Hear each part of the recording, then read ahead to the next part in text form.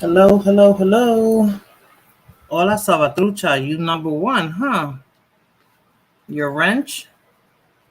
Why do you block me on my own comments, Salvatrucha? Que tu hace? You're starting to sound familiar.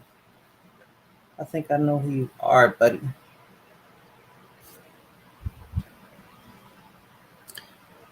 ¿Me puede escuchar? Do you hear me? Good evening, everyone. Hola, fulana. How are you, cuz?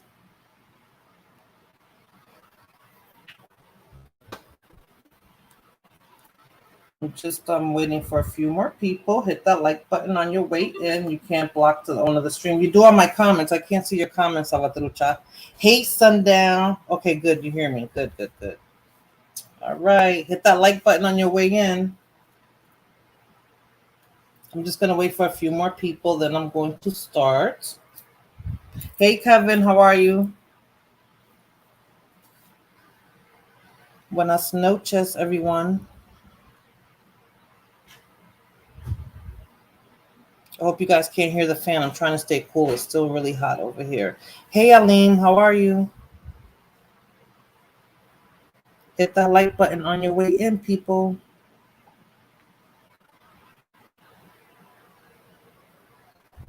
Okay, we got 7, 8. Oops, back to 7. Let's get it, people. This is going to be an interesting topic. A sad one, though, but definitely interesting. I know you guys saw the thumbnail with that nurse.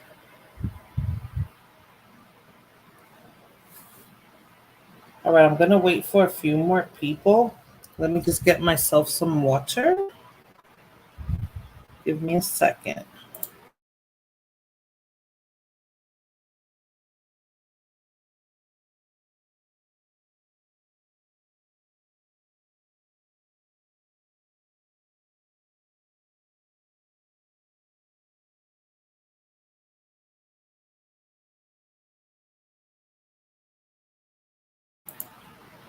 Okay, so I'm going to do like the last time. I'm going to send a link to a few people, and then I'm going to open the panel after we get to make our talking points on tonight's topic.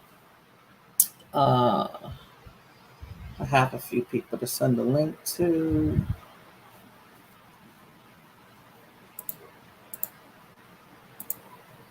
Just going to wait for a few more people. Going to wait a few more minutes. TGIF, everyone. How's everyone's Friday so far? Friday evening, that is. Hey, Daniel. How are you? ¿Cómo le vas? Don Armando, hola. How are you? Thank you for stopping by.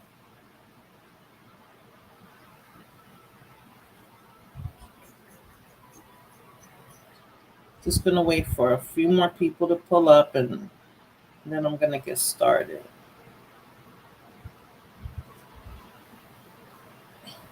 Anyone have any opinions so far before I start while I wait for a few more people to stop in?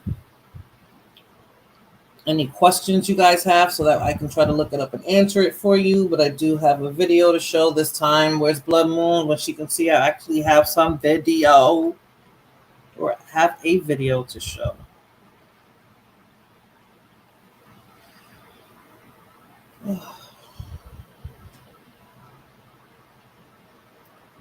Give it 2 more minutes and then I'm going to start.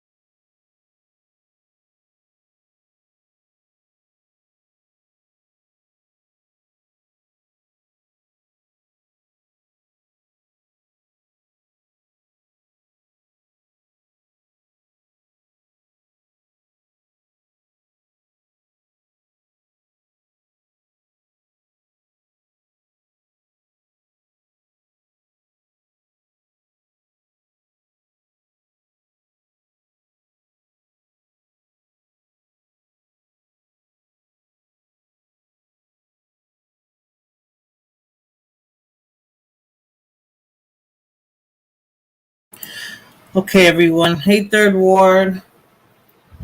Let me start by speaking on this nurse who ran down people in Los Angeles, California a few days ago. Uh, the report turned back that she wasn't drunk, but I think there were other things that took place. So let me play the video first so that you guys can see what actually happened. Let me try to share this.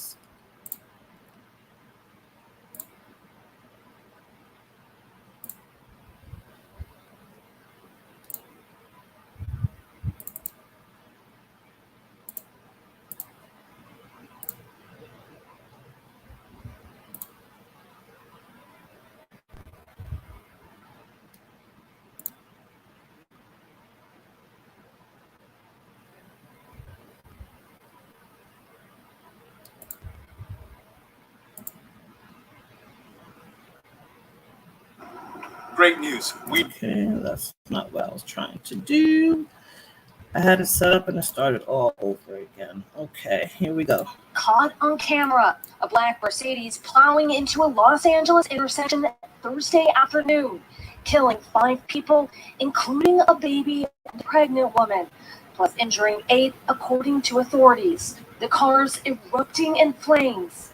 Things flying in the explosion. All of a sudden, there was a baby flew in the air all the way from the middle of the road to my pump, landed on the floor. The destruction widespread, with dozens of first responders rushing to the scene. Of the 8 people injured, 6 were minors, including a 13-month-old baby. Most were treated at Ronald Reagan UCLA Medical Center, and all currently recovering from minor injuries, according to authorities. It's very obvious from the video everyone's seen at this point that it was a tremendous high rate of speed. At minimum, at least 50 to 60 miles an hour. The driver of the black Mercedes suffering major injuries but surviving the crash and now in police custody. California Highway Patrol arresting 37-year-old Nicole Linton of Houston and forwarding charges of vehicular manslaughter with gross negligence to the LA County District Attorney. Witnesses at the scene shocked by the carnage and beginning to mourn. There was no breakthrough, no horn, nothing to indicate that there was something wrong. No one really knew, except within another second, the explosion occurred. And Aaron joins us now in the studio. Aaron, I know this is very early in the investigation, but is there any indication that she might have been under the influence? Well, it's one of many outstanding questions at this point, Gotti. California Highway Patrol telling NBC's sister station that shortly following the crash, she was administered so much pain medication that an on-site toxicology test was actually not possible. So still one of the many outstanding unknowns at this point. Thanks for watching our YouTube channel. Follow today's top stories and breaking news by downloading the NBC News app. Nurse who was accused of causing that fiery LA crash that killed 6 people last Thursday? Well, it turns out we have some shocking updates. Not only were there found to be no alcohol in her system, but also it turns out that she had 13 previous crashes. That's right. This is a picture of her here. This is 37-year-old Nicole Linton. She's a traveling registered nurse from Houston, and she was hit recently now with 6 counts of murder. She also faces 5 counts of vehicular manslaughter. The LA County DA again said there was no evidence of alcohol in her system, which countered an initial narrative that was offered by an unnamed woman claiming to be Linton's friend who was day drinking with her that day, allegedly. And we also know that now Linton is basically facing life in prison if she's convicted on all charges. So this per the Los Angeles Times. Los Angeles County Superior Court Judge Natalie Stone denied Linton bail, which previously had been set at $9 million at the request of the DA's office, which said she's a flight risk. Linton was set to leave LA and travel to Hawaii for work, prosecutors said.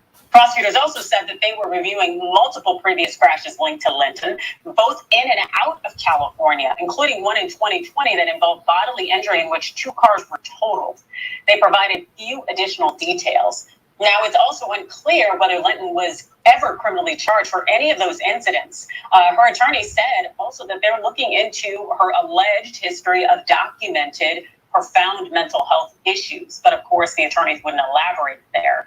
Now, if you recall, as far as this accident goes, last Thursday, her Mercedes had plowed into traffic at a very busy intersection in Windsor Hills, bursting into flames upon colliding with multiple cars, setting at least 3 of them ablaze. Now, Linton was allegedly going 90 miles per hour in a 35 when she blew through a red light, hurling her Mercedes into a light pole. Now, the impact and resulting fire killed 23-year-old Asheray Ryan, her unborn child, 11-month-old son, Alonzo Quintero, her boyfriend, Reynold Lester, as well. Now, Ryan was 8.5 months pregnant and en route to a prenatal checkup. The unborn baby has been named Armani Lester, according to the coroner's office. But the unborn child couldn't be included in Linton's charges, as an unborn child is not considered a human being here in California. Now, there's a man also named Craig Hitchford, and here's his picture. He was identified by his family as the 4th victim in the crash. 2 additional women who were killed have yet to be identified. And in addition to the fatality, 6 children and 2 adults were also injured. There were a lot of people who were harmed by Linton's actions. Now, the photos also that were posted online of the crash show that Linton was on the curb with a bloody arm. She was hospitalized with moderate injuries for several days before she was taken into police custody, but clearly she survived this unscathed when you consider it in the context of people losing their lives. Again, 90 miles per hour reportedly in a 35, and the woman has 13 other crashes. Something is very wrong here. What do you think, Ivy? Yeah, so first my heart goes out to the victims and their families because I'm sure this is a very tough time for them. And this is very unfortunate. I'm really familiar with this area. And so one thing about it, especially if you're not from the Los Angeles area and have never traveled down this hill, it is a steep hill and you can excel pretty quickly. So you have to be very aware of your speed in this. One of the issues I have, though, is that we don't have a lot of information about the mental capacity, the mental impairments or anything of this defendant, right, at this time. We know she was a travel nurse, and we know that our nurses have been worked quite a bit throughout the pandemic and longer. And so I'm wondering, like, if there's any mental health issues, right, any mental impairments, since we don't have any drugs or alcohol in her system. And one of the issues I did have, though, with the judge denying bail in this case is, like, she gave the example of if she is a nurse, then she should understand any kind of medical issues she has or any medicine that she's using and the effects of that. And while that is so, I think sometimes we miscalculate how mental illness works, and we assume that the person is just as aware of their status or what they have going on when they're, having a mental episode. So if this is the case, I really want to know more about why, this seemingly, this woman who's a professional woman has, decided to go 95 miles per hour down this steep cliff, or steep hill rather. And on top of that, some people are just unlucky drivers, but I really want to know more about how the other accidents happened. Was she the person who was hit? Is she just an unlucky driver? Or is she really a negligent driver and deserves to be in jail? Behind this. Now, I do think there's some accountability that needs to be held, but I'm still, I think I'm just uneasy about the fact that we don't have enough facts on the circumstances of this case. Okay, well, you are nicer than me, AB, because as far as I'm concerned, I got a big problem with the fact that you've been in 13 previous crashes. I don't care how much you're out on the road. I think there are Uber drivers who have fewer collisions than this woman. Of course, I'd want to know the gravity of those crashes, but they did say 13 prior collisions. How do you even keep any kind of insurance with that? And also, too, if you're a nurse and I do very much appreciate the observation that you made, AB, in terms of nurses working very hard. And who knows if someone was tired, because even when I would litigate, there were times I should not have been driving without a doubt because I was so exhausted coming home very late at night or whatnot. I understand that. I get that at the same time. Also, as a nurse, you should appreciate at a time when you don't have full control over your abilities, your faculties, and you shouldn't be on the road, and you should recognize the harm you could cause other people, but also especially if you've been in 13 other crashes. Like, everything tells me that this woman had full notice and there should have been no excuse whatsoever. I honestly think I was more forgiving with the thought that she was drunk. The fact that she was sober, that scares the hell out of me. And so I understand why the DA escalated these to murder charges, because when you understand the sanctity of human life, because you're in the medical healthcare industry, as well as you understand how collisions work, because you have had 13, as far as I'm concerned, then you are a full-fledged human being who should have been 100% aware of what they're doing and the potential gravity and risk and injury to individuals you could cause. But and I'm sure you will too, AB, stay tuned in terms of finding out more facts about this story.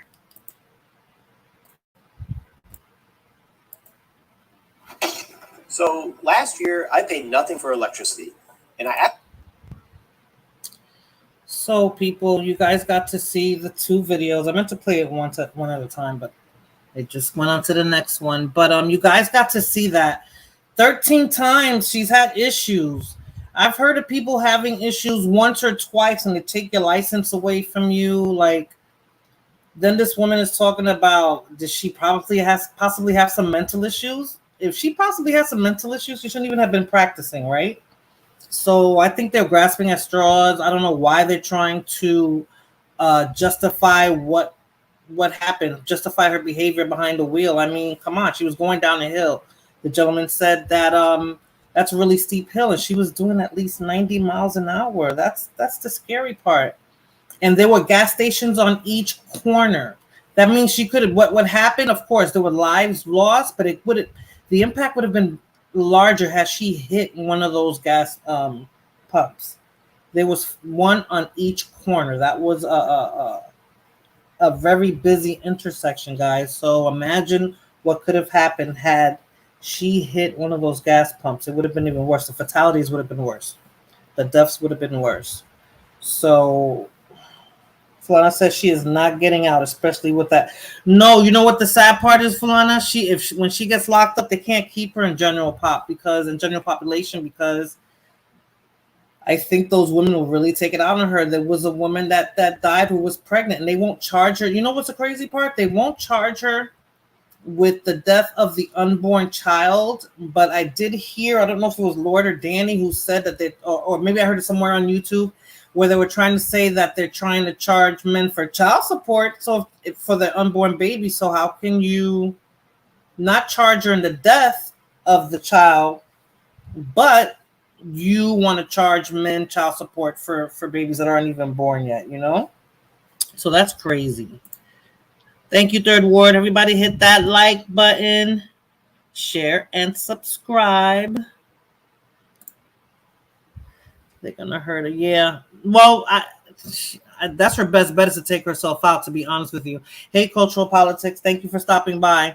That's her best bet. Take herself out. But you know what's so crazy? Because she killed all those people with her carelessness, Fulana, and she survived. She's gonna have survivor's remorse, and I think this is God's sick way of letting her pay for all her indiscretions, letting her pay for always getting away with it. Like, letting her die when all that happened would have been too easy, right? Now she has to suffer the consequences of what she's done. And it was just a matter of time before it went this far. It was just a matter of time. I mean, I can't believe they let her go. And also, it's true, who insured her? Like, you have one accident and your insurance is through the roof. And California is like New York and New Jersey, where the insurance rate would go sky high. I mean, she probably wouldn't even have been able to afford insurance at that point, even with her being a nurse. So I don't get it. So Reuters says, well, it's not murder that is the issue for the fetus. It's still a charge, but less of a charge. Well, they're saying they're not going to charge her, Reuters. That's what they said in the video, unless I heard incorrectly. They said they weren't going to charge her for the fetus. So I don't get it. I don't think that's right. Fulana said, as a nurse, did she even get out the car and try to help others, or she was just there? No, she just sat there in shock, I guess, right? She didn't even go into nurse mode, right? When there's an accident and stuff, you know, your feelings, you kind of put them away and you start jumping into your rescue mode. You know, you're a nurse. You're there to help people and make sure they're okay. They're saying she's going to get 99 years to life in prison. I don't honestly, third ward, I don't even think she's gonna make it past the first year when she gets locked up. I don't even know how long this case is gonna take, but I don't even think she's gonna get past the first year. New York has a similar law. Okay. I figured they would. They're both blue states and they're kind of similar. They're just on different coasts. This is crazy. I feel so bad. I mean, when I heard about it, I felt so bad. The way they're trying to charge people for abortions, they should charge her the same way for that. Exactly, Fulana. Exactly. That's why I'm like, what? You're not going to charge her for that? If you like, sometimes you got to set certain laws in place to make people think twice about what they're doing. Fulana, why didn't she get an Uber? I mean, I did hear something else about her not being under the influence of alcohol, but it seemed like she was under the influence of other things. Why didn't she take an Uber? You know, and there's word, and I saw that on another social platform that she got into an argument with her boyfriend or some crap like that. Something, you know, and I understand that. So if you're too distraught to drive, again, why she didn't take an Uber? Why was she so careless with her life and others, and careless as the fact of her being a nurse? If she was a nurse or a doctor, like, you know, you're held up to a different standard, and she should have taken all that into account. She should have been more professional in her thinking before she stepped in that car and turned the key and started driving. I mean, I think that's terrible. I think that's terrible. I don't know. I'm at a loss for words. I don't know what to say. There's no excuse for what she did. I can't believe that they're trying to find excuses for her. And the fact that they're trying to use mental health as an excuse, that's one thing that I hate, especially here in this country. And your attorneys usually try to go for that. They try to use your mental health as an indicator to why you did things you shouldn't have been doing. If you didn't have any mental health issues prior to whatever you're being charged for, they should not allow that to come into play. They really shouldn't. I'm sorry. That is just an excuse to get a lesser charge and possibly not get any jail time. And that's not right. She took 6 lives. She ruined mothers, fathers, brothers, sisters, aunts, uncles, grandparents' lives because of her indiscretions, because of her carelessness. I don't think that that's something that should be taken lightly. I mean, she should be prosecuted to the highest extent of the law. I mean, she had so many times to make things better and make things right, and she didn't. She kept doing it. She kept getting away with it, and she was doing it over and over and over again. So I don't get it. Well, abortion is no longer a federal thing, so that's why she can't be charged for the fetus, right? Ain't that a bitch? No excuse. Mental health is a cop out. Yeah, it is a cop out, Fulana, but that's what they try to use, right? If you have a good enough lawyer, depending on what your charge is, they'll get a doctor and they'll say, you know, you had some mental health issues, and no, that's not right. They shouldn't allow you to do that. They should not allow you to do that. I don't know, guys. What do you think? Oh, that's right. California doesn't have the death penalty. Am I right? I think Roy Chess would know. They don't have the death penalty. Is that? Well, I guess no. Killing her. Well, no. She could be on death row for a minute, so they should put the death penalty for her. I don't know. It's bad. It's bad. I feel so bad for the families.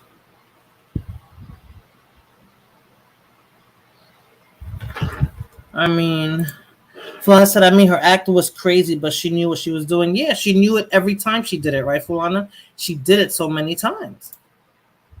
That's vehicular manslaughter only. Wow.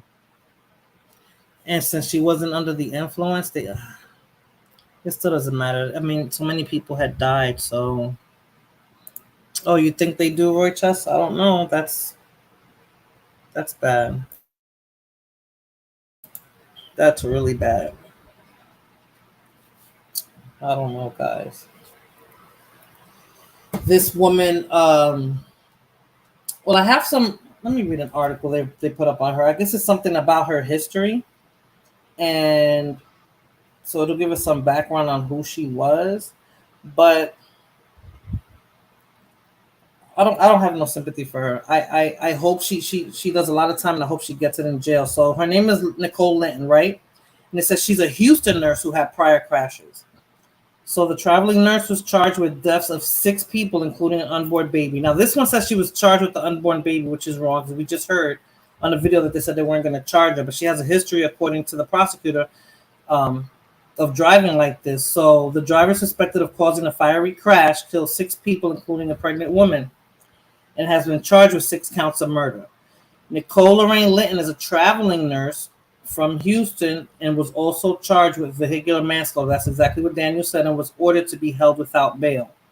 The 37-year-old didn't enter a plea on Monday at her first court appearance where she arrived in a wheelchair. So she was sitting on the curb and she seemed like she was okay, but she arrived in a wheelchair when she went to appear for her hearing.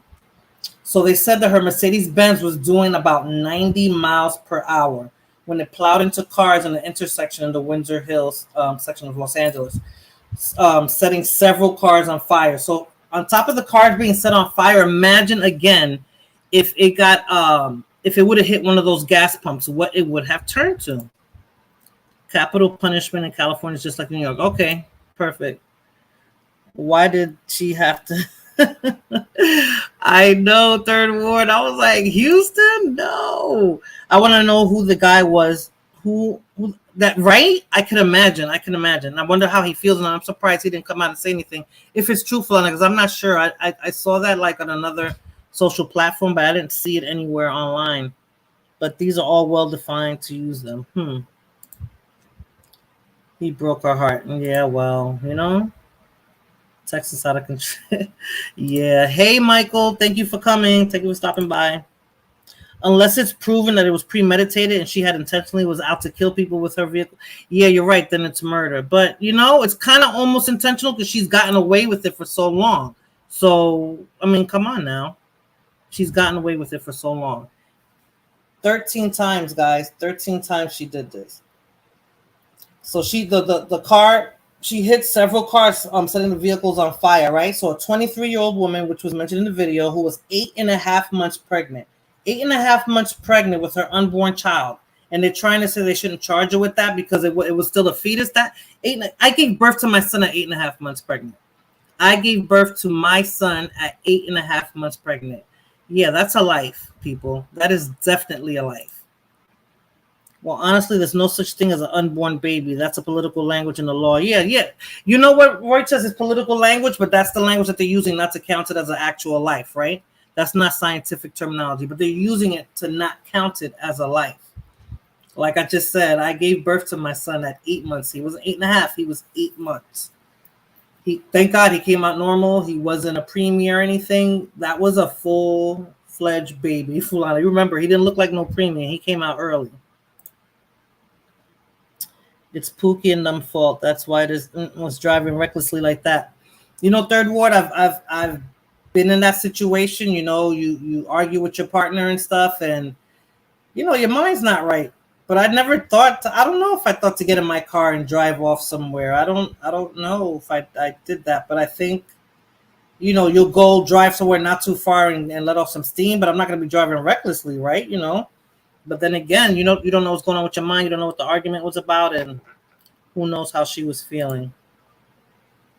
It's only a life when they want it to be. Yes, Fulana, 8.5 months is a life. I thought I didn't know that it was 8.5 months. I thought the baby was like maybe 2 or 3 months, because they determined that for an abortion, right? After 5 months, I think you can't have an abortion legally, or they're trying to push it to 8 months now. But before that, it was 5 months. So I don't get it. I don't get it. So they said that the woman who was 8.5 months pregnant and her unborn child and her 11-month-old son, who was about to celebrate his first birthday, and her boyfriend all died in one car. That is so sad. Oh, man, that's so sad. The identities of the 2 other women who were killed have not been released. If convicted of all charges, Linton could face up to 90 years to life in prison. I swear let it be a Becky who was pregnant. That would exactly, and she would have been 3 months pregnant. They would have said that was a life. They would have been if she. Okay, I don't want to go there. I said I wasn't going to pull that up in there. So in court, Linton's lawyer said that his client has an out-of-state history of profound mental health issues. Listen to this. She has a history of profound mental health issues. So why was she still working? But yeah, that's true. Why was she still working if she had a history? So this client had an out-of-state history. What is out-of-state history? Profound mental health issues that might be linked to the crash but didn't specify. Get the fuck out of here. Nope. I'm sorry. That's not good enough. The law applies only after you are born. You are born, then named and given the right. That's how the Constitution was written. Lovely. Yep. So authorities said they haven't found out any evidence that she was under the influence of alcohol or drugs. The California Highway Patrol said that she had at least 13 previous crashes, including a 2020 injury accident that totaled 2 cars. So that means she was driving mad fast and knew the threat posed by her driving behavior. So let's see. Due to the fact that the defendant's traffic history involved multiple jurisdictions, we can't confirm the exact number of collisions. So that's crazy, right? It involved multiple jurisdictions. So they can't confirm the exact... on the previous crashes. They can't confirm the exact number of collisions. We can only say that she has been involved in numerous prior collisions, including the one in 2020 that involved 2 wrecked cars and bodily injury. They said that Litton is also believed to be a flight risk since she works as a traveling nurse, so the judge denied a request to set bail. That's good. Keep her ass in fucking jail. According to the records, Litton moved from Washington, D.C. to the Laredo area in 2013 before moving to Houston in 2014. Damn, that is messed up. That is so messed up. Hey, Sundown. How are you? You're on mute. In case you're trying to talk. My bad. Sorry about that. Can you hear me? Yeah, I hear you now. Okay. So I'm good. Let me pull up my little notes here because I'm kind of. Sundown's always prepared. Thank you. Okay. So I'm just looking at driving points in general, right? Mm-hmm. So if a person has 12 to 14 points within a 2-year period, they lose their license for 60 days. It goes up to 24 and above. They in a 2-year period, they lose their license for a year. So apparently she's been involved in, what did they say, 13 at-fault accidents. Yep. And they were all reckless driving. So if you look at the point scale, reckless driving is 6 points each occurrence. So if you were to add that up, 6 times 13. Hold on 1 second here. Mm-hmm.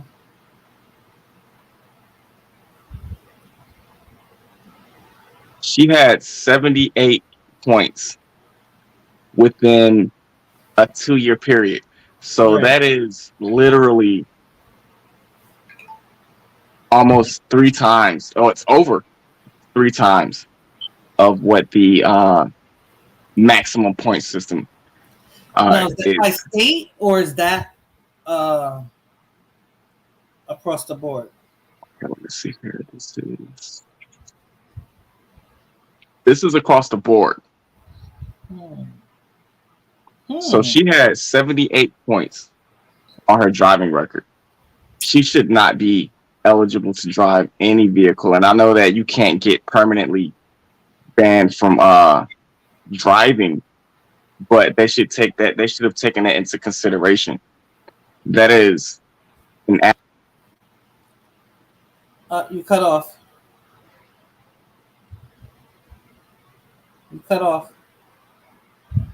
We can't hear you, Sundown. Oh, we can't hear you.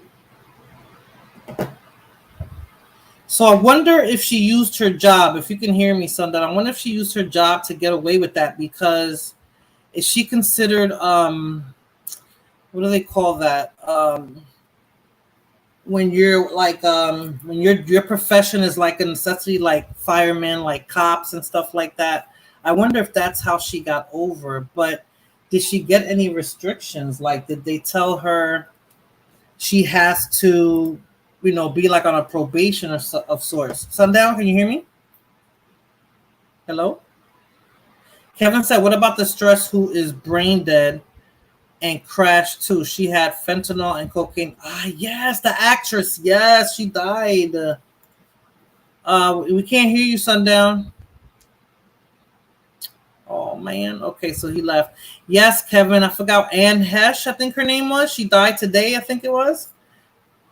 Yeah, she had fentanyl and cocaine in her system. And luckily, she didn't kill anybody, Kevin. That is crazy. Michael, 78. Wow. Yeah, 78 points. And at 12, you get suspended. So how did that work out? Sundown, you definitely did your homework. I didn't even realize that. Okay, can you hear me now? Yes. Okay. Yes. So what I was saying is you asked me if she could have used her job as an excuse. Yeah, what did Sundown? At some point in time, they would have had to have looked at her driving record and showed that she was a risk. If you rack up 78 points, that's 3 times the maximum, or well, it's not the maximum. It says 24 points and above in a 2-year period equals. So she literally had 78 points. There's no reason for her to be on the road at all. She shouldn't be able to operate anything. Let me ask you this, Sundown. So you think the families are going to try to seek, they're going to try to sue maybe whatever state allowed her to have her license? If technically it should have been suspended, technically she shouldn't have been on the road? They could. I can see that happening. But what I think might end up happening after this case, they might look and make a revision on, allowing people to drive. Like the fact that she had so many points, it showed that she was a clear danger to everyone on the road. And it showed that she didn't learn from previous incidents. Because they let her get away with it, Sundown? Yeah, because it's like, okay, if you get 24 points, that is high. Right. But if you get 78 points, at some point in time, you got to be like, yo, are you driving this way because you're trying to, end your life or something? There has to be a reason. And they should have done a background investigation and said, how could a person get this many points? And it wasn't a regular person. It was a medical employee, a nurse. They should be held at a high standard, no? Like military, nurses, cops, firemen. Yeah. You guys are trained professionals, and are supposed to save lives, right? Not supposed to take lives. No, I agree. Yeah. I agree. And she clearly showed that she didn't have the mental capacity to be on the road and to even be in that career. Because there's something mentally wrong with this individual. But how did they let her practice? She was practicing and she was driving. Yeah, I think she was trying to I think she was trying to off herself. There's no way that a person could be driving 90 miles an hour, because what is that? She was on a busy road. So when you're inside the city, it's about 35 miles an hour. Like that's the max 35. 25 to 35. So she was going almost 60 miles over that. But you don't really see that. Off herself, why did she do it in a busy intersection? Right? If you want to kill yourself, right? Yeah. No, I agree. I'm sorry I cut you off somehow. No. I agree. But a lot of people are cowardly and they can't do things by themselves. They want to drag other people with them. There is no way that a person can say that there's no logical explanation a person can give, not even being under the influence could make a person drive 60 miles over the speed limit in a busy intersection and try to plow through traffic and say, oh, I was drinking, oh, I was under depression. Like, none of that flies. You just killed 6 people. It could have been 2 worse of them for being them. children. There were gas stations on each corner. It's like that sometimes in New York. There's a gas station on each. It was an intersection. So 4 gas stations. She could have easily had hit a gas pump and that would have been worse than just those cars being set on fire. The amount of deaths would have been even higher had she hit one of those gas pumps at that speed. That's freaking crazy. That's freaking. They should sue the state. I think they will if they seek. I don't know if that would be a civil suit that they can do after they prosecute her and she actually does some time, because what state does she have her license in? She lived in. Okay, so she's a traveling nurse. Mm-hmm. I don't know how. I can't really say, but I know that. So, like, if you're in the military and you move from one state to another, you have like 30 days, I believe, if you want to switch your license over to that state, or you could just use your military ID and let them know, hey, I'm in the military. I'm just at a temporary duty station, or I'm stationed here now. But for the most part, they want you to get a license in the state that you're working or the state that you're living. But if you have your military ID, usually they'll let you off. But if she's a traveling nurse, I do believe that as long as she has like documentation and a valid driver's license from her home of record, she should be good. Good in what sense? As far as being able to go abroad. So if she's, let's say if she's working in California, but she's from Houston, if she's a traveling nurse, as long as she has like proof of, her certification as a nurse and something to prove her home of record back in Texas, they should let her keep that Texas driver's license. Oh, okay. Oh man, but she initially has to have a driver's license, right? Yes. So when she got into those incidents, so it had to come up. She had to give up her license, show her license. They could say, well, it was from this state or that state, and in that state, if you got into an accident, your insurance is notified as well. I think Michael said his insurance would have been more than his rent. I've seen cases like that where you could be financing a car and your insurance is higher than the car you're financing because you've gotten into accidents. You get, I think in New Jersey, you get points. Do you know what an SR22 is? No. Have you ever heard of that? So that's something that, like, if a person gets a DUI or if a person gets into like a major accident, they have to have a letter from the DMV. And that DMV will let them know, hey, this person had a suspended license and it was because of this occurrence. And I believe if you have if you have reckless driving or reckless endangerment involving a motor vehicle, that's 6 points and it stays on your record for about 35 months. Oh, wow. Okay. That's about 3 years. Wow. Yeah, almost 3 years, a little under 3 years. And let me see what else is it saying.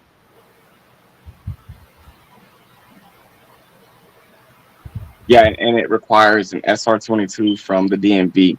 So if she had over 24 points, her license should have been revoked for at least a year. And these started in she lived in DC in 2013, then moved to Laredo, Texas. That's what I'm saying. So she had to have initially started off with a DC license and possibly had to switch it over to Texas at some point. Somebody, I don't know. How did she get over? Who let her get away with that? Yeah, they're real quick to take your license, especially here in Texas. They're real quick to take it. So I think what's going to happen is there's going to be a bunch of revisions to where they're going to change. They're either going to change the point system. They're either going to prolong the suspension of the driver's license, or they're going to probably implement something new that says, hey, if you have excessive driving points, yours can be revoked for X amount of time. Because clearly, if it was spaced out, clearly she didn't learn her lesson. 13 sundown. So that's what I'm saying. Like, what didn't she have to go before a judge at some point? There were accidents. That means insurance was involved. People were getting sued, right? Cars needed to be repaired. Somebody had to go to court at some point. Because when you get into an accident. Yeah, so that's what I'm saying. What judge in their right mind let her get away with that? Like, she was, what do they call that when you that type of employee where because they had it for the pandemic. I had to get a letter to drive during the pandemic to get to my job because of the type of job I have. What do they call that, sundown? Oh, you're talking about like I know what you're saying.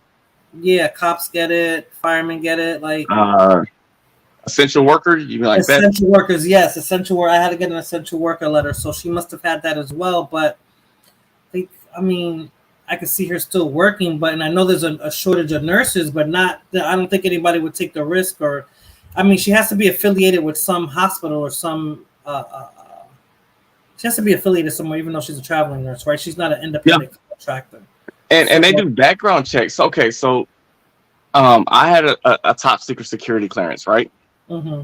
So what they do is, in order for you to even qualify for that, they look at your credit, they look at your driving history, they look at a bunch of things.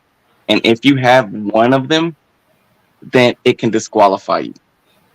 Right. So the fact that she had 13 and she was still able to pass that background check to show that she was someone capable of doing that, it just beats me. Like, I don't understand. I remember I had a driving what did I get? I got a speeding ticket. And I was going up for my my top secret. And the guy had pulled me and he was like, "Hey, do you have any kind of driving infractions?" And I let him know. I was like, "Hey, I do think I have a speeding ticket." He was like, "Did you pay it off?" I was like, "I just got it." So he was like, "Go to the courthouse, pay it off, and bring the paperwork that it was paid off, and you should be good." So they were able to help me with that, because if I would have gone up for it and I had that driving infraction, I probably wouldn't have gotten it. Wow. I don't. So for her to be, and your somebody clearance was higher than hers, right? Or would be about the same? No, your clearance would have been higher because you're in the military. So, but it's what I'm trying to say is, like, as a nurse, I don't know how nurses are. You have to ask Danny. They would do background checks, and having a really bad driving record can disqualify you.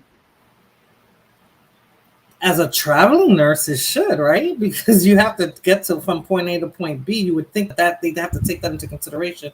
Like, your license has to be like impeccable. Yeah, like, you have a valid driver's license. Yeah, your driving record. Wow. So yes, your license has to match your legit insurance. You are not allowed to have insurance in a different state than your ID. I wonder if they make exceptions for nurses, though, Roy Chess. But either way, she had a license issued in one of those two states, right? So at some point, her license should have been taken away, suspended, or whatever, or she should have had mad points. And by the time you have enough points, they suspend your license the way Sundown said. So before the third accident, her license should have been suspended. Definitely. Her license should have been suspended. It's illegal. That would have put her at, if she would have gotten, say if it was at fault accidents, that would have been 6. So if she would have gotten 3, that would have been 18. So 18, her license should have been suspended for at least 120 days. Wow. Almost 6 months. But anytime that your license gets suspended, like I said, you have to, once you get your license, like once it's no longer suspended or you're eligible to start driving again, you have to get something called an SR22. And that SR22, basically, it follows you around for the rest of your life, because they have to see. It's kind of like a credit check for your driving record. But you know what? They'll be able to see that you had an accident back in this day. 2 years ago, you had an accident 5 years ago. They'll take the points off over time, but it still remains that you've had X amount of, incidents. That's how they keep tabs on you. I'm thinking that maybe they did suspend her license, but since she needed to work, she was only allowed to use the vehicle to work. What do they call that? Because I know they have something like that too. Something like a conditional. Yeah, and if she's an essential employee, that's probably how she got around that, right? That maybe she was only allowed to use her car for work, especially since she's a trafficker. She still has to make a living, right? Mm-hmm. I think they do that for truck drivers. I think no.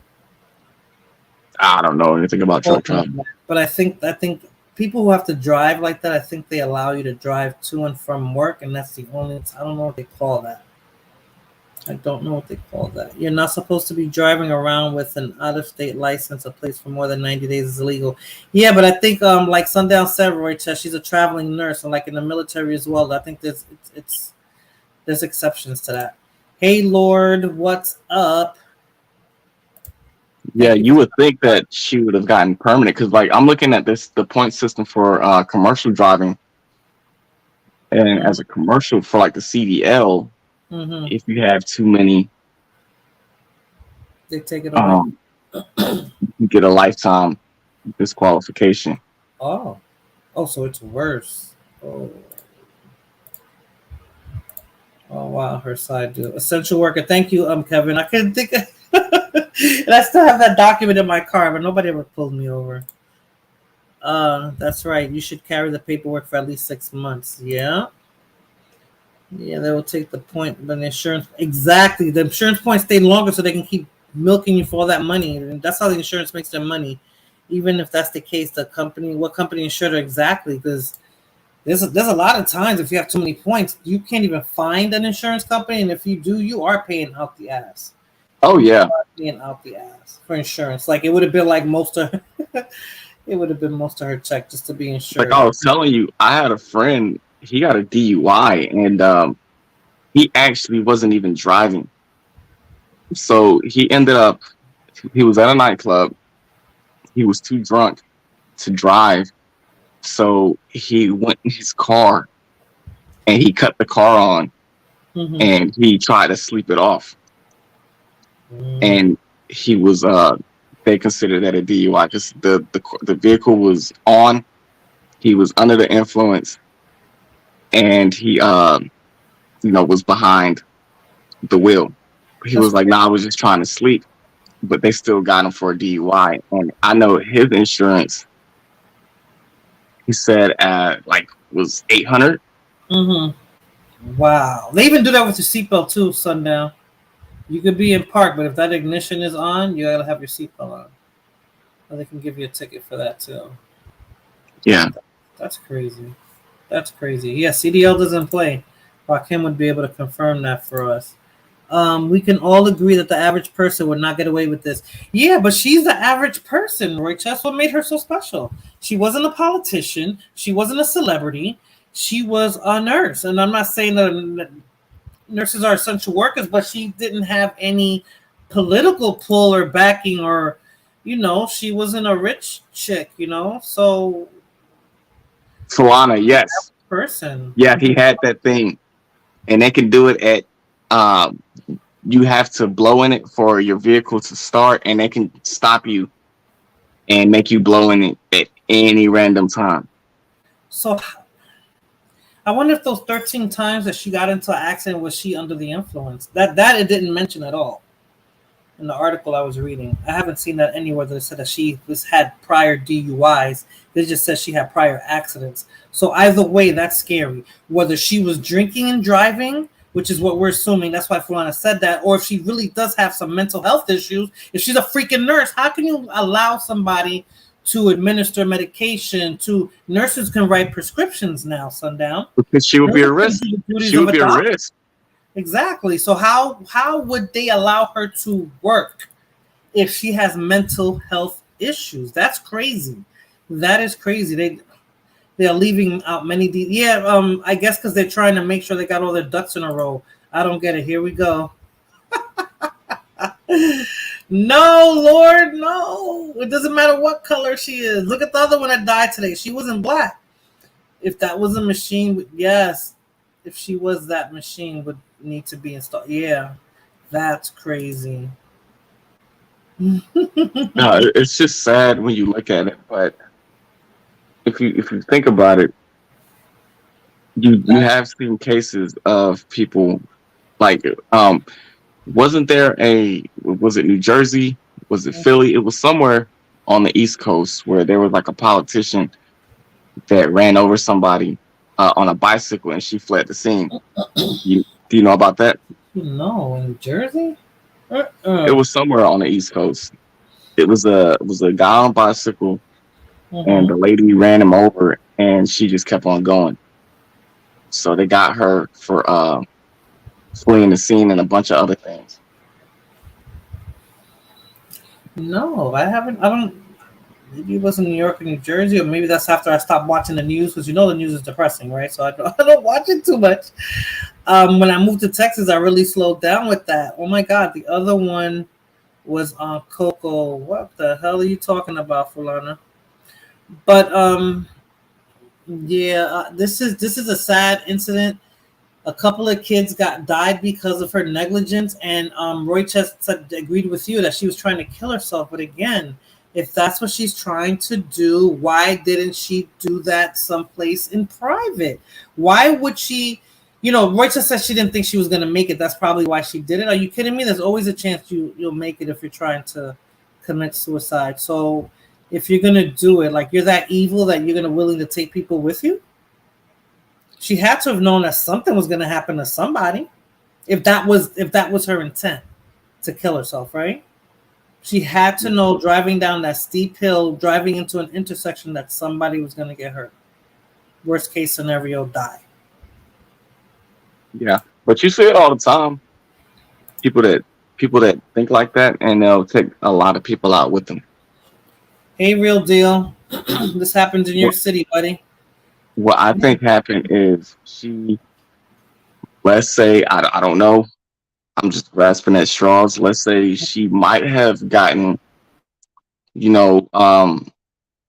fired or released from nursing. But nobody mentioned that. You think they would mention that? Yeah, and in the spur of the moment, she's kind of went off on the deep end and said, "All right, well, if I don't want to live anymore, and I'm gonna take as many people as I can." You never know. That could happen too. I mean, I can see her going off the deep end because of that, definitely. But I don't know. Like, still, like, how selfish? She's a nurse. You're trained to help people and to save lives too, along with doctors and other certain professions. How can she be so callous? How can she take a person's life? How can she not take it so seriously? Like, how can she? Yeah, but I don't know if you heard about this, but there is a 911 dispatcher that got sentenced to 18 months for hanging up on multiple people because she didn't want to take those calls. Oh my God! What? I think I heard about that. Oh my God! Yeah, that was her excuse. I just didn't want to take those calls at that time. So she was hanging up on people that were calling in for. They said it was suspected domestic violence, possible break-ins, a family needing emergency assistance. Right. And she would just hang up on them. She got 18 months. Wow, and this lady didn't get shit. Wow. Oh my God. I don't get it. I don't even drive. You don't drive? Oh my God. Don Armando, you don't drive? That's crazy. Why don't these places have all the Big Brother camera? I think they do have cameras, Roy Chest. It's Los Angeles, just like New York. I believe they do have cameras. That's for sure. Oh wow. Oh wow. Yeah, it just makes you What's hurting me is the kid, and then her unborn kid, like the woman who had the 11-month-old with her boy, and she was on her way to the doctor's office, Sundown. She was getting, what was it, prenatal? checkup. Yeah, if it was her 8th month, it was probably her last checkup before she gave birth. Yeah. You know, wow. So it's like you can't even.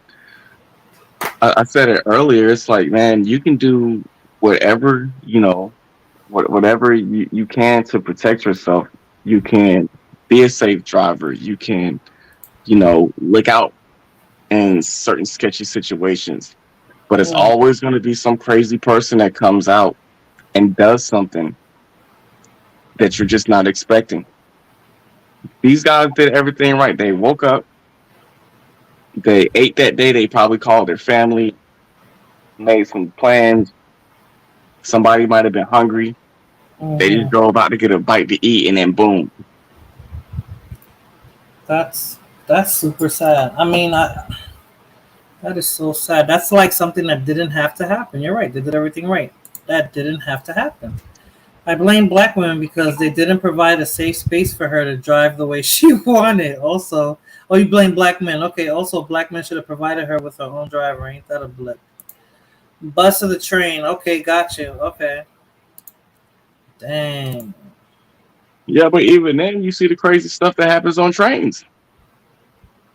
But like, you're driving a vehicle, right? That's a super big responsibility. My son is driving now, and I keep telling him that because he drives with this cockiness, because he's a teenager and he knows what he's doing. He plays his music. I'm always in the car, but it's like he's driving like he's riding a bike, and I'm like, dude, this is like something really serious. Is driving a car. I said, the damage you can do if you get into an accident with a car and hope that you can come out of it alive. I said, you can be doing 20, 30 miles an hour and cause major damage. Mm-hmm. So all it takes is for one person to be on their phone, not paying attention, and then they come into your lane and you swerve to miss them, and boom, you get hit by somebody else, and now you're gone. But you know what I told my son too, sundown earlier, because I was telling him about this accident. There's times when I'm driving that I'll lose like a couple of seconds. Have you ever done that on a highway? Like I'll be thinking about something and like you'll zone out for like a few seconds. I was like, and those few seconds is all it takes to get into an accident and kill yourself or kill somebody else. Yeah. It's a major. I don't know if that ever happened to you. Like, that's happened? I think everybody does that from time to time, where you'll be driving and then you'll just space out, like not saying that you're not paying attention, right? But you'll just be spaced out. The next thing you know, 5 minutes went by and you haven't really been. I call it coasting. Right. Yes, coasting. That's exactly what you call it.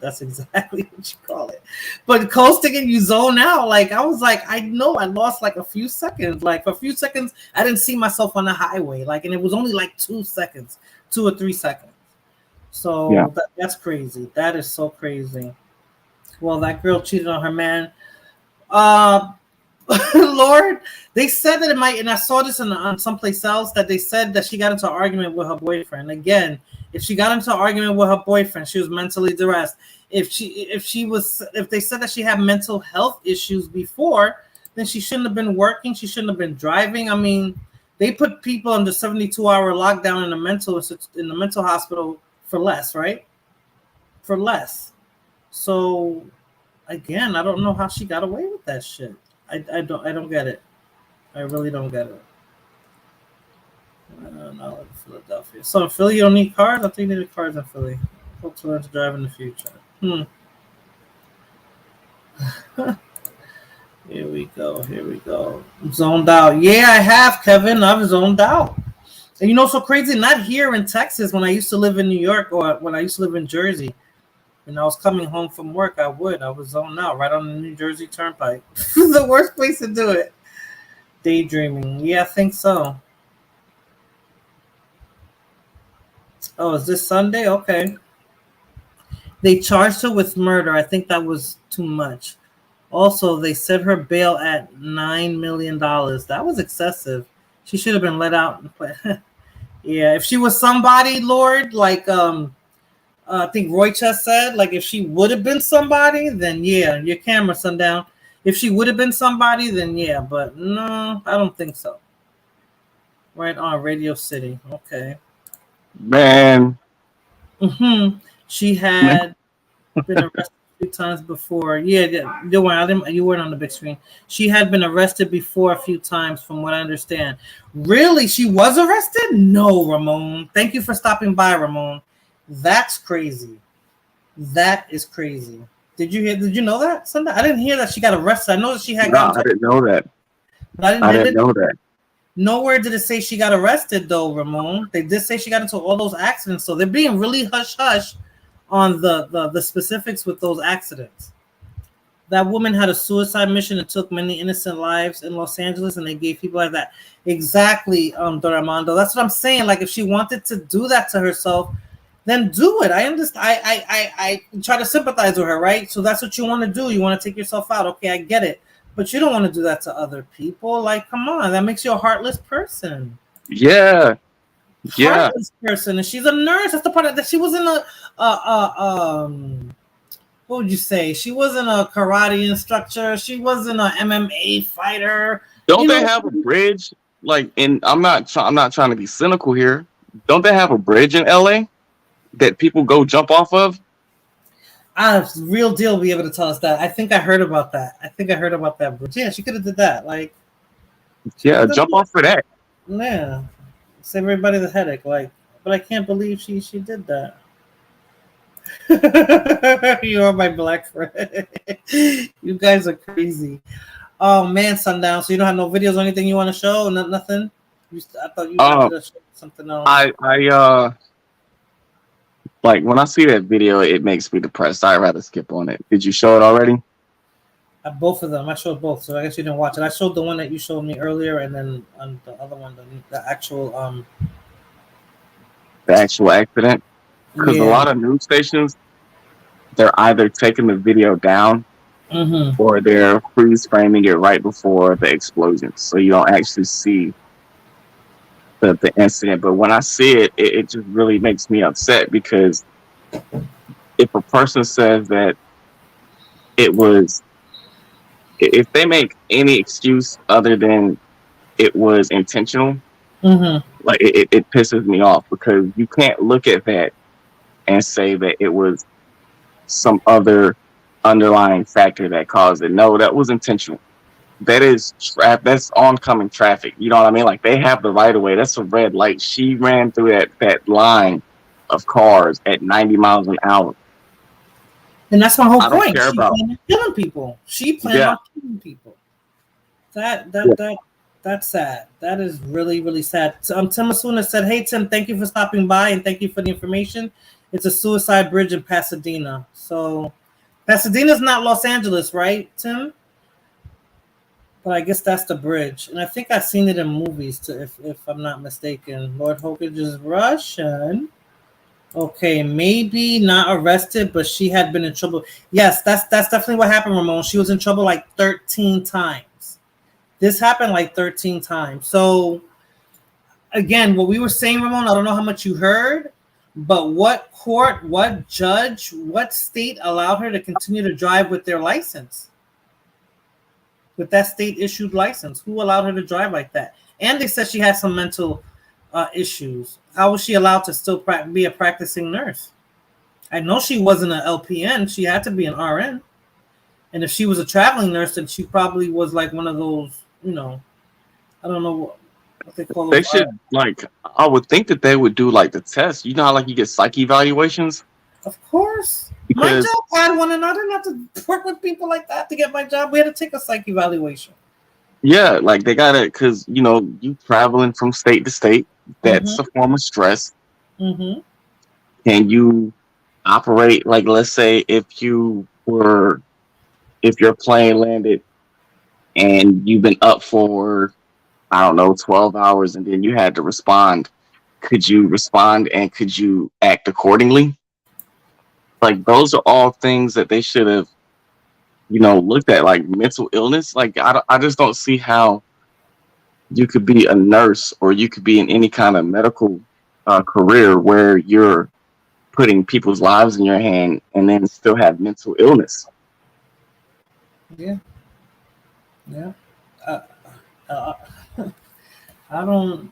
So that means anybody can be a nurse. I mean, you can say I used to be a schizophrenic, but now I'm under these meds and I'm good now, and I can go get my LPN or become a registered nurse, even though I have mental issues. Like, not that you want to not allow people to educate themselves and work certain professions, but if you have like a mental illness and that type of a position, no, I don't think that profession would be for you if you have a mental. What if you go into an episode with that mental illness? You can't be getting ready to inject somebody and you start seeing things, or I don't know. You start hallucinating.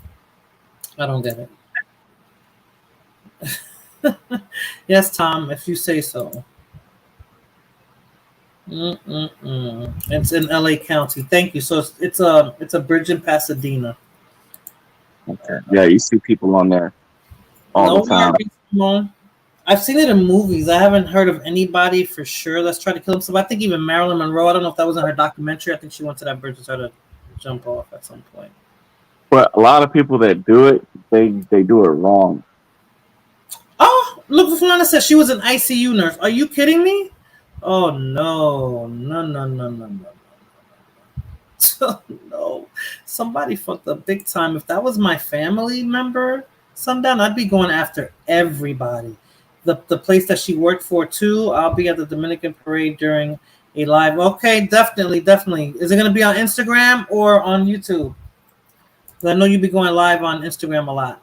Did she even have a license at the time of the crash? She had to have. You know what we said, Ramon? That maybe with all those accidents she had, that maybe they did kind of like suspend her license, but allowed her to drive for her work. Because I know there's certain jobs that they allow you to do that you can only drive just for work. Let's see what Tim said. Tim said, wasn't the nurse with Kevin Samuels when... That's what they said, but she didn't know what. That's another thing, Tim. That same nurse, that woman who supposedly was a nurse, when he went into cardiac arrest or whatever happened to him, she didn't know what to do. She called 911 frantically. Like, again, if you're a nurse, you put your nurse's hat on, right? You start doing CPR and crap like that. Like, she probably had her is that a defibrillator? Is that what you call it? Especially if she's a traveling nurse. Is that what you call it, Sundown? A defibrillator? Yeah, right. That's the thing that pumps your heart back. That brings you. Yeah. Yeah. AED. You think about an AED. Huh? AED. I think that's what it's called. AED, yeah. That's not a defibrillator. Same thing, kinda. I think. Gotcha. Okay. You're talking about the thing that they rub together and then shock the person. Yeah. Yeah. So come on now. That's true. That's a good point, Tim. Because supposedly she was a nurse too, and apparently she didn't know what to do either. I think if she was a nurse, she would have been able to save him at that point. Let's see. You lose your teaching license for a DUI. Yes. How the hell can she? Yeah, exactly. I don't know, Fulana. That some people fucked up big time on this, and maybe because of it looks like the people that she ran down. Damn, I didn't want to say race. The people that she wasn't in a white neighborhood, it didn't look like. Because I heard Slauson, right? And it wasn't Slauson where what's that rapper that got killed? Nipsey Hussle, Crenshaw. Yeah. Wasn't that in that area? Yeah, I think location had a lot to do with why. I mean, she's getting a lot of coverage, but why it's not like an outrage, right? I haven't heard a lot of outrage for it. Oh man, Don, you have to be Dominican. Oh, pobrecito.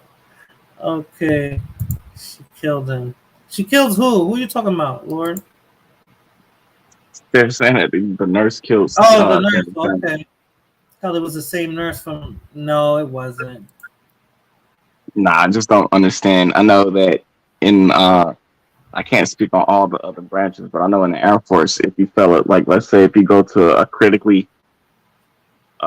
career field and you fell a psych eval, like that's it. Yeah. They'll make you change your AFSC, or you gotta get out because, in their mind, if a person fails a psych eval once, it's only a matter of time before they have another meltdown. And it could be in the worst place or a worst case scenario. I think there were people who didn't like. That means that you'll give the license to anybody. Like, and don't you have to like renew your you have to renew your Yeah. nurse's license too. So And as a nurse, that's something different. Like it's not like having a job where you're, selling car insurance. It's not like a job where it's not a 9 to 5. Like that's a job where people's lives depend on somebody to make sound decisions at the drop of a dime. exactly, that's what I'm saying. Like, so to make a split decision like that, to say, well, even if she got into an argument with her boyfriend, aren't usually nurses and doctors like very cold? They don't. They lack emotion for the most part because of the type of jobs that they have. They can't be emotionally imbalanced if that's the word. All right, right. Even in the military too, you guys can't get all shook up over some. Yeah, they teach you how to compartmentalize. You got to compartmentalize. It's called compartmentalization, I think. So you got to be able to separate human emotion from what needs to get done.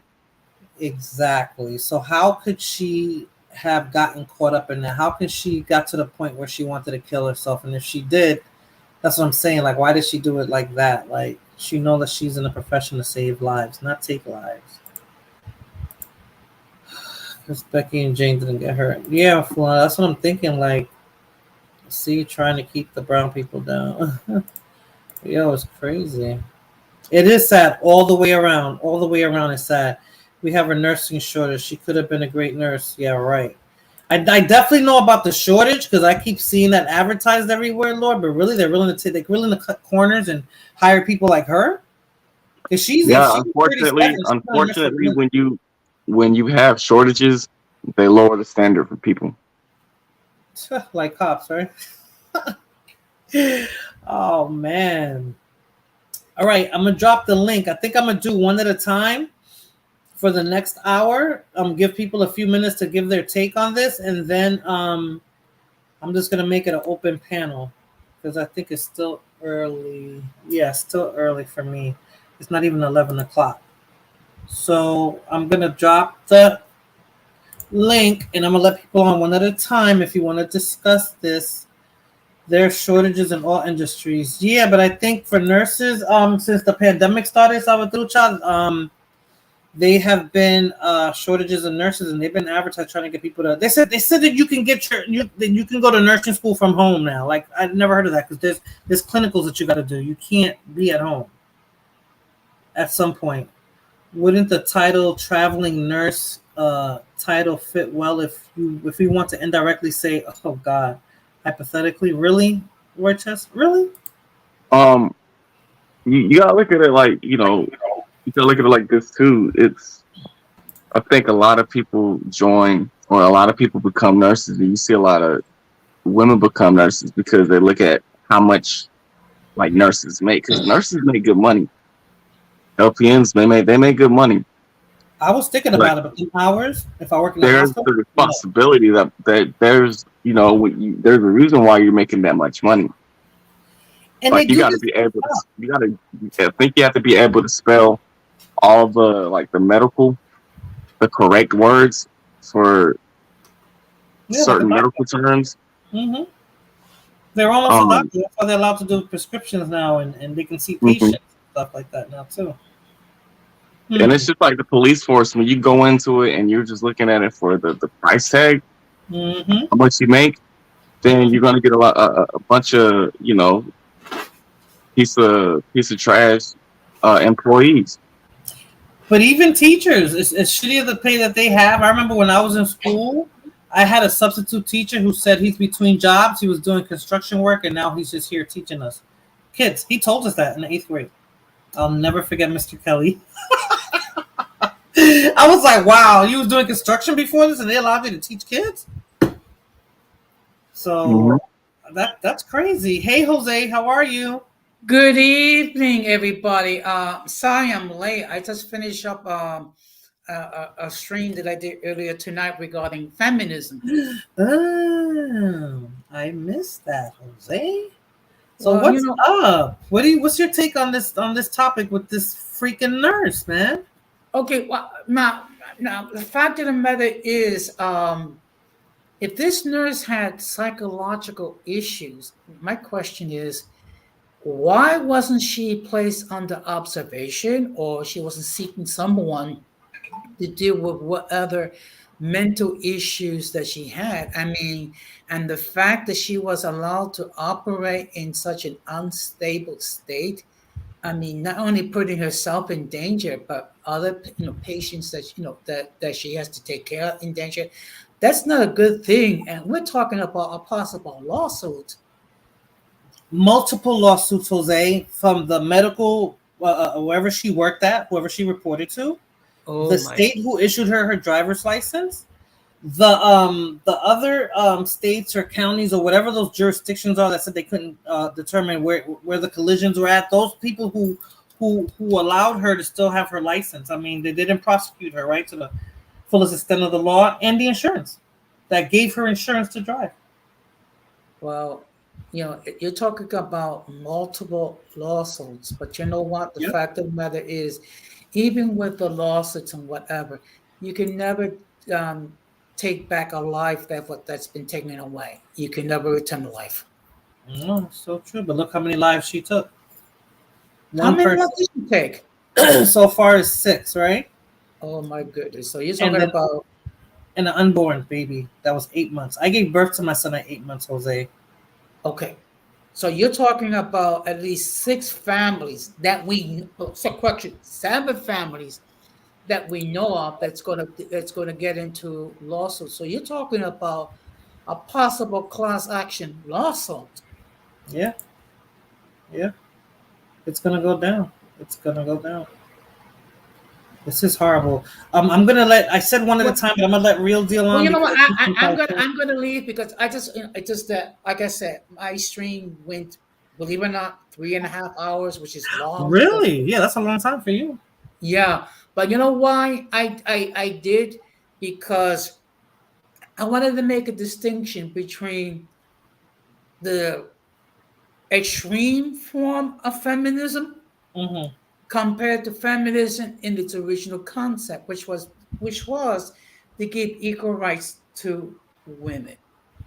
And unfortunately, we're living at a day age. If you disagree, if you call someone that you disagree with a lady, a feminist, is used as a derogatory term and not in its original context. But in any case, thank you for allowing me on your platform, and a shout out to everyone on the chat. So I'm just thank you for stopping by and giving us your take on this sad situation, Jose. Pleasure. I'm gonna pray for the families because they're gonna go through a lot of grief for a long time. So good night, everybody. Definitely. Thank you again, Jose, for stopping by. Have a good evening. Goodbye. Bye. Hey, Real Deal. What up? Not much. How are you? Everything is great. So they charged the crazy nut for the accident in LA. Downtown of all places. Wow. Yeah, she could have. There was gas stations on each corner of Real. She could have really. Oh, it's sparking it up, huh? She could have really taken more lives than she already did. Give me a second, Don. I see you there. What'd you say? That is really fucked up, man. Because I could have been walking down that downtown area, man. Yeah. What? Just going to the store, just to pick something up. Just going to the store, man. Just literally trying to just stay out the way. If it ain't no LA gangbangers, I guess you got to worry about a crazy nut that got a damn car. But you see what Roy just said, Real Deal? He said there was too many red flags to ignore how she got over in all those different areas. That's true. I don't know. Maybe she's connected. Maybe she's connected, man. We got a terrible DA here in Los Angeles County. So was it all in LA or? I don't think so. But she's a nurse? How connected could she be? I don't know, man. You never know when it comes to these people. These people, be looking at their background and they have political connections, Freemasons, et cetera, et cetera. I don't know. So what do you think about this? What do you think? I don't know. My lighter keeps fucking up. But I think that girl needs to have murder one, but she's probably gonna try herself as crazy. Oh, She's gonna try herself is crazy. Okay, so do you think she was trying to kill herself? Because that's what the going consensus is, that she was trying to kill herself. So I'm like, if she was trying to do that, why was she trying to take other people with her? That's very selfish of her. Yeah, that's extremely selfish, man. That's. I mean, do you think that's what it was? Do you think she had mental issues? Do you think she was just crazy? Like, she had a. What do you think? I think Bizarro Land, man. I think she's just crazy, man. I didn't know the aspect of that angle of her trying to kill herself. Like, that's fucked up in so many ways, man. We lost it. Well, someone lost their baby that was inside the stomach. That's two babies. The one inside her stomach and the one that she gave birth to already. Two babies. I mean, I was like, at least if she was drunk, and I'm not saying that's an excuse, but you could say you're inebriated and that's how shit happens, right? But she wasn't. So, like, she I think she was in control of all her faculties, and she just decided to doing her crazy shit sober. Yeah, that's the scary part when you do certain things sober, right? You be like, man, you did that sober? You wouldn't stab that person 1,000 times sober? Like, you know what I'm saying? Like, you wasn't under the influence? I don't know. Yeah, yeah, that's kind of zombie-like mentality. But let me come back. I'm gonna get my lighter, so let me mute up. Yeah, man, because everybody know you're trying to spark it up, buddy. All right, Real. Thank you for stopping by. Come back. Hey, Joey, how are you? How you doing, sweetie? All right, Real deal. Adios, Chico. Hey, Don guys. How are you? I'm all right. Just getting ready for the Dominican parade. You said it 1,000 times. Yep. It's this Sunday. Yep, that's what I'm doing. Gotcha. But other than that, my take Yeah, let me know. Yeah, my take on the situation. I mean, if a person went up and did that, how should I say, sober, and she went and killed all those people, we don't know if she had. Certain people are saying mental illness, but then you have to actually say that there's certain people who have pure evil in their hearts. You know what I'm saying? So we don't know what this woman, if she was pure evil or she was just crazy. So yeah, I guess it's too early to tell. People who don't do that. I've been around crazy people who don't hurt other people. Like they give people with mental illness they think those are the first ones to pick up a gun and pull the trigger and do something fucked up like that. I think she was evil. If she wanted but then sometimes even with mental health screening, sometimes people could still slip through the cracks. I don't know, Don. I think she was evil. She took people with her. Exactly. Like if you really wanted to do that, you didn't have to. She could have did that. She could have did that on her own. She didn't. Nobody had to know. She could have did that someplace where nobody would have known. Right. I don't. It's sad. She killed babies. She killed babies. Exactly. On top of adults. We don't know who those babies could have ended up being. For her carelessness, for her recklessness as a nurse. That's what makes it worse too. It wasn't some random Don. It was a nurse. A nurse. I know. It was a cop, a doctor, or a firefighter, or something. And then on top of it, it's like all I've been seeing, because I didn't really know the details of the case. All I was saying is like they're gonna sentence this woman to 900 years. I'm like, okay, what the heck she did? So I went up and I read up on it. I was like, wow. She deserves everything she's gonna get to her. That's all I gotta say.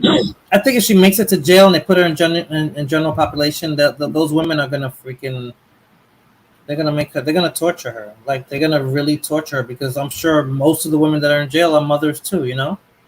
They're gonna torture her. So look, Roy Chess said Nicole Lorraine Linton, 37 in Houston, is also charged with 5 counts. Yeah, I said that gross negligence. Okay. He said, yeah, I said that, Roy Chess. Yeah, gross. Yeah, definitely negligence. But who let her get behind the wheel? That's the part that I don't understand. Who let her get behind the wheel? So what do you think should happen to her? Don? Well, if you took all those innocent people, I think Mm-hmm. they should give her the death penalty. That's what I'm thinking too. Let us sit on death row for like a decade, like they do most people. So when they're sitting there sweating bricks and knowing that they're gonna die at some point, be in solitary confinement, so she can sit there and think about it every day. Maybe have to see the victims' families and talk to them because you know, I know they've done that for people who are on death row and stuff like that, and that really is an eye opener for them. I don't Right, know. but Makes then it different. death row in the states are very different from I'm not saying I mean from California. So Should have been you know, Texas. Yeah, she would have felt it in Texas. I've heard like one instance that I was talking to a friend in Texas. He Mm-hmm. said that he used to live in the prisons and he used to always smell the I guess the aroma of dead bodies or anybody Oh, getting executed really? via electric chair. Oh my god. Oh my god. That's Yeah. disgusting. That's disgusting. Don. So, anything else besides the the Dominican parade? I mean, I'm just here working and just saving up for my anniversary cruise. Oh, congratulations! How many years? 1 year. Oh, 1 year. Okay, you're newlywed still. Okay, so you're still in the Yeah. honeymoon stage, buddy. I got married on August 28th of last year, so Nice. And do you have any kids? not yet, but I'm working on it. Oh, okay. How old are you? I thought you were a little older. How old are you? Well, I'm 39 actually. Oh, you're 39. Okay, so you're not a baby either, but you're newlywed. Okay, that's not Yeah, a bad age. That's not a bad age to start your life. right. Okay. But Okay, then it so was imagine, right? You just got married to your wife, and God forbid, this freaking crazy chick comes out of nowhere and destroys your life, your future. I mean, like, I hate to say it, but it's like an all too common story because it could be anybody or anything because you have a lot of people who are actually dealing with mental issues. Certain people are just straight evil. So we're actually living in a world where you could be just shopping and everything, and then somebody will just decide to have a mass shooting spree, and then you end up hurt, well, innocent and hurt, and you were just there just trying to buy something to feed yourself or your family. So we're living in crazy times right now. But I think they're putting too much on the mentally ill. You know, I think this person was just, and I guess being crazy is a mental illness, but I mean crazy to the point where she was conscious and aware of what she was doing. She just didn't give a fuck. I don't Yeah, know. She just didn't care. She. I mean, I don't know. Sometimes I'm driving and if I'm thinking about something and I'm upset, I'll look and I'll be like, oh shit, I'm doing 40 in a 35, 30 miles. Let me right, slow down. She was doing like Sundown says she went 60 miles per hour over the speed limit. right. She knew what she was doing. She was for like she wasn't possessed. Somebody that was crazy for real or had an episode, Don, she would have crashed before she made it down that hill. Yeah, but it's like the way that mental health is right now, Mm-hmm. or people people that just want to do something evil. Nobody could is to the point that nobody could really differentiate the cause of anything because either the crazy part of you or has like some psychological issues that is undiagnosed until when they're dead or something like that. Then they do an autopsy. It's like, oh, this person has something wrong with their brain, but the general populace will not know. So therefore, we might be in danger still. I don't know. I don't know. I think we're giving her too many excuses. Like, I think she knew exactly what she was doing, and that's just what she wanted to do. Yeah, That's I sad. actually agree with Sundown. Tie her up and let the mice eat her. Yes. Yes. Hey, Joey, how are you? What's good? Can you hear me? Yeah, I can hear you Yeah. fine. How are you? How you been, Morenas? I'm just Not too chilling. Yeah, it's been so long. I miss you. I miss you. What's up? What's goody? bad. I said what's up to you the other day. I know. I just came in to show some love. Thank you, sweetie. Thank you so much. So what do you think about this topic with this nurse who took her, I guess wanted to take herself out, but took out other people instead? To be honest with you, if you don't mind if I keep it raw with you, Mm-hmm. she ain't the first or she will be the last. I kind of feel, I really do feel bad for baby girl, what she did Mm-hmm. and what she's going through. My big question I don't feel like it's her first time that she tried to contemplate death before, because she tried to do this way before, like a couple years ago. You know what I'm saying? Mm-hmm. But it just never happened there in that time period. But I feel like she been traumatized so badly, and it kind of come from her childhood, adult years. You know what I'm saying? It builds up. A lot of people have suicidal thoughts. A lot of people have depression, all this type of stuff. And I yes, she was wrong what she did to kill those people and stuff. But you have to understand that there's people out there want to see the world burn just because they feel a lot of pain and they want other people to feel their pain. You get what I'm saying? Now, I'm not saying it's right. I'm not saying that's right. Right. But what I'm saying is that gain some understanding, some wisdom out of it, of how I'm gonna put in words, and I'm trying to say this correctly, but I'm not trying to make No, say people it make plainly. statements. Say it plainly. Say it plainly.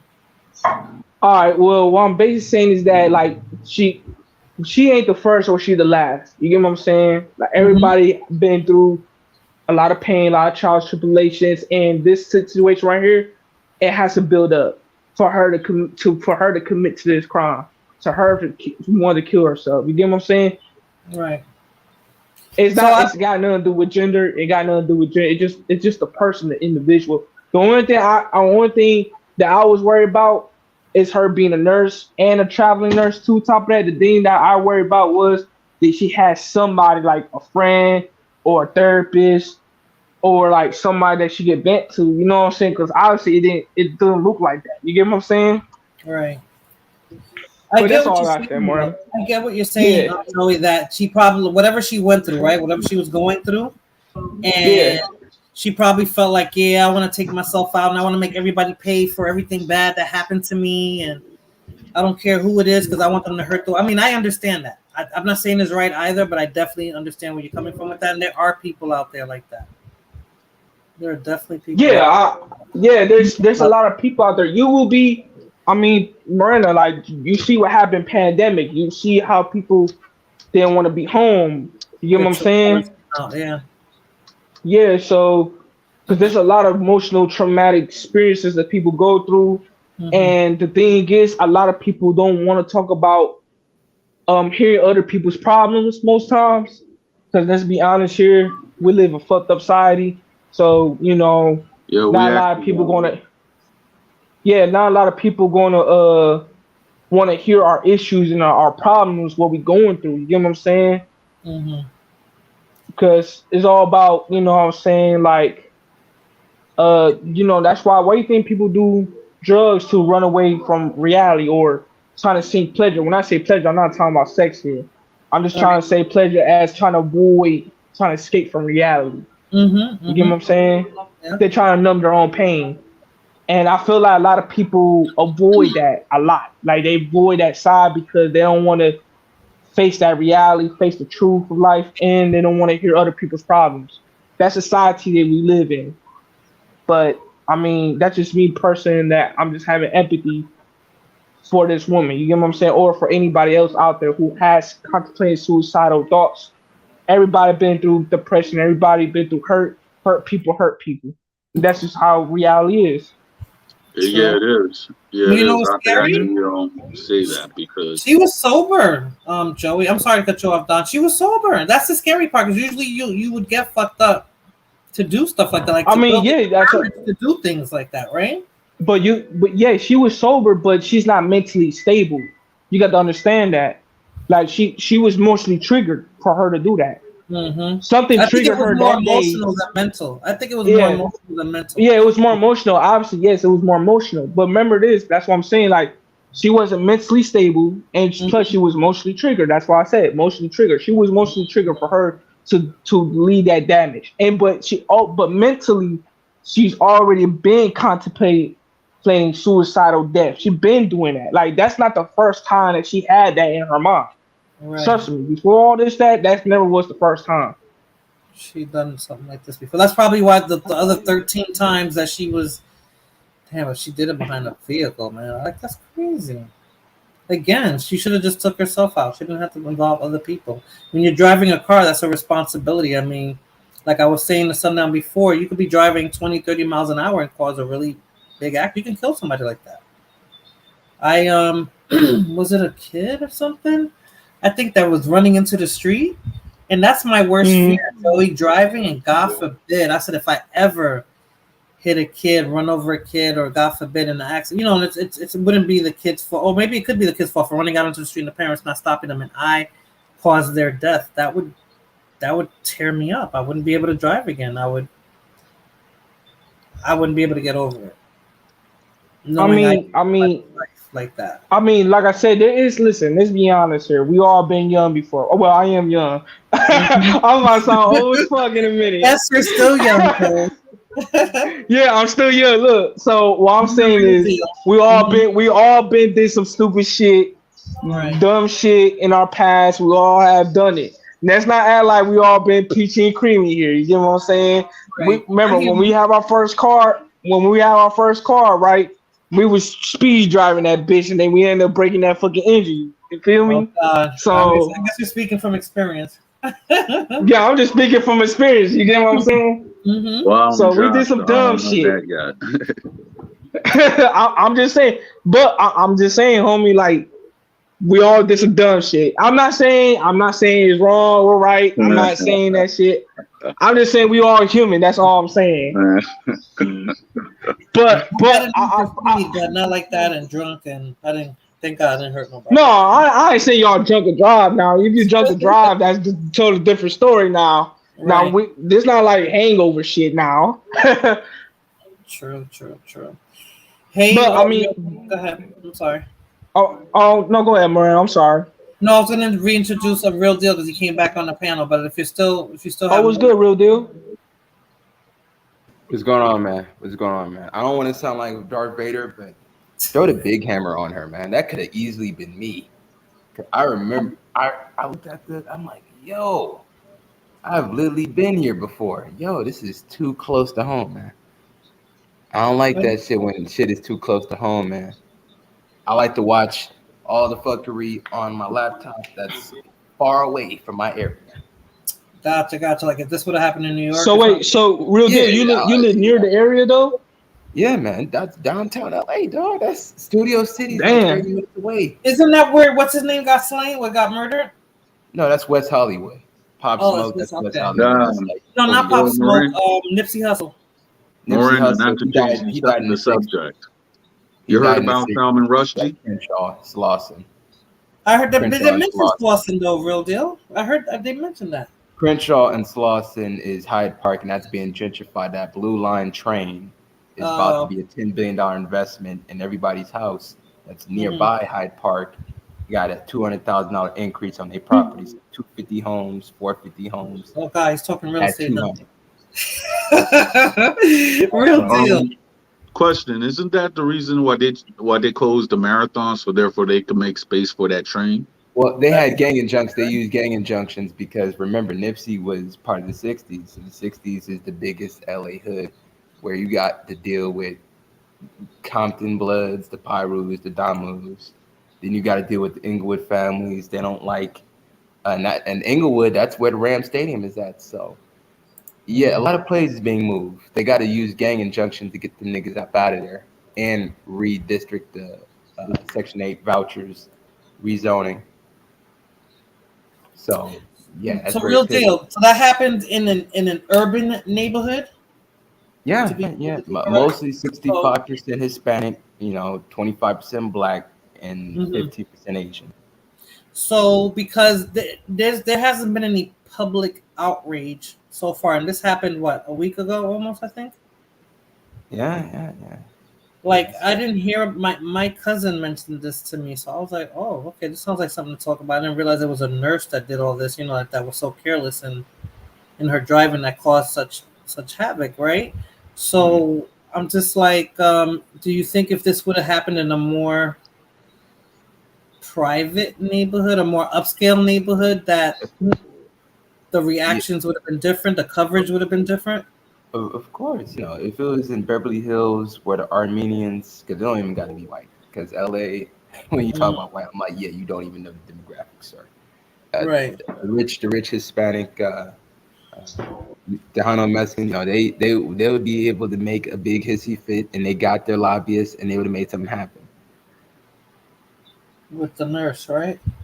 Yeah, that's murder. That's murder. That's murder. And then they would go deeper when it comes to getting rid of Gascon, because Gascon is literally a big flop. Mm. Gaston is like a complete flop as a DA. He will let gang banging ass niggas out. He'll let crazy lunatics come out and get out. It's just a problem, man. It's just a fucked up problem all around. So yeah, it would have been a big hissy fit if it was Beverly Hills, if it was Pasadena, where the Rose Bowl is at. if it was by SC, SC's in the heart of the hood, remind you. It's sort of similar how you guys was telling me about how Yankee Stadium is in the heart of the hood. Right. So yeah, it would have still been a problem if it's like high profile. Right. But yeah, man, Oh, you're all laid back. You shouldn't have smoked that shit yet. So, Don, I said thank you for stopping by. I thought you left. I thought you you jumped off. You were saying something before I cut you off. What were you saying? I was saying that not to change the subject, but you heard that author, what's his name, Salman Rushdie, he got stabbed up in New York. The author? I don't know who that oh is. wow, recently? Wow, because what? Yeah, Give me some background. I don't know who you're talking about. finally got him. All right. Salman Rushdie was an author that he went up and had a book called The Satanic Verses, and he actually that book actually angered a lot of Muslims, and then the Shia Ayatollah went up and declared a fatwa against him. So therefore, there's been a lot of Muslim groups that have had a bounty on his head, and it was actually like 38 million or something like that. So when he went in, I guess he was in hiding for all those years. So he went to a book reading or something. Yeah. And then a man just came up and stabbed him. Oh, and they said that he got stabbed in the kidney and he may lose an eye. Oh, so he didn't die. Damn. I mean, he didn't it's still die. grave. It's still grave. So therefore, you don't know. But they said that they had to rush him. They had to rush him in the hospital in a helicopter. So it's serious to me. Right. Okay. Hey, Ramon, how are you? Hey, Morena. Hey, guys. Hey, Don Armando. Hey. Something that I wanted to add to what Don Armando just said. I mean, I haven't read anything about what he's just talking about, but I know who Salman Rushdie is. He wrote a book. I think it was in the late 80s that is called the Satanic Verses. That is referring to certain passages that were edited out of the Quran. But it's a book of like 3 different stories.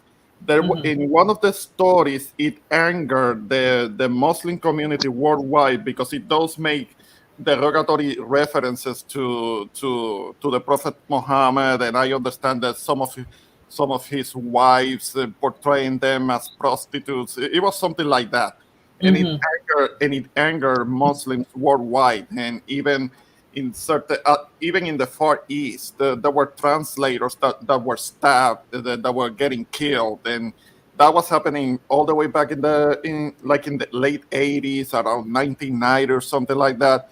And and there was the fatwa put on Salman Rushdie, but my understanding was that they had lifted it up because after a number of years, they cannot let it go. And I think Salman Rushdie apologized for what he wrote. Now, he wanted to be controversial. He knew what he was doing. He knew that portraying kind of like the wives of the Prophet Muhammad as prostitutes in his stories was gonna bother somebody. Somebody was gonna have a problem with it. He knew.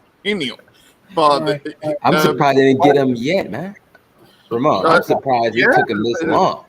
Yeah, he's a small finally got him. I said they finally got him. They got him. Apparently they did get to him. Maybe the security was a little more lax this time because I mean it's been over 30 years since that. So on this one, apparently somebody did get to him and ended up injuring him. But my understanding was that the fatwa had been lifted, and there had been an agreement with prominent members of the Muslim community, and that he had issued an apology and for what he wrote. But it had to do with that book. It's called The Satanic Verses. In one of the stories, he portrays the wives of the prophet in a derogatory manner. So that's why they were trying to kill him. I mean, but I'm hearing about that just right now. Now I know that your main topic was about the nurse that plowed into oncoming traffic. That intersection and all of that. My understanding is that she had already been in trouble when it comes to reckless driving and things like that. There were other charges that were put on her before that. And she wasn't even supposed to be driving by now because of all of those charges and incidents that she had been involved with. And the thing is that somebody who is a nurse has no business being all emotional and getting into a drunken rage because she was fighting with her boyfriend. This is not a 20-year-old. This woman was pushing 40 years old. She should have known better. She should have been a little bit more in control of her emotions. This is an adult. This is not some little girl who was having her first crush. I mean, going on a rampage like that, sacrificing so many other people's lives, it's extremely selfish. Notice that the people that drive the most reckless are the ones that always survive, and they kill. They leave a trail of dead people behind them, but they always survive. Because look at her. She's alive and well in custody. Yes, but she caused a lot of damage and a lot of grief and a lot of sadness and people grieving, people having to go to funerals because of her. Like, what the hell? Was this in California? Yeah, I mean, if she's convicted of murder, I mean, she could get like the gas chamber or something like that, because they do have the death penalty out there. That's something to think about. It's been challenged. What's sad is because of the demographics. I don't know if they're gonna come together to push for that. Like, you know, and Ramon, like, they're gonna rally up. Where's these groups now to rally up and because like I said, I haven't heard any public outreach. There's a lot of sentiments, but no outrage, demanding stuff. Like, you know, I'm not even thinking about demographics. I don't know the demographics of the people. It happened in an urban area. Yeah, that's the demographic. So it was in an urban area. So urban downtown. That's where you got. That's where you got all the homeless people at, man. You know, you're not too far off from Skid Row. You're not too far off. You're like about 5 to 10 minutes. Okay, the infamous Skid Row. Now, I've never been to LA, but I have heard about Skid Row. That's like where a lot of the homeless population is like 30,000 people. Wow. Yeah, but they're not taxpayers technically. So yeah. Yeah. Meaning like when you're in a tax-paying neighborhood, you know, people, they bitch more about stuff. That I just think it's sad. You're right, Ramon. She was in a profession where she's supposed to help people and take care of people and get people better and just have nurses are supposed to have compassion. That's what being a nurse is all about, right? Yeah. But somebody like her, her being a health professional, she definitely should have known better and gotten some help, some therapy, some counseling, because there is a lot of that that's supposed to be available, especially for somebody who is a health professional. I mean, they're the first that should be taking care of themselves and set an example when it comes to mental health. Somebody who other people are gonna be trusting them with their health in her hands, and she's acting like this and being reckless like that. It's obvious that she tried to commit suicide, but that's what happens. I mean, they leave a trailer of destruction behind them, but they survive. I mean, it's just selfish. Selfish. I think God let her survive so she can. That's her karma, right? It would have been easy if she would have died. You know, Yeah. that's her karma to live through it. I mean, if she really has no compassion, then she would feel nothing, right? I guess I would like to see that trial to see, her mental state and her reaction and how she acts in court. Oh no! Now she's crying victim. Now she's crying for mercy and all of that. Now, I don't know. I don't know, Roy Chess. I get it. She's being charged with manslaughter. That's supposed to be accidental, but accidental really? Really? Can I say? Yeah. Sure, Joey. Can I say something? I feel like when she was triggered, you got to understand she blacked out. You get what I'm saying? Oh, you think she blacked out? Yeah, because when she said she was sober, right? Mm-hmm. You know, when a person get emotionally triggered, they black the fuck out. We all seen that before. I've definitely been there before. I've been, but not behind the wheel, but I've definitely been there before. Right. So when a person's like behind a wheel and they emotionally blacked out, that could lead to a various situation. Let's put it that way. Not just only just driving, but like just think about people that been emotionally blacked out. They yell, they don't think right. You know what I'm saying? I've been there, Joey, so I know exactly what you're talking Yeah. about. I've just never really been behind the wheel with that. I guess I've been able to work it out without having to jump in my car. Yeah, because you remember maybe you cope. You remember you had coping. You remember you cope. At some point, before, at right? some point, I guess. Yeah, at some point, yeah. At some point. Yeah. Trust me, when there was instances that I blacked out after my mom passed away, so I've been there also. Mm-hmm. But were you hell bent on making others suffer because of what you were going through, or did you just go through your own motions? You know, that's the point I'm talking about. Because going through some certain things in life, that it's normal to have an emotional reaction or an emotional trigger, like Joey said. That's normal, but it's how you, I guess, how you cope with that. Like, are you like let's say right now I'm going through something really bad and I take it out on my kid. It's not his fault that I'm going through what I'm going through, so he shouldn't have to feel the brunt of that. So if I'm going through something, I'm gonna internalize that and keep that to myself, or at least keep it away from him, right? To me, it's Billy. And even though I guess it's bad that I say it now, at the time I was gonna just go and take it out on the people that made me feel that way. Wow, That's not, how shall I say it? In my mind, that's not innocent, because certain people, they're like, oh, you took it out on an innocent person. But if the person is making you feel that way or trying to, persecute you in any way, you just give them a taste of their own medicine. I mean, you just keep it between you and that person. It's not anybody else. Right. And I actually agree with the brother said, because Miranda, like, there's people out there has been a bully or has been persecuted, disrespected. There's been abuse, domestic abuse. You get what I'm saying? There's a lot of various situations that can lead to a person that can taste their own medicine. You get what I'm saying? And some people cannot take pain too well. some people, not all people, but you know, you got majority of people out there in the world when they go through pain, they don't know how to cope with. They don't know how to persevere through it. You get what I'm saying? Mm-hmm. They got like me, for example, like me, I'm a very numb person. Like I'm mentally and emotionally numb because I've been through a lot in my past.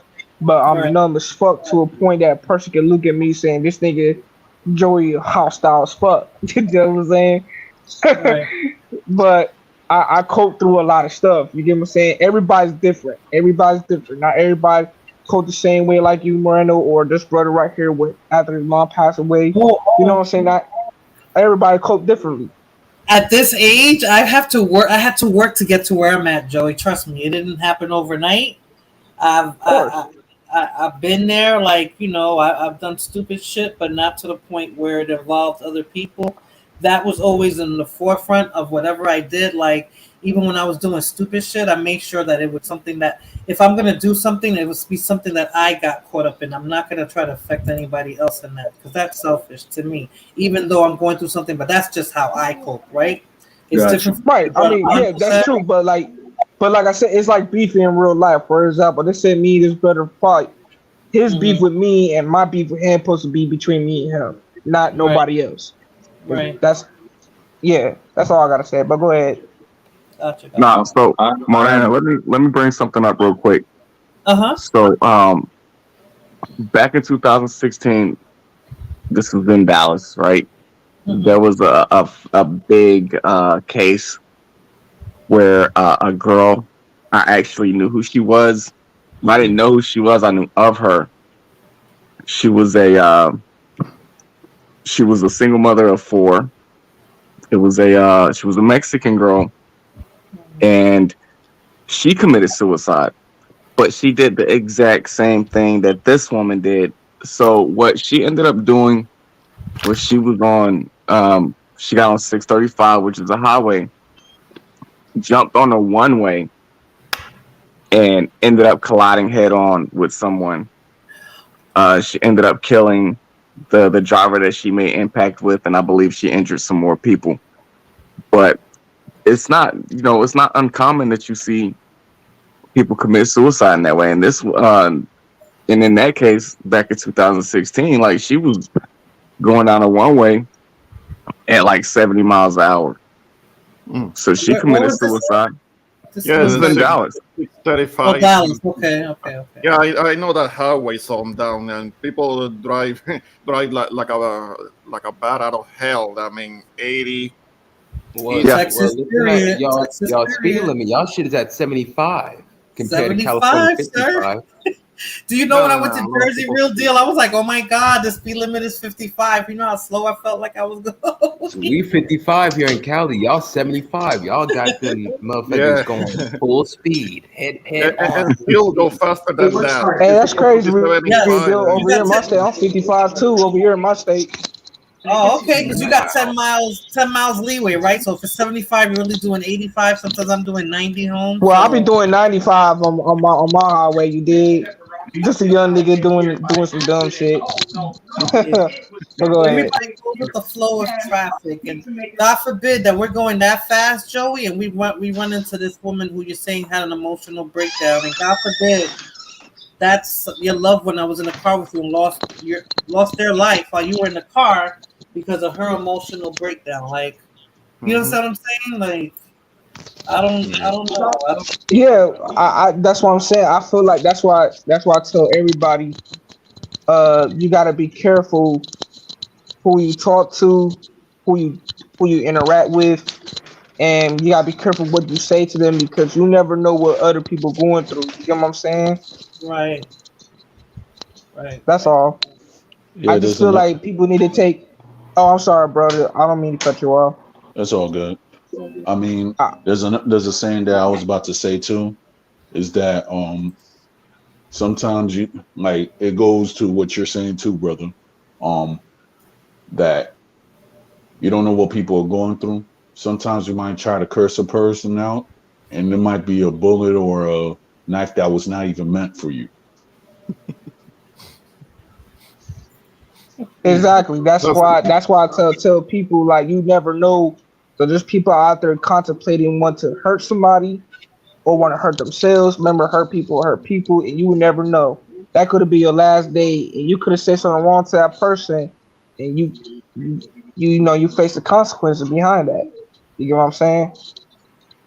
That just apply men and women in life, just in general. But I feel like a lot of people do need to take other people's considerations, emotions consideration, and their mental consideration.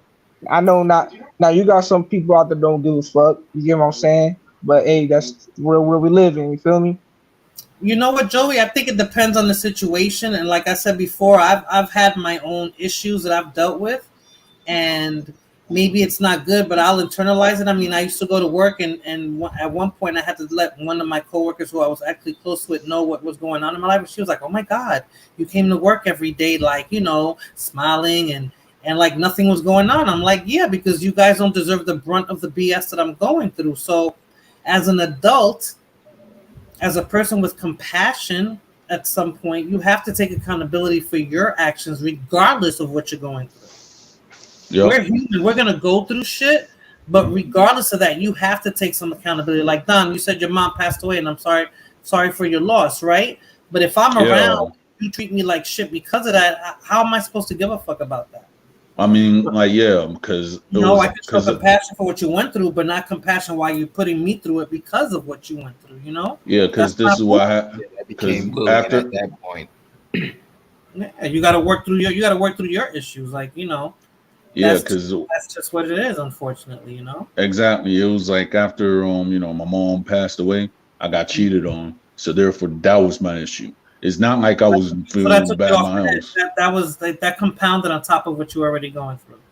Yeah, so therefore, that's where the point that was like, okay, since people want to spread rumors and everything like that, I'm in this mental state. I'm not gonna go around and quit and be defending myself or whatever the case may be. If y'all want war, I'm just gonna take it to y'all. I'm not gonna go take it to anybody else. It's nobody's business except us.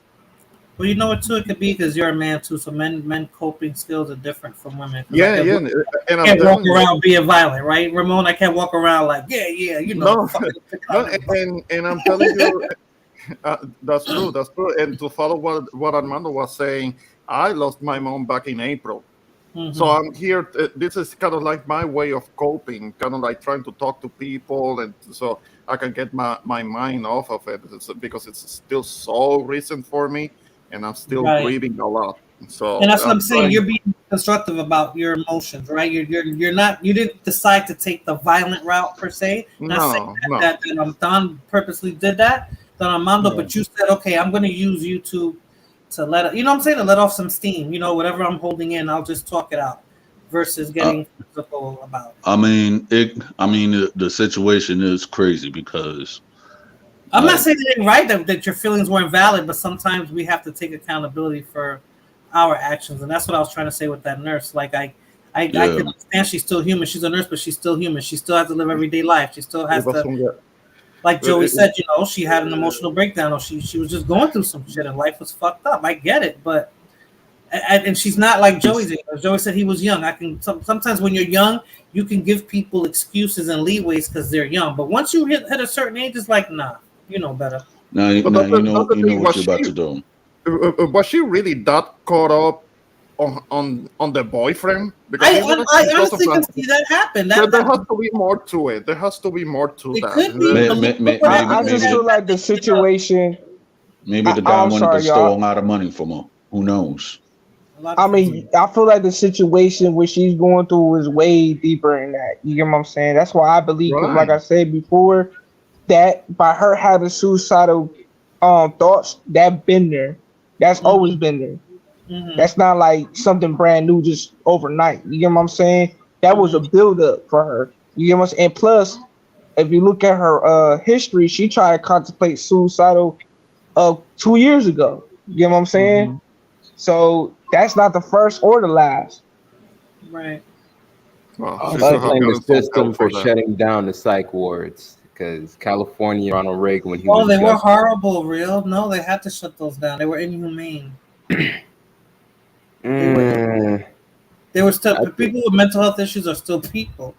Like, and they didn't treat them like that. They would lobotomize them. That was legal. They would give them shock therapy. That was legal. No. I mean, at the end of the day, oh, I'm sorry, Miranda. Go. I was gonna say this. At the end of the day, we all human. We all gonna go through pain. Pain was always gonna be here to the day we die, and that's what people gotta realize. And there's a lot of people out there afraid of death and afraid of life situations, and I can get it. And at the end of the day, we all human. We all got emotions. We all got a mind our own. You get what I'm saying? We all different here. You get what I'm saying? It's like even we had to be professional at our job. At the end of the day, we're gonna make mistakes. We gotta hold ourselves accountable to our own actions too. You know, like you said earlier, Miranda. Yeah, at some point we do. So I mean, because that's what this society does, right? You do stuff and they say, oh, they have mental health issues, or oh, she just lost her mom, or oh, this just happened, like, and they just lost their job. And we get it. Life is tough. Life is hard, right? But we have to take some accountability on how we react to things that happen in our life. And I know it's easier said than done. Like I said, I've been through my own stuff, and you might say, that was nothing. You know, Don will be like, please, I lost my mom. I mean, give me a break. But our level of what would break us is different, right? Depending on the situation. And I just take some accountability for your actions at some point, you know? What if you had children while that was going on, Don? You think you would have been that careless with your emotions? And I'm saying careless to the point that, you know, I know the person that you was with cheated on you, but like, you know, you're married now, and that happened last year, right? So if you had that happened 9 years ago. Tell you 9 years ago. I'm sorry. Okay, that was recently. Oh no. The recent that actually happened was 3 years ago that my pops passed. So my thing is that you know, I was actually in a bad space and everything like that. And prior to everything that was happening and everything like that, my mother, there was like you know, she was actually the cornerstone. She actually taught me like what I know today. Right. Even though my Spanish is bad, but you know, I'm still rapping. Right. Yeah. I mean, that's just like this brother right here. I don't know his name. Because I would never tell you, brother, that my condolences to you or get better, nothing like that, because I don't say that to everybody that go through stuff like that, losing their parents. Because I know if I lose my parents, I don't want somebody to come up to me saying you will get better, because I'll be mad, upset, and because they're not going to understand that feeling that I lost a parent. You get what I'm saying? And I got to cope through life. Well, that's why. The thing is though is this, right? What actually helped me get through is that you got certain people that actually been there with you. You can't go around and take the advice of somebody that don't know what's going on. If somebody's been there, they know what it is and everything like that. You talk to them, and then sometimes, you know, you'll see that certain stuff will get better. Sometimes it won't. So. And I actually agree. I feel like you should connect with those who's relatable to you, who've been there before you, not those who would not understand because they have not experienced it. Exactly. But go ahead, Miranda. I'm sorry to cut you off. No, I get what you're saying though, Joey. Like, it's true. Like, that's why I had a friend of mine who lost her mom, and when I went to the funeral, I was at a loss for words because I was like, there's nothing that I can say to my friend to make her feel better. Like, I didn't avoid her. I went up to her, I hugged her, I gave her a kiss, but I couldn't. I was at a loss for words. I was like, there's nothing I can say to make her feel better. She was broken up over it. So I get it. I get what you're saying with that. But again, I mean, there's nothing you can do. I mean, there's nothing you can do, Miranda. All you could do is be there for your friend. Mm-hmm. You know, even then I felt like you can do. Even then I felt like that. Like I couldn't do nothing. What am I gonna do to make you feel better? There's nothing I can do to make you feel better. That's of course you got nothing to do. Yeah. So it was sad. But I want to keep this on this woman because Ramon and Don Armando losing their parents. That's hard. But this woman probably did the same. Maybe, you know. Maybe there's some person who I'm different. died who had children that lost a parent because of this fucking chick. Like, I'm sorry, Joey, I get it, but I don't feel no compassion for her. I don't. What if that was me and she left my son motherless? Like, nah, man. Yep. I mean, you You gotta know what I look mean? at Like, you got. Oh, I'm sorry. Go ahead, brother. nah, because it's like you got to put yourself in that situation. Mm-hmm. What if that's your mother? What if that's your sister? What if that's your brother? Mm-hmm. Because some crazy chick had a mental breakdown. Yeah, I don't want You to have can, like, I'm not saying that you making excuses for her, but for the people that's like, well, she might have had some. I don't give a fuck. Excuse my language. I don't care because you having a bad day, so you want to make an excuse, or you want to have an excuse because you decided to drive 90 miles in the traffic. I'm supposed to feel sorry for you that your boyfriend broke up with you. Like, I got family members that I'll never see again because you couldn't handle a breakup. Exactly. Right. I mean, Yeah, that's sure. what I'm saying. That there has to be more to it. There has to be something that we don't know. It can't be just a breakup.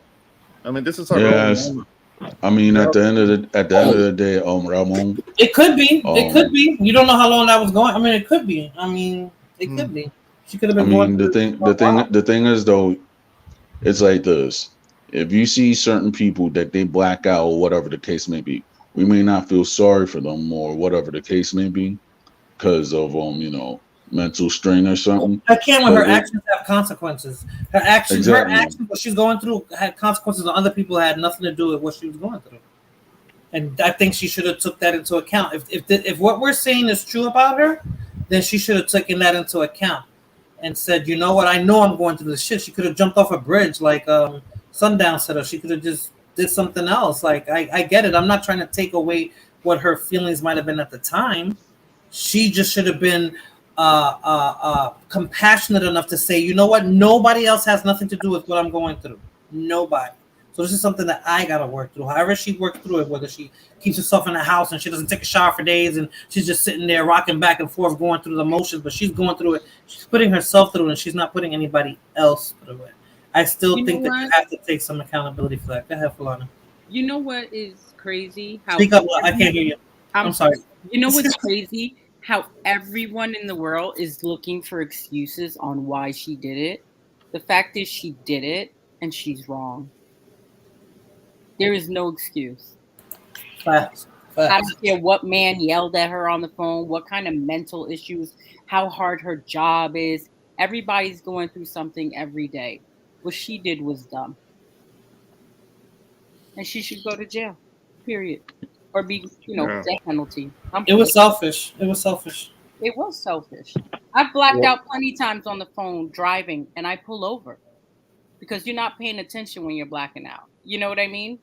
I have clarity in my mind that says, pull your ass over and finish what you're doing, Well, at least that's consideration. You're considerate. That's extremely considerate. Yeah, I mean, But you have to be real deal. You have to. You don't pay attention when you're on the phone. You don't pay attention. It could be a simple conversation. It could be an argument. You're not paying attention. I've missed an exit before talking on the phone, even though it was the Bluetooth. It's just wrong. And how do you know the next person that you're confronting because you're going through some bullshit isn't going through some shit themselves, and they go extra on you because of it because you couldn't contain your emotions and you just pushed that person over the edge. Or you don't know what you're affecting when it comes to the future, man. That could have been a family that was going to Disneyland. In that same highway, man. You got father, wife, 2 kids, all happy, just gone like that. Yeah, exactly. Fuck the excuses. Keep your excuses. Right. She was wrong, and she needs the maximum penalty for her actions. I think she lived so everyone can tell her she was wrong. Like, you can't just instantly die and get away with it, right? Now you got to suffer the consequences.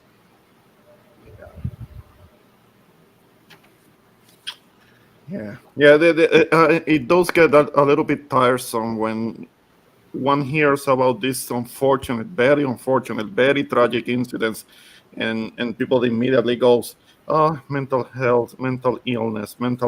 It's getting tiresome. The It's same getting thing. played Oh, out. she was, they assaulted her. Oh, well, she did have on that short skirt. Like, no, you still assaulted me. You know what I mean? Yeah. Why are we looking for excuses? It's wrong. Because that's what we do here in society. We try to analyze people and overanalyze them and figure out why they did what they did. I don't know if that's the human side of us or that's how they're gonna drag it out in court. Because if you've been to a trial, you sit there and you listen to the attorney and the prosecutor. Sometimes you're like, come on, I've been on the jury before, and I'm like, really, we're gonna go through this for a week when I already know that this chick is lying? Like, do we not? Yeah, and I think it's a psychological thing for humans, right?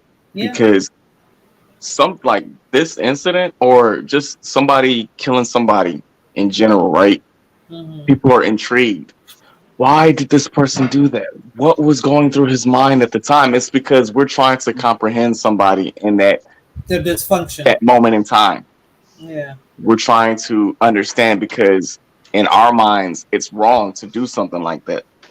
So they try to get to the bottom of it. Could this person have had a bad day? Listen, I've had some bad days myself. Right. But the one thing that I would not do is take my frustrations out on other people because they don't deserve me walking around pissed off at the world. You know what I mean? Like it's not right. When I lost my grandfather, I could have came back or I could have went back to Italy and was lashing out at people, but that wouldn't have been an excuse for that. You know what I mean? Like you could suffer a miscarriage, but that doesn't necessarily give you the right to black out and go run somebody over. Exactly, because yeah, or hate somebody else's kids or treat a kid like shit because you couldn't have them. Like, is that the kid's fault that you lost? Because people do stuff like that, and that's how they rationalize. They rationalize irrationally, like that's not that's what I'm saying. And I can't have compassion for you that way. I can have compassion for you for the things that you're going through, but now how you react to it, especially if you're going to inflict pain or in this case death on others just because of what you went through, like it's not cool. Yeah. There's a picture on the internet. I don't know if it's still there, where it was like the car seat was out in the middle of the road. Yeah, somebody the said, child I was think flying out. that, right? Was it you, Flana, that said that somebody saw the baby come out, or was it you? Somebody said that, and I'm like, what? I would die. No, there was the baby. There was the baby that got shot out of the car, and it was from that car seat. But the baby got flung out, and then the car seat went in another direction, and the car seat was sitting in the road. That's crazy. And it's like you see that, and it's just. I would die. How did she come out of that with a scratch? I don't understand. She ruined a lot of people's lives.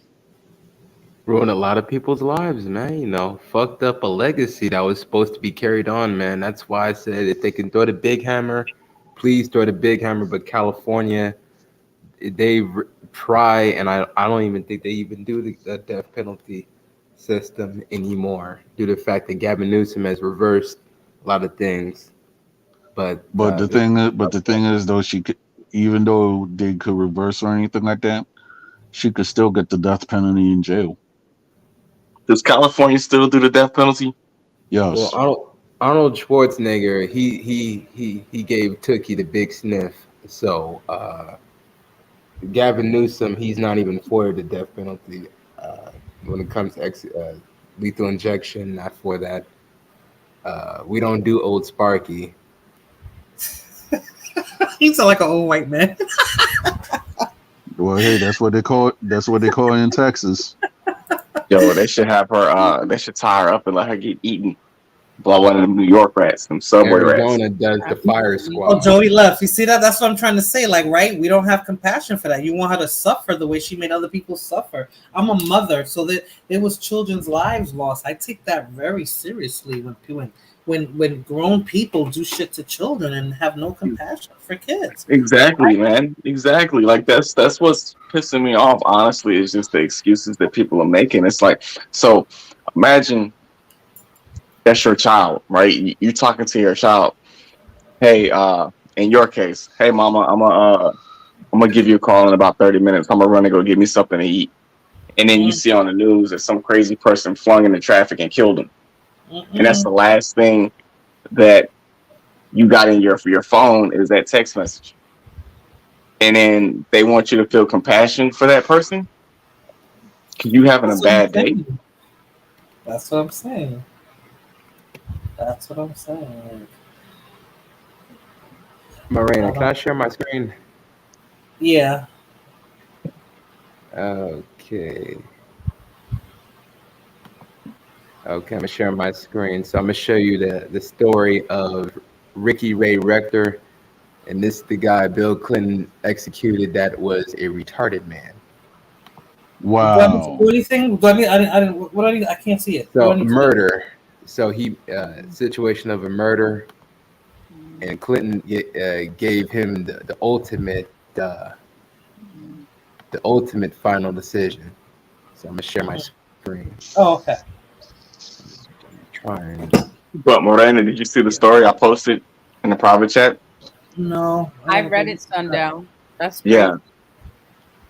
So can you see my screen? Ricky Ray Rector, the death row inmate who was lobotomized. Did you say sodomized? So the man was Lobotomized. Oh, I'm like, what? Trying to get this to pull up. Trying to get this to pull up. Damn. All right, let me handle this in back scenes, then I'll pull it up. But I'm trying to give like a case study of there are people that deemed to be like, why is you giving him the death penalty that got the death penalty? But I'm trying to pull this shit up. Well, Bill Clinton is always heartless. But these Democrats now, they ain't doing that. Actually, they go Now, very trust me. soft on these criminals. Now, trust me, they're still heartless, but they're just not. But they're just not heartless on criminals. Gotcha. I'm trying to pull this shit up because they got the whole records and everything. I think this was in the 80s. I can understand why they're not heartless to criminals. I mean, they're criminals themselves. Well, every politician is a criminal. It doesn't matter what party you're from. Okay, let me pull this shit up because this is like a historical reference. I always try to give y'all. Okay, let me share my screen. Flat, you be killing me. Oh man. Let me go on mute. Okay. Did I share it? Yeah, okay, yes, I did. Okay, now can you see my screen? Yeah. I see nothing. Oh wait. Yeah, it's opening up. Can you see it? Yeah. Did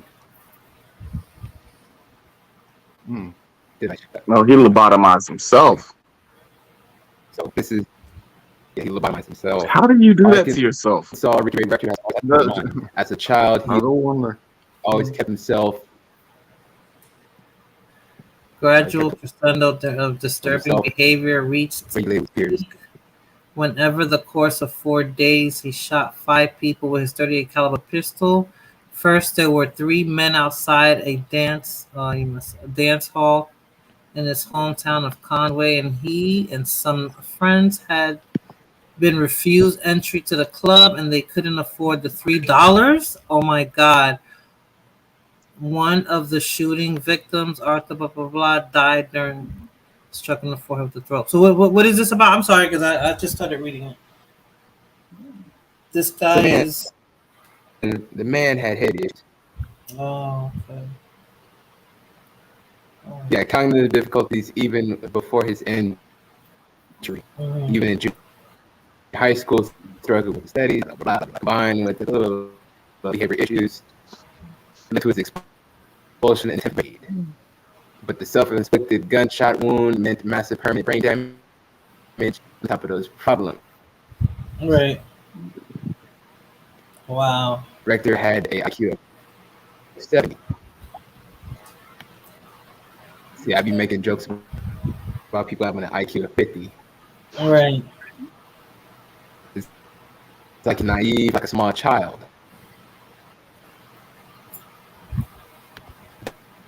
But yeah, he got the big sniff. Rector's final days, death penalty. It feels very See, old Bubba. Yes. Clinton, Arkansas governor. Was Rector's last chance at mercy. So it was up to Bill Clinton at mercy. Gubernatorial power executive clemency. The execution date was slated in January 24th. And I'm trying to get that pulled up. Hold up. Damn. I swear I hate this person. It's sitting glitch me all the way down. Motherfucker, I don't know what is going on with me. I hate this shit. Are you on your cell phone or are you on your laptop? Oh boy, that sounds like a cell phone. Mm-hmm. Yes, cell phones struggle with StreamYard. No, but how he was able to share it like that? Yeah. Oh. Yeah. I don't know how to do that. 1992, a few weeks prior, the Iowa caucuses and the New Hampshire primary. So Bill Clinton did his right when the election hit. Yeah, 92. When he beat Bush. That's crazy how they do that. But, and black folks did not. They didn't mention this. This got buried. He went to Arsenal Hall and just had the time of his life. Right. I think he went to our city hall. June of 92. Yes, that was enough time to be able to hit him with questions. But yeah, man, oh boy, he didn't give a fuck about any of that. Rector's last meal, he ordered steak, fried chicken, cherry Kool-Aid, a slice of pecan pie. He ate it all, but the pie, telling the guard that he was saving it for later. Rector died via lethal injection at 10:09 p.m. Ethics of executing mentally impaired. Rector was executed in part the defense was he was unable to persuade the courts that his mental deficiencies was extreme that they allege. But given that he only became mentally deficient after committing his crimes, should that deficiency have factored into his punishment anyway? Hey, real deal, you're coming like in and out. 1986 rule. Yeah, you're breaking up a lot. Codified, it is wrong to execute peoples who do not understand what's happening to them, or they are to be punished. Damn, homie. Can you see? Yo, can you still see the screen? Damn, I have to come back in. No, it blacked up. No, I whited it out. Yo, okay. Your audio is really bad. Now can you hear me? Still choppy, man. Oh. I can barely understand you. Why don't you just walk? walk the link in the back chat? Yeah. Okay. I put the link in the back chat. Can you hear me at least? Yeah, I can definitely hear you now. It's when you were sharing your screen. That's when it started getting choppy. I think it was because when you were sharing the screen, you kind of went away from StreamYard. I think that's what happened. I Yeah, believe that's maybe exactly what you can stop sharing it. That could help your audio. But you see my screen because this is important. Yeah, Okay, that's can you see this it's is not important? working. Ford versus Wainwright. No. Fuck. Well, I tried to give a history lesson, but Ford versus Wainwright. Can you hear me on that one? Ford I hear versus you. Wainwright. Yeah, I hear you clear. So it says in the Supreme Court that it's codified that you cannot execute someone that clearly does not understand what's happening or what's going on. But oh boy, he did it anyway in '92. So that just shows that people do law by the hip. But let me put that in the private chat for y'all. Yeah, he did that, and then he went on Arsenio Hall and played the saxophone. Yeah, man, he did. I think it was around the summertime of 1992. Just to get the chronological order correct. So that just show you that they put that under wraps. I don't know if it's because if it not the internet era, and if the press doesn't blast it 24/7, people don't know what's going on. I don't Yeah, know, maybe I'm giving people but the that was 90s back in too the much time where leeway. you had to read books because there was no internet. Like Yeah. I'm 37, and I grew up without internet. We didn't have internet until I was like 17. Yeah, I didn't have it until I was 16. So I'm like 39. God damn. And then it's funny when certain people, when they say when I spit information, they're like, "Oh, you read it off of Wikipedia." I literally had to read books.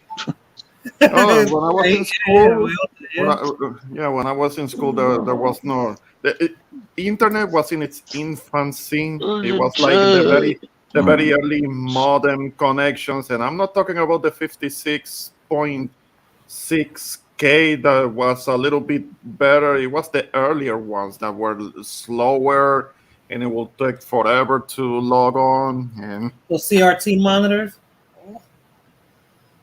those big bulky Dial ones. up, y'all remember dial up? Oh my God! Yes, that's what I'm talking about. Standard dial-up. I mean, before the 56K modems, the earlier modems that were, it was a you get trouble. upset because you couldn't get online. You get a business And to go. even internet, even the internet in '96. Can y'all tell to get me? back in. Can y'all Trust tell me, me what was the my internet mom- like in 1996? When did I Non-existent. get my first computer, Fulana? When did I get my first? Remember who built it? That was my first computer. What year was that? Oh my goodness. That was a long time ago. 98. Wow. Man, you couldn't even sneak. You couldn't even sneak on that because, like, you remember at one point in time, you used to have to unplug the phone and plug the telephone cord into the back of the modem, and then it would make that loud noise. Yeah. Yes. Yeah. I couldn't Remember even the sneak pre-trans on the from internet. AOL? Like I used to get caught all the time for trying to sneak on the internet because that loud ass noise. Remember AOL? I still have AOL. It will sound like this, guys. It will sound like this. Yep. Oh no. Nah, mine didn't sound like that. I used to get a Yeah, there we go. Yes. Yeah. Damn. Why do you have that sound? You can do it. You can look it up on your cell phone. Yes, man. Oh man. Dude, it sounds like you trying to communicate with the Russians with that type of communication. Real, it was crazy. Offline. You couldn't get on. Imagine you trying to get onto YouTube now to the stream and it's busy. You can't get on. There's so many people on that freaking network and you can't get on. You gotta wait. You gotta keep trying over and over and over and over again in hopes that you can get in, and not have to wait like 20 minutes or half an hour. Funny. You gotta read a book while being on the internet. Yeah, I don't even read books anymore. Remember when we used to read books? Yeah. Everything's like on Amazon thing. You can just download the book. Yo, No, now it talks to you. Now it talks to you. Who funds the library? And the government now? You know that I have a library down the street. I was like, people still go to the library? I say in the next 20 years, libraries might be obsolete, man. Everything's gonna be audiobook. You can be able to download. Even though I don't go to the damn library, we need that library though. No, no, no. I think that should stay. That should stay. I don't think that should be. Yes, Kevin. Even if it is Calm down. considered obsolete, books should still remain. Libraries should still be there. Well, but books Libraries would are be a adding rarity, copy right? machines. They're adding records now, things like that. I But mean, think about it. The book is more expensive than the audio. exactly. And then Oh on top of it, especially if we're talking about books that you use at the universities, where one freaking book can cost $300-$400 because it's a scam, it's a racket. I mean, Yeah, I was telling my son we're gonna have to start buying used books, and even then it's gonna be like expensive depending on That's if the university allows it, because there are universities where you have to get the latest edition of the book, and it's basically the same book as the previous year. They just change a couple of things around, print a whole new book, and charge you full price for it. It's a racket. You're right, Ramon. You're right. You are right. Yo. That's crazy. That's crazy. Ask any college student about that, and they'll tell you. They spend a fortune on books that they're only gonna use for a semester. That's gonna be my reality next year, Ramon. That's another bill I have to look for. Your son is gonna tell you all about it. He'll come. He's gonna tell me all about it. Yeah. Hopefully he gets the right books, man. Hopefully he gets the Milton Friedman, books. Well, we're gonna have to get them. Like whatever it is, we're gonna have to, So Yeah, it's required. It's required. So, and they have to be the latest edition, which means that it's gonna be the top dollar. You're gonna be having to spend top dollar for them. I'll have the money for that. So, guys, now that I think we exhausted this woman, right? This nurse. Right. Huh? Yeah. I mean, so like right now for this talk, because we've been talking about her almost 3 hours, right? We did. Right. We went over laws and shit. We literally went over laws. So yeah, we did. But I stretched it out by giving laws. Yeah, and some down did the research on why her license should have been suspended. She shouldn't even have been driving. No, she shouldn't have been driving at all. Not at all. Because she's been in situations before. She has been in several situations before that involve reckless driving. I understand. So she shouldn't have been driving. Sad, Ramon? If the law worked the way it's supposed to, they would have took away her license. So then, unfortunately, since she's so callous with life, it would have been an isolated incident of her. Yeah. And the thing is that they can take licenses away for minor things. But I've seen that happen. I know you have. She had multiple chances. Why? But I guess maybe she is. Maybe that's going to come out later. I'm going to follow this because maybe she is. Yeah. Those details have to come out, and what actually happened, what actually was going on through her mind. Because I don't think it was only a boyfriend, a breakup. I don't think it was only that. There has to be more to it. A relationship can have a mental strain on you, Ramon. It can. Relationship. If it's toxic and stuff, it can. You sometimes you'll end up doing things you never thought you would do in that relationship. Like you never would think that somebody can take you there emotionally. It happens. Right? And I'm not saying it's an excuse because it's not an excuse to me. I don't care. I didn't take nothing out on nobody ever. So. But it can't. But it's only one of two things. Either there has to be more to it. There has to be more to the reasoning as to why she acted like that, or really she was really getting her back blown out that good that drove her insane. It goes beyond sex. Men always bring it down to that, but it goes beyond that. Emotionally, it's a mind fuck. It's a mind fuck. Yeah. Well, you guys, I'll see you later. But one thing I have to say about it is that still Dominican. You're damn right. Nah, it's like I just love pissing off my haters, so therefore that's why I just say that. Well, Moot's not here today, so it's like Moot, right? That's who you usually direct it to. Oh yeah, you're talking about period stain. That's all good. Thank you for stopping by, Don Armando. Anytime. Thank you. Have a good evening. Hey, take care, dude. So, people, I wanted to talk about that athlete that got killed, that his girlfriend, the NFL player, right? Was he an NFL player? Who was the guy that got murdered by his girlfriend? Yeah, football. But that Little John situation. I think that was his name. I haven't heard about anything. No, I don't know what you're Who are talking you about. Let me see talking if I can about? get a. Let me Huh? pull it up. Let me pull it up. I got Thank you. Perfector. Little John. Wait a minute. Who showed me the video? Somebody showed me the video. Was it? Little She was in the elevator. Murder. Okay, I don't think he's a ball player though. Was He's he? not. Yeah, he is. He's somebody No. famous. No, No. I don't he's think not he a was ball player. anybody. Oh, then maybe I'm famous. looking at something else. Hold on. Let me She's see. an OnlyFans model, and she Yes, that's right. She's an last OnlyFans model. My and bad. they That's let her right. go, and they just now arrested her because they found that video of them on the elevator and she beating on him. Okay. Okay, hold on. Which one are you talking about? But I'm not sure if he was a ball player. Hold on. Oh, No, are maybe you talking about that African dude? Yeah, the African guy. My bad. Nah, fuck that guy. Fuck that guy. Why?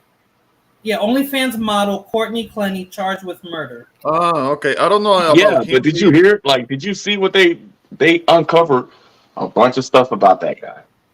Oh, really? Fuck that guy. No, Yeah. does she deserve to kill him? It says the OnlyFans model. No.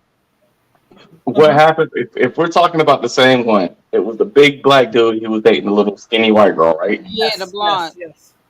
Yeah. So that guy, they uncovered his Twitter, and he was saying a bunch of bad stuff about black women. Okay, yeah. Yeah, I know that part. Okay, so he was a divestor. That doesn't mean that he deserved to be killed. Exactly. Yeah, still, but fuck him. Meaning, listen, maybe, okay, fine. You wanted him killed or dead or whatever. He deserved to be dead or whatever the case is. The fact is that they let this girl go, and they're just now arresting her, right? Mm-hmm. Yeah.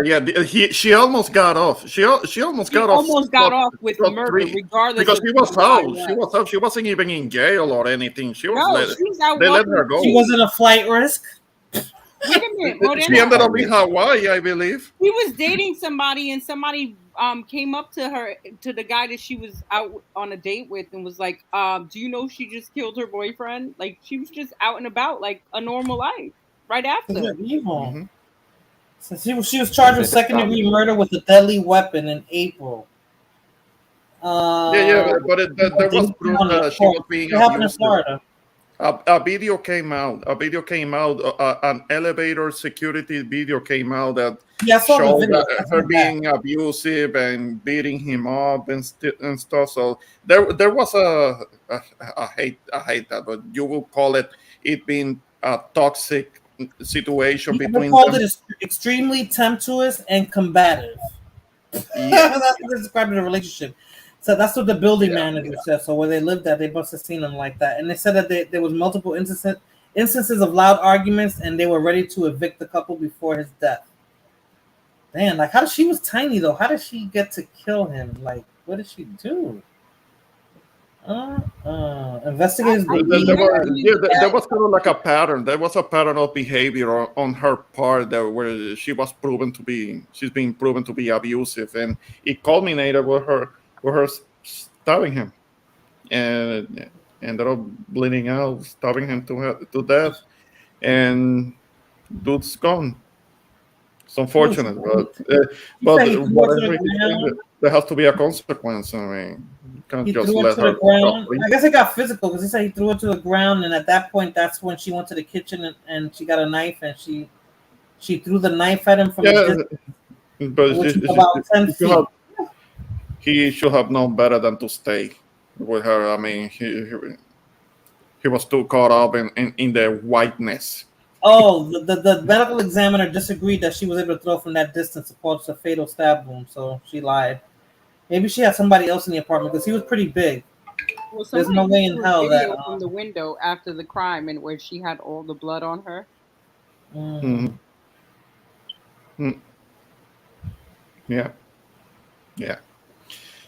So we'll see what happens with that one. I mean, maybe not so much might happen. Maybe she's charged with something.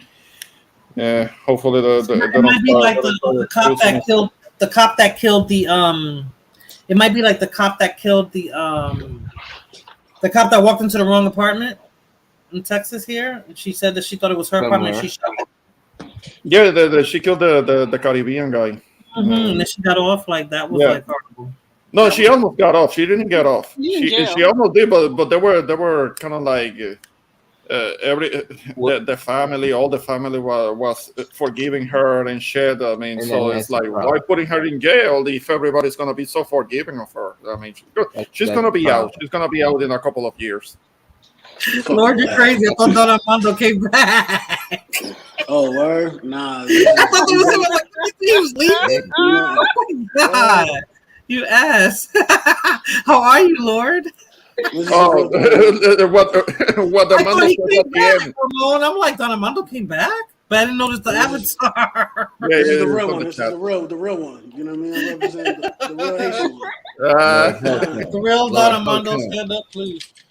Wow. I What's up, Lord? We didn't get to talk. You didn't get to tell me your take on. No, but seriously though, then you can start joking about it. Seriously, this woman, this nurse.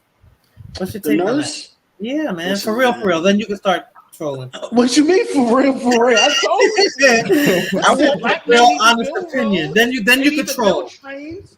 A black man should have got her a driver. What's wrong with? I'm not being. You don't believe me? I'm being serious. No, she should have got her own driver. He didn't have to get her a driver. She's 37 years old. She wasn't no baby. I think what happened is that like she had she just like she was on her shit that day and she made a fucking mistake. That was it. And she gonna go to jail. She gonna pay for it. People died because of it, right? Like I don't want to speculate and be like, oh, she meant to do this. I don't, who knows what the fuck she was going through, right? But does it matter? No, I don't think it does matter. I don't think it matters. Lord, that a she's nurse. mistake? After 13 other incidents, you call that a mistake? Listen, if I cheat on my girl 13 times, it's a mistake. I like chill. Nigga. Like chill. If I say I'm sorry, it's a mistake. You know what I mean? Like my bad. I won't do it a 14th time. I'm lying, but it's cool. You know what I'm saying? This was her 14th time, and she took lives. This was the 14th time. This was the 14th time. Was she drunk or was she sober? From what I see, she looked. She was sober. At least drunk. You say, well, not that that's an excuse, but you could say she was inebriated, but she wasn't. Was she paying attention? Was she texting and driving, or she just ran straight and driving? They didn't determine that. Imagine, she could have been texting and driving, but the consensus is that she was trying to kill herself. And she wanted if she was trying to kill herself, she gonna be in a psych. They're gonna do a psych eval on her. They're gonna see. But that's what they were talking about. They threw the mental health thing in there right away. Like, really? Well, I think her lawyer did that. Her lawyer. Mm-hmm. My thing is, how the fuck they get lawyers so fast, and not like public defender lawyers? Well, you know how many attorneys were in the scene, Lord? They still do that. Yeah, you probably. Oh, they still do the ambulance chasing. Yeah, they're throwing their cards there, like I'm such and such. I can represent you. Listen, if I get arrested, listen, call Saul Goodman. He gonna get me out of jail. I need me a Saul Goodman. I'll fuck your Harvard degree. I need a crooked lawyer to get me out of jail. No, you gotta be a Stein. You gotta be a Stein for me. If you're gonna represent me, your last name has to end this. Well, can I tell you this? The lawyer that was getting Suge Knight off and the lawyer that got Tupac and Snoop Dogg off was David Kenner, and he was the most crookedest lawyer, and that's because he always had information on people. Getting crooked lawyers is the best way. You don't want a clean-cut lawyer because they're not gonna.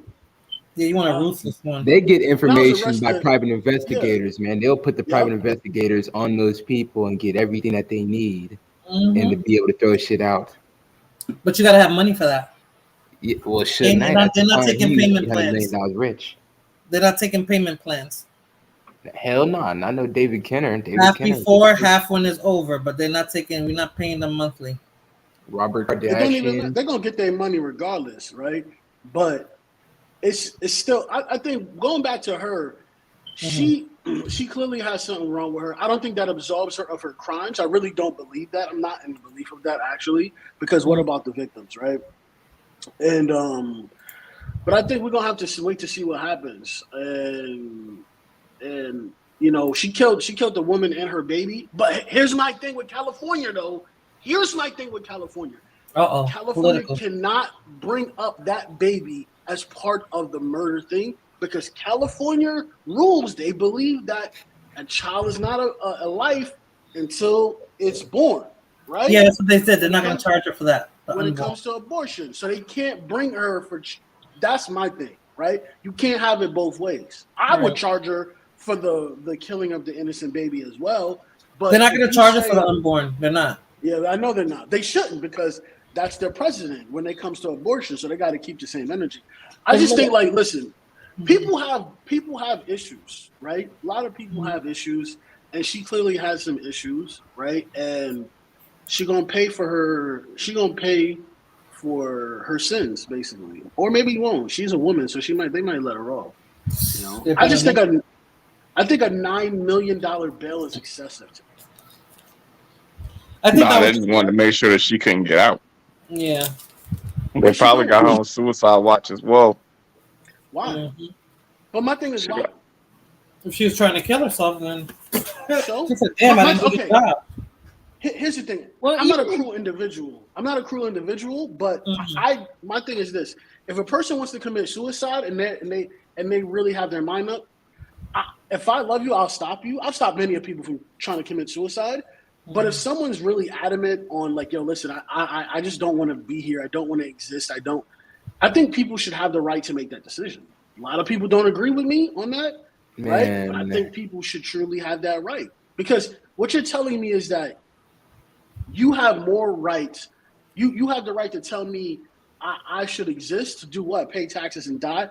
To suffer with all the mental anguish that I'm dealing with, right? Most people who say, no, you shouldn't commit suicide, most people are not going to be there for the individual when they do try to commit suicide or when they're having something going wrong in their life. So if you're not going to be there to help that person in life, you shouldn't have a say in whether or not that person should commit. And this is from someone who has friends who's commit. I've had like 6 military friends, really strong men I know, commit suicide since they've been back. When I was in the military, I have a couple. I got a couple of friends that committed suicide too. Yep. When I was in the military, I had friends commit suicide. I have friends get so drunk they freaking blacked out and they wrapped their car around a pole. I've seen this. I've helped my friend, my close friend, not kill himself one day, right? I helped my other friend not freaking kill his girl and kill himself one day, right? I've done that. So when I say that, if a person says, hey, listen, I just want to go out, they should be a humane way to do it, clearly. Like some countries offer that stuff. I don't remember. I don't know. Yeah. I don't disagree with it all the way. As long as you can truly prove the person is like, yo, they're not trying to get out of like listen, here's my thing. I think if she's like, fuck it, I just want to end my life, it's like justice is served. We just saved the state like $70,000 a year for how many years she's gonna get locked up for, right? Don't you can come for me, but justice was served. Not to go off topic, but there was a case in Europe where I forget the country, but there was a guy that was dating this I think she was an African chick, and she threw acid on him while he was asleep, and it ate like a huge percentage of his body. So he went to one of those countries and was able to do suicide through them. I forget what the country was. Probably Sweden. Yeah, while he was sleeping. Oh, you said Sweden? I think the country was Sweden, yeah. Because there's a couple of Scandinavian countries that do it, and Canada does. Canada was thinking about doing it. Well, here's what I'm going to do in a situation. Like, nobody had gone through it, but if my man is going to call a bomb threat in the Special Olympics, I got to step in and intervene and call the police, man. And I got that from the Chappelle show. We can't have that motherfucker blow up nothing. If I know there's some real sensitive information, I'm snitching. I'm telling. Nigga, I am telling. Especially when it involves other people. Hell yeah. I don't want to be charged with being an accomplice just by knowing this information. Hell no. Nah. And that's me clearing myself up from any scenario. So the Netherlands, Belgium, Luxembourg. Well, you're Colombia, talking Canada. about illegal euthanasia? Yeah, those are the countries that can do it. Okay. Yeah. I think it was the Netherlands. Yeah. Listen, hey, listen, let put her on house arrest, right? No. Give her an ankle monitor. Yeah, listen. My thing No. is this. She what's she gonna do? Kill herself? Okay. Just save the taxpayer some money, right? You take the ankle monitor off. Well, she already tried. She Right, already she can't tried. drive She a just car. didn't proceed. True. Establish what? What are you establishing, bro? What you gonna do? Find out why she did it? What does it matter? Right? We want Nah, justice. we need to put her in the hole.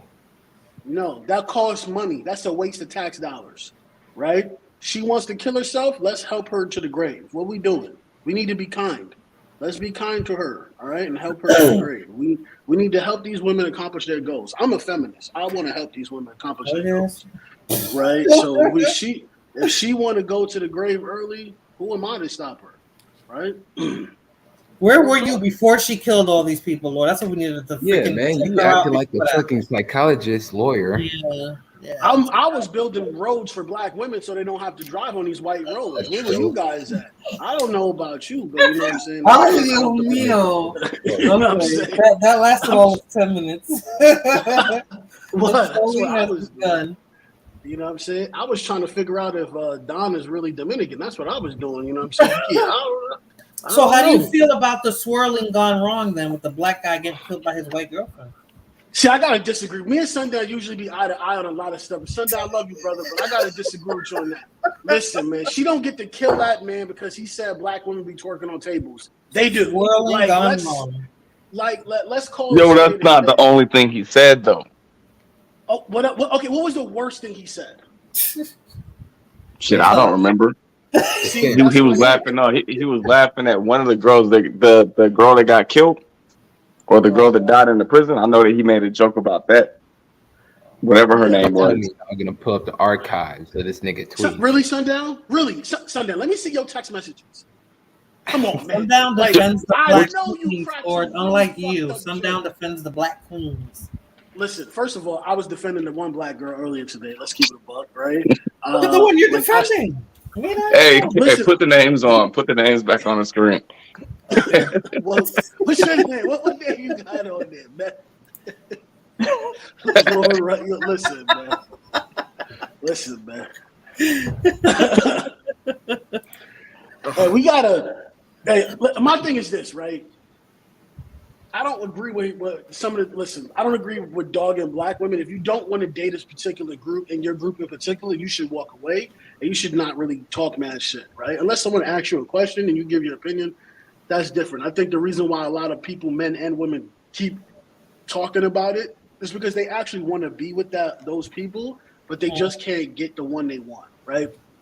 And you know, you could tell me I'm wrong, but I really believe that that's true. And I think that, thank God that they charged her. And I think what I really think is that more people, especially women, especially women that are not white, should be really in uproar over it because, listen, she got a pass that nobody else. Men should be in uproar about this because she was able to kill a man and walk off of lies, right? When I say these women out here are evil, y'all say I hate women. I don't hate women, man. It's just that there's a lot of evil women out here. Not all, but there's a lot. Those right? white women are evil. It took video of her being abusive to say, listen, you may be lying. We need to investigate more. And it was sadly, what a lot of people don't know, it was actually white women, liberal white women, that was coming for her. Right? Like, you're a fucking murderer. But that's because they trying to protect the BBC, man. That's not a good look, man. Listen, that scares the shout out to BBC my white away. movie in Queens. At least the smart one. But I hope she get the death That's not the penalty. investment. Her You know killing what I off the niggas like that. True. I really hope she get the death penalty. And she here's my thing. She's actually It'll gonna be get both off. of them. It'll be a 2-for-1. She's gonna get off. You definitely got to She's not going. down, Marina. She's not going to jail. She's not going to jail. She's gonna get off because she's gonna use the white. Her white women tears were strong. Like, it was really strong. Those white women tears were really, really strong. and she's gonna be like, well, I only hit him because he hit me or he cheated on me that day. So, and once you say a guy cheats, every woman be like, girl, yeah, you're right. You deserve to hit him. He deserved that. It's like women be forgiving women all the time. But I'm not trying to bash women, but it's like, man, when I saw that shit, I felt good. I was like, yes, finally justice is served, because I don't think he deserved to die, right? A lot of black women came like, oh, fuck him, he deserved that. But when the black girl up in, what's that black girl that got killed by she got killed by, I think she got killed by the white guy she was with, right? But they just let that shit go. You know what I mean? It happened to 2 black girls in like a week, right? They were sugar babies. Both of them were sugar babies, right? Oh, you're talking about the one in Boston, not Boston, in Connecticut? That's the one you're talking about? That one? I think there was one in like it's somewhere in the Northeast, somewhere in the New England area, right? Northeast. Yeah, the white guy came. It was an older white man that came to see her or something, and then he said she. No, that was Texas. So there was one where that was the OnlyFans girl that got killed. Yeah, that was the one in Texas. Fighter did the stream on. There was two in the Northeast. I know which one you're talking about, but there was 2 in the Northeast that happened to 2 black women. They're in different areas, but it was both in the Northeast area, and they both were dating white men that they met online, right? One was a younger white guy, and the other was an older white gentleman, and they both got off scot, which I really believe the white guys gave her bad drugs, right, and killed her, or just killed her, right? Which. And it's are you talking about the one that went to that party with the sleepover? No, that's a different story. Them niggas need to be in jail. There's so I know many. which one you talking about. It's a different one. But yeah, so this is my thing. More people should be outraged. Yes, we could have a conversation about his disrespect of the Black Nubian queen or the goddess, whatever y'all want to call them. But the fact that they could kill a person and get off, and that person happens to be black, right? I don't care what race the person is, but in these cases, the individuals were white, they were black, and the cops truly didn't investigate. I don't know about you guys, but I've talked to the cops being an actual victim, and they treated me like I was the one committing the crime, right? So it's really suspect that the cops, they didn't dig any further. Oh yeah, she just didn't even look into the fact that who gave her the drugs. Was it deliberate, right? Like, what was his motive? They didn't do a rape kit on the dead body. None of that stuff. They was just like, man, it's cool. She died. Man, nigger down. Let's go. Let's get the body up out of here. Call the cleaning crew. Basically, yeah. You eat ice? Yeah, it's ice. Yeah, the fake meat over there. The fake meat claiming to be Dominican. He's talking about fentanyl. Fentanyl will kill you. A drop of it, right? A drop of it. Not even a drop of it. That's like a little needle, a needle eye full of that shit'll kill you. No, not even a needle. Just a couple of drops on the skin. The skin absorbs it, and that alone can kill you. Why do people want to? Why do people want to get that high? Like, oh, I want that ultimate high. I'll risk it. Just give me that little flicker of. Yes, so it's not a lot of meth heads. It's not people are using fentanyl on purpose. It's that the fentanyl is so cheap to make, right? $5, man. And so what's happening is a lot of people are lacing cocaine, right, with the fentanyl. That's why I believe they just need to decriminalize drugs and legalize marijuana for real. Because if you legalize marijuana, people will get high and just make more potent strains of marijuana. And less people will use hard drugs, right? Sure.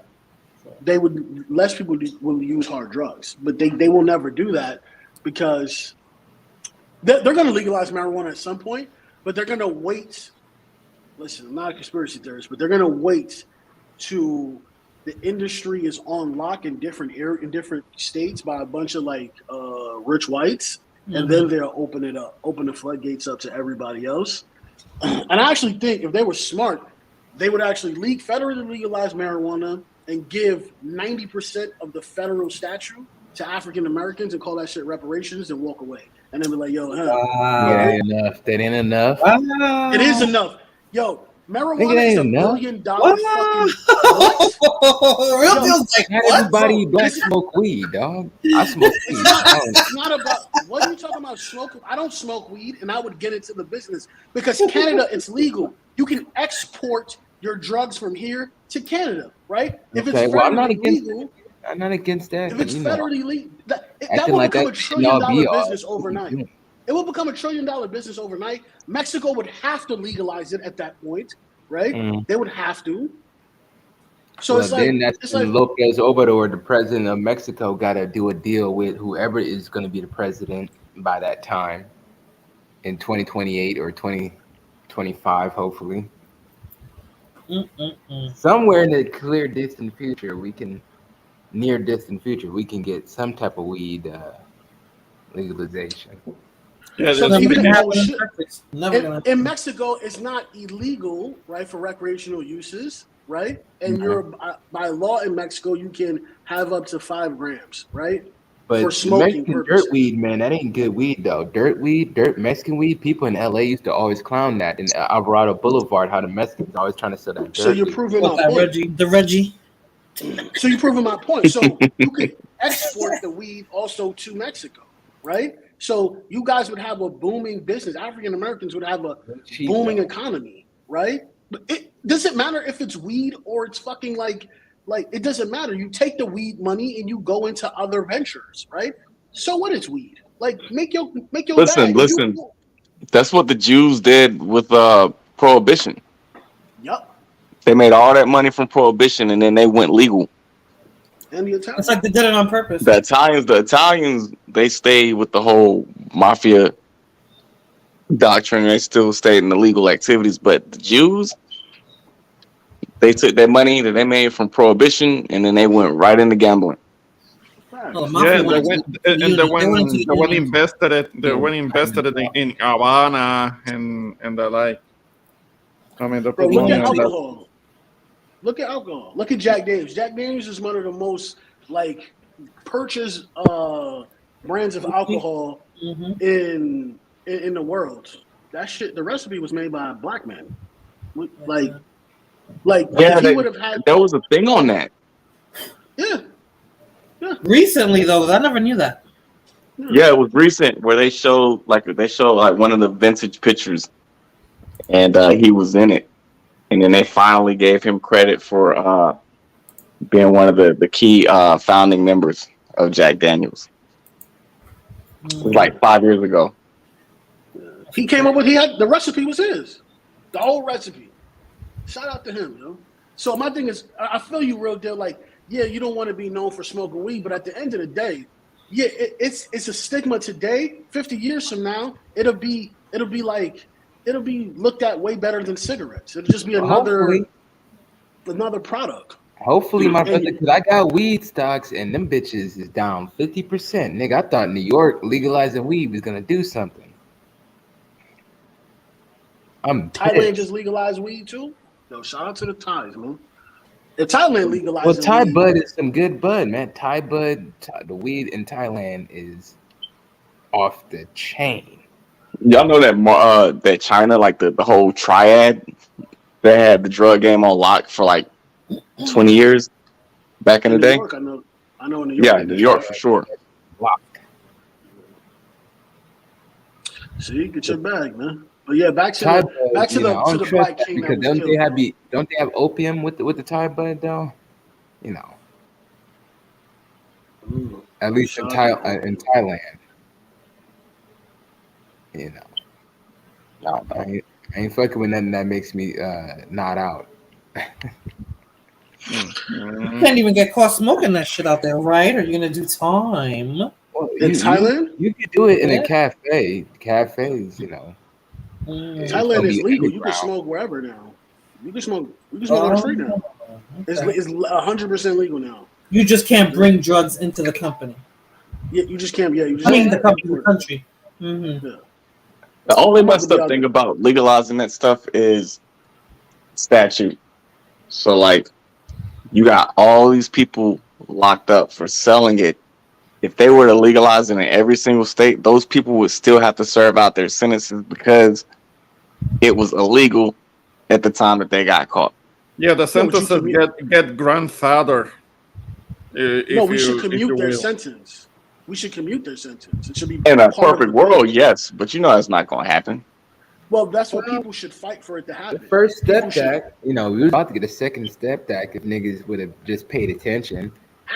Actually, there were when they were debating it, there was a certain president at the time who was in favor of doing that. I'm not going to say his name, but it ends with a ump. That's all I'm going to say. That's all I'm going to say. But y'all wanted the den in this motherfucker, but we're going to leave that alone. You know Tell what I'm you, man, they saying? wasn't listening, man. They wasn't listening. He had the second step back. That would have freed another 20,000 federal drug inmates. The uncles would have been home. He was letting motherfuckers out like it was motherfucking candy. He was giving out candy like it was nothing. He was letting motherfuckers, oh, what you was in there for? He was like, as long as you're not a violent offender, okay, I'll let you out. That was his thing. What was you in there for? Okay. Yo, it's third ward. Third ward. You still in the chat?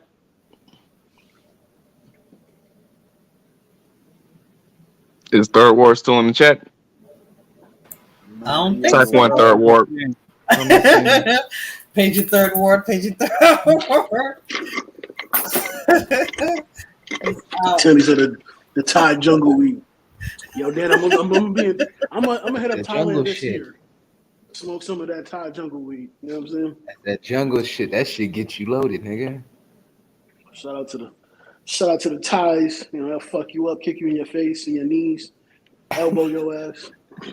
And the dude be like 5'2", 112 pounds, beating your ass, and you be like 6'5". Damn. Yeah, that's because that's Muay Thai is that's probably what is it? Hands down, like the best martial arts out there. Muay Thai. Yes. Especially somebody, what is it? Muay Thai Jiu Jitsu. Yep. Yes, sir. So the motherfuckers. Oh man, I wanted to ask third ward something, but I think Donald Trump, he released this guy, this really big drug dealer named Corey Blunt out of Houston, and he was supposed to, I think he was serving like life or something like that, but he got him commuted. So Yeah, Trump man, was letting a lot of people out. Big Meech is planning to get out as well, man. You know, his brother Southwest T, he got commuted. They commuted his sentence. My uncle, he was about to serve 2047. He's been there since 96. 2018 got commuted.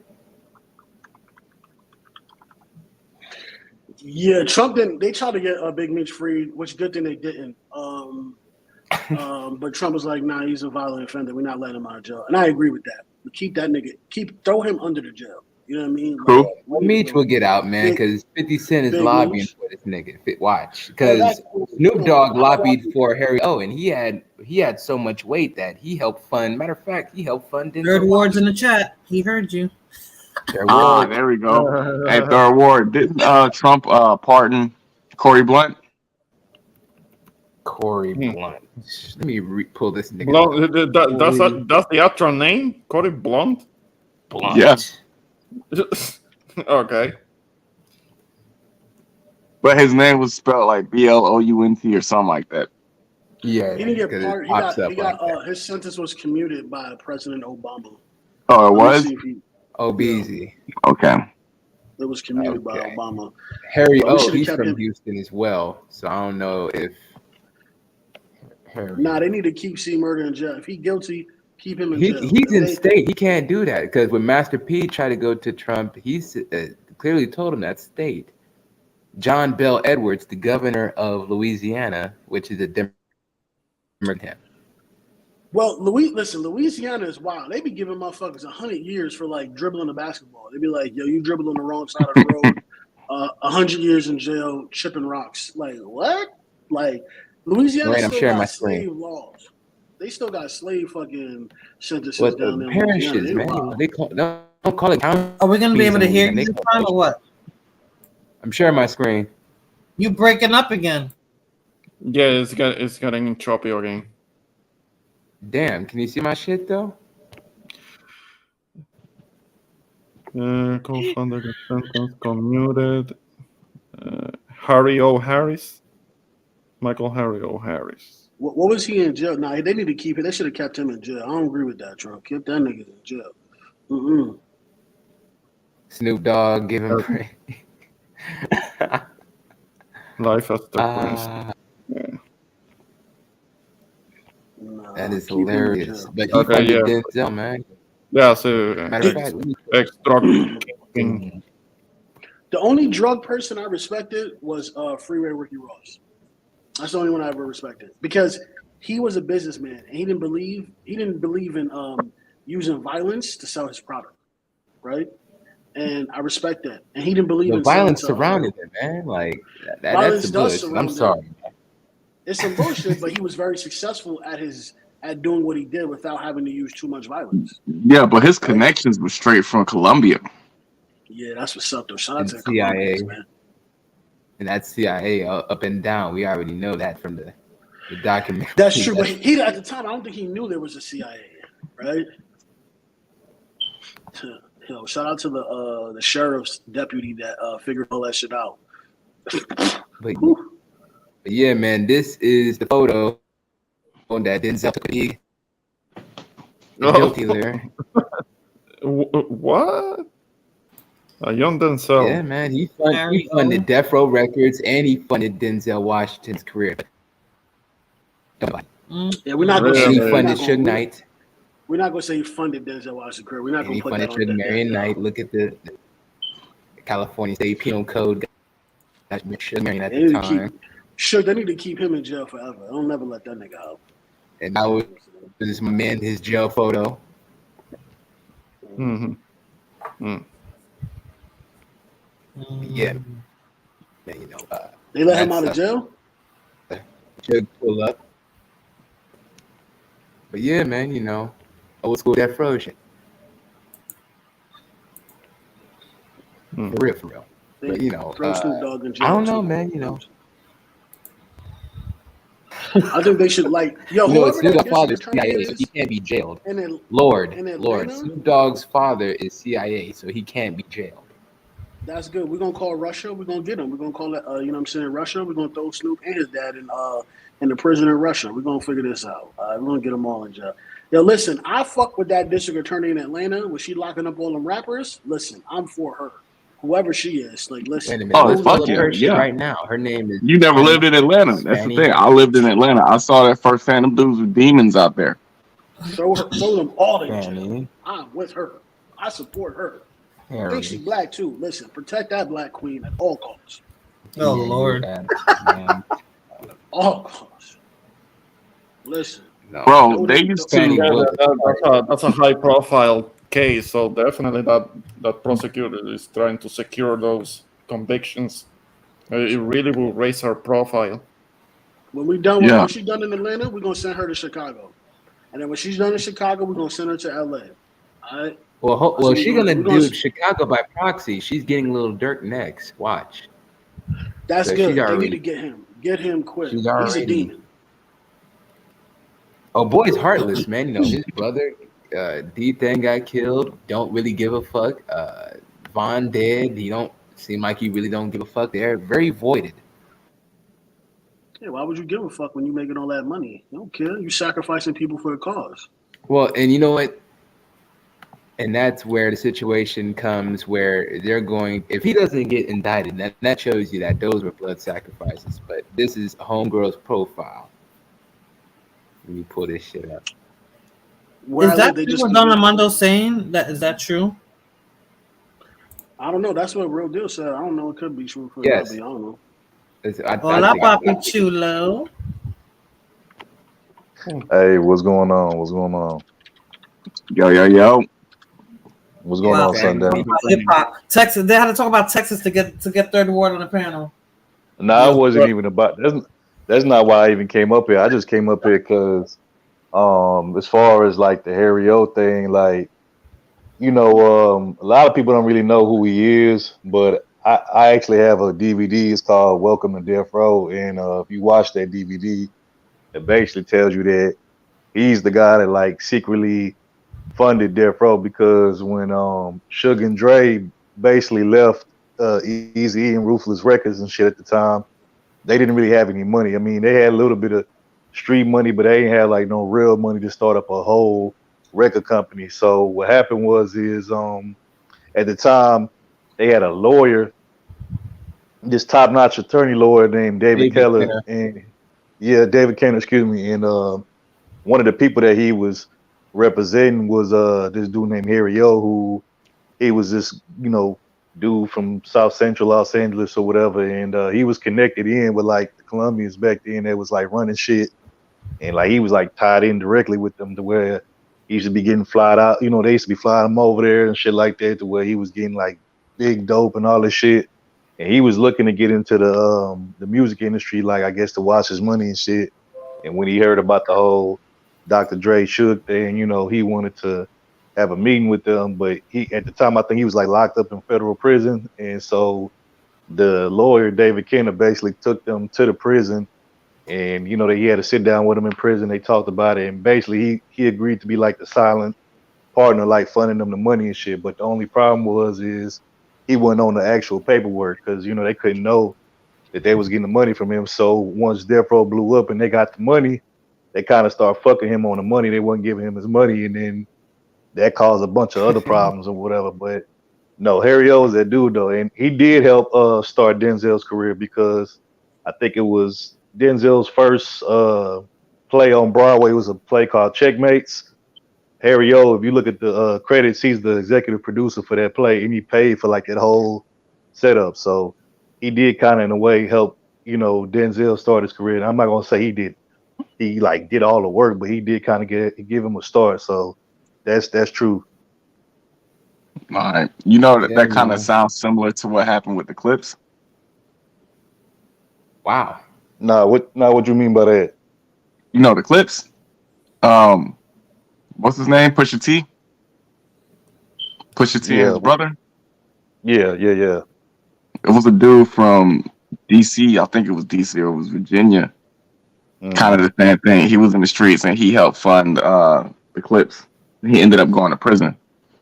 Yeah, I mean, to be honest with you, a lot of them D-boy niggas back in the day was, helping start like record labels and shit like that. It's just they never really got the credit because a lot of them either got locked up or whatever. And then, like I said, they weren't on the paperwork. It was just like a shaking hand type of agreement because, if you put their name on the agreement, on the paperwork, and the feds find that shit, they're going to be like, okay, well, how you get your money? How did this company get his money? So, but the problem with that is, like I said, when Suge and them started making that money and selling all those records and shit, they basically kind of was like, fuck Harry O, and they had to pay him shit because he went on the paperwork. So, it's just one of those things. But yeah, that should be happening all the time though. Cause shit like that, man. He has literally created like. But share my screen. I'm showing the proof that my man Snoop. By the way, Harry O did like some heavy time. He did some heavy time, but he out of jail now. Him and his wife divorced, and I think they divorced and they both split 100 million, so they both got 50 apiece. Which, if you did like a whole bunch of time in prison, like 20 some years, and you got out, you got 50 million. That ain't. I mean, you can never get the time back, but you getting that 50 million. It paid off. Getting out, that ain't bad. Yeah, so got to do 29. Should got to do 29. He did 28. But this is Vernell. That's Bernardo. By the way, By the way, y'all know Snoop now owns Death Row, right? Y'all know that, right? I understand that he owns the catalog. Yes. No, he owns the company. No, he bought it out. He bought Death Row. I guess whoever had it before him, they sold it to him, and he bought it. The Jewish lady. The Jewish lady got it alive. They say he recently signed Mace. They say he signed Mace to Death Row. I'm like, Mace on Death Row? That sounds fucking weird, but okay. No, it's messed up about Death Row. Death Row could have been $1 billion. That could have been the first $1 billion like hip hop organization or hip hop record label. if they wouldn't have been too busy busting people's heads open. Hey, Morena, I'm surprised you didn't talk about that whole Irv Gotti thing. I know you've been seeing that go around. I'm surprised you didn't talk about that yet. Because everybody's not like from New York, like so, right? So I don't think people really care. I mean, you ain't got. Whoa, hold on. Wait, hold on. You ain't got to be from New York. Wait, hold on. You ain't got to be from New York. You're different. No, I don't take No. offense. Hold on. Time out. You ain't got to be from New York. Because I'm not from New York. Wait, hold on. You don't got to be from New York to know about Irv Gotti and Murder Inc. I mean, come on. At one point, they was they was all over the radio, and everybody knew about that whole Irv Gotti Ashanti thing. Like that wasn't a secret. Like everybody knew that. No. So like It was so you ain't gotta obvious, be man. It was too obvious. you ain't gotta be from New York or the East Coast to know about that shit. You know what I'm saying? Like everybody knew about that shit. But them niggas made a lot of money, What's man. your take on it, sir? What do you think? I think he was being a bitter old man to me. I think that I'm gonna keep it real, and I've said this before. You know, like you got niggas right that like with niggas with money that like when they was already like the shit before the money, and then they get money and they still the same person. And you got dudes that wasn't shit before the money, and then they get the money, they think the money and materialism make them something, but it's like they still got that lame ain't shit nigga type of energy. You know what I'm saying? Yeah, you know what I'm saying? And Irv thought that him, you know, being the head of Def Jam at one point and having all that money and murdering being success. You know, shout out to him for that, because you know I'm not gonna downplay nobody's success, but if you still got that same type of energy and that's who the fuck you are, the money ain't gonna change that shit. All the money gonna do is bring out more who you really are anyway. So I think that's what happened. And you know, he probably ain't never had a woman that was like as bad as Ashanti was and shit. And then, you know, he got caught up because it's like you up here expecting her to be loyal to you for life, but like, bruh, she was your side piece. Like a side piece, like it's not a side piece job to be loyal to you. Like, it's best believe if she your side piece, she gonna probably be somebody else's damn side piece. So it's like I don't understand like why he tripping. And then it's been like 20 something years and you still like in your feelings about it. Like I don't know. I just want to know what type of mystical powers of voodoo she got in her box for him to be tripping like that. No, I wouldn't say it's mystical powers. I think he's just a sucker. That's what I think. Well, I mean, he was older than her, right? I mean, she was like 19, 20. He was married with children. I mean, so even him mentioning it, that was like a lame move on his part. Yeah. And if you watch the interview the whole time, they trying to change the subject and trying to get them to talk about other shit, but he keep going back to Sean. I'm like, bro, I can tell you still ain't got over this shit. Like, no, that's the best thing to get motherfuckers drunk and start talking shit, because that's the best way to get people to talk, right? I said that, Morena. Right. You know what, poor Jim does, man. They get you drunk, and then that tongue get loose. That's like when when the game was on there, he got super drunk, and then he started going at Eminem and everybody else. I didn't see that one. And you know what, poor Ja, because you know he trying to stay neutral because he got love for both. He got love for Irv because you know Irv did play a role in his career, and then you know Ashanti helped his career too. You know, because they was great making music together. So it's like he kind of stuck in the middle, and he can't really say very much. But I know deep down he like, man, this motherfucker still tripping after all these years. Like, bro, you tripping? But he not gonna say that, of course. And if he do, it's gonna be behind the scenes. He's not gonna put him on blast and like in front of the whole world. But yeah, that was some sucker shit though. No, like, he did bro, check him like, though. He did check him though. Ja did check him. He did check him though. I give him that. But come on, let's call a spade a spade. Irv is a sucker though. Like that was a big. No, I mean, no, she is. But I'm saying he's still a sucker for that shit though. Like it could have been the best box he ever had in his life. But bro, just move on, bro. You see, she done moved on. Like you got to move on, bro. At some point, it's been 20-some years. Like, yeah, three different people. Then Nelly pulled out. Nelly put out in his concert, right? So what was that for? That was a low key, low blow on his, like that was a slap in his face or something. So that was a message he was trying to send, I think, when he did that. So yeah, because her and Nelly aren't on good terms. Right. But see, I'm gonna say this. I'm gonna say this too, and I don't know if you're gonna agree with this, Morena, but this is why y'all can't be giving it up to these type of lame ass niggas like that, man. Because a lot of them lame niggas that ain't never dealt with no real chick or just no bad chick, once y'all give it up to them, like, man, them niggas be feeling like they that nigga knowing damn well they not, you know, and then next thing you know, they just feel like they entitled to a bad chick just cause, you know, they might have got it from a few here and there and shit, you know what I'm saying? So y'all gotta be careful with that shit. Or how about this? How Being about y'all better, he just won't like leave stop some having nasties sex out either. of marriage? How about that? How about we just bring back stop having sex outside of marriage, you heathens? Bruh, Right? you tripping, bro. What time you think we living in? This is not, Listen, bro. stop fornicating. What, not the Nah, 40s bro, or this the is, 50s? All right, bro. you heathens. Bro, you need to go. You need to get a time machine and go back to that time and era, because that time and era is way gone. We do not live in them times no more. That time is way gone, bro. You stuck in the wrong era. They not going for that shit. It's gonna be back. Not his That- generation. Well, his generation is yours.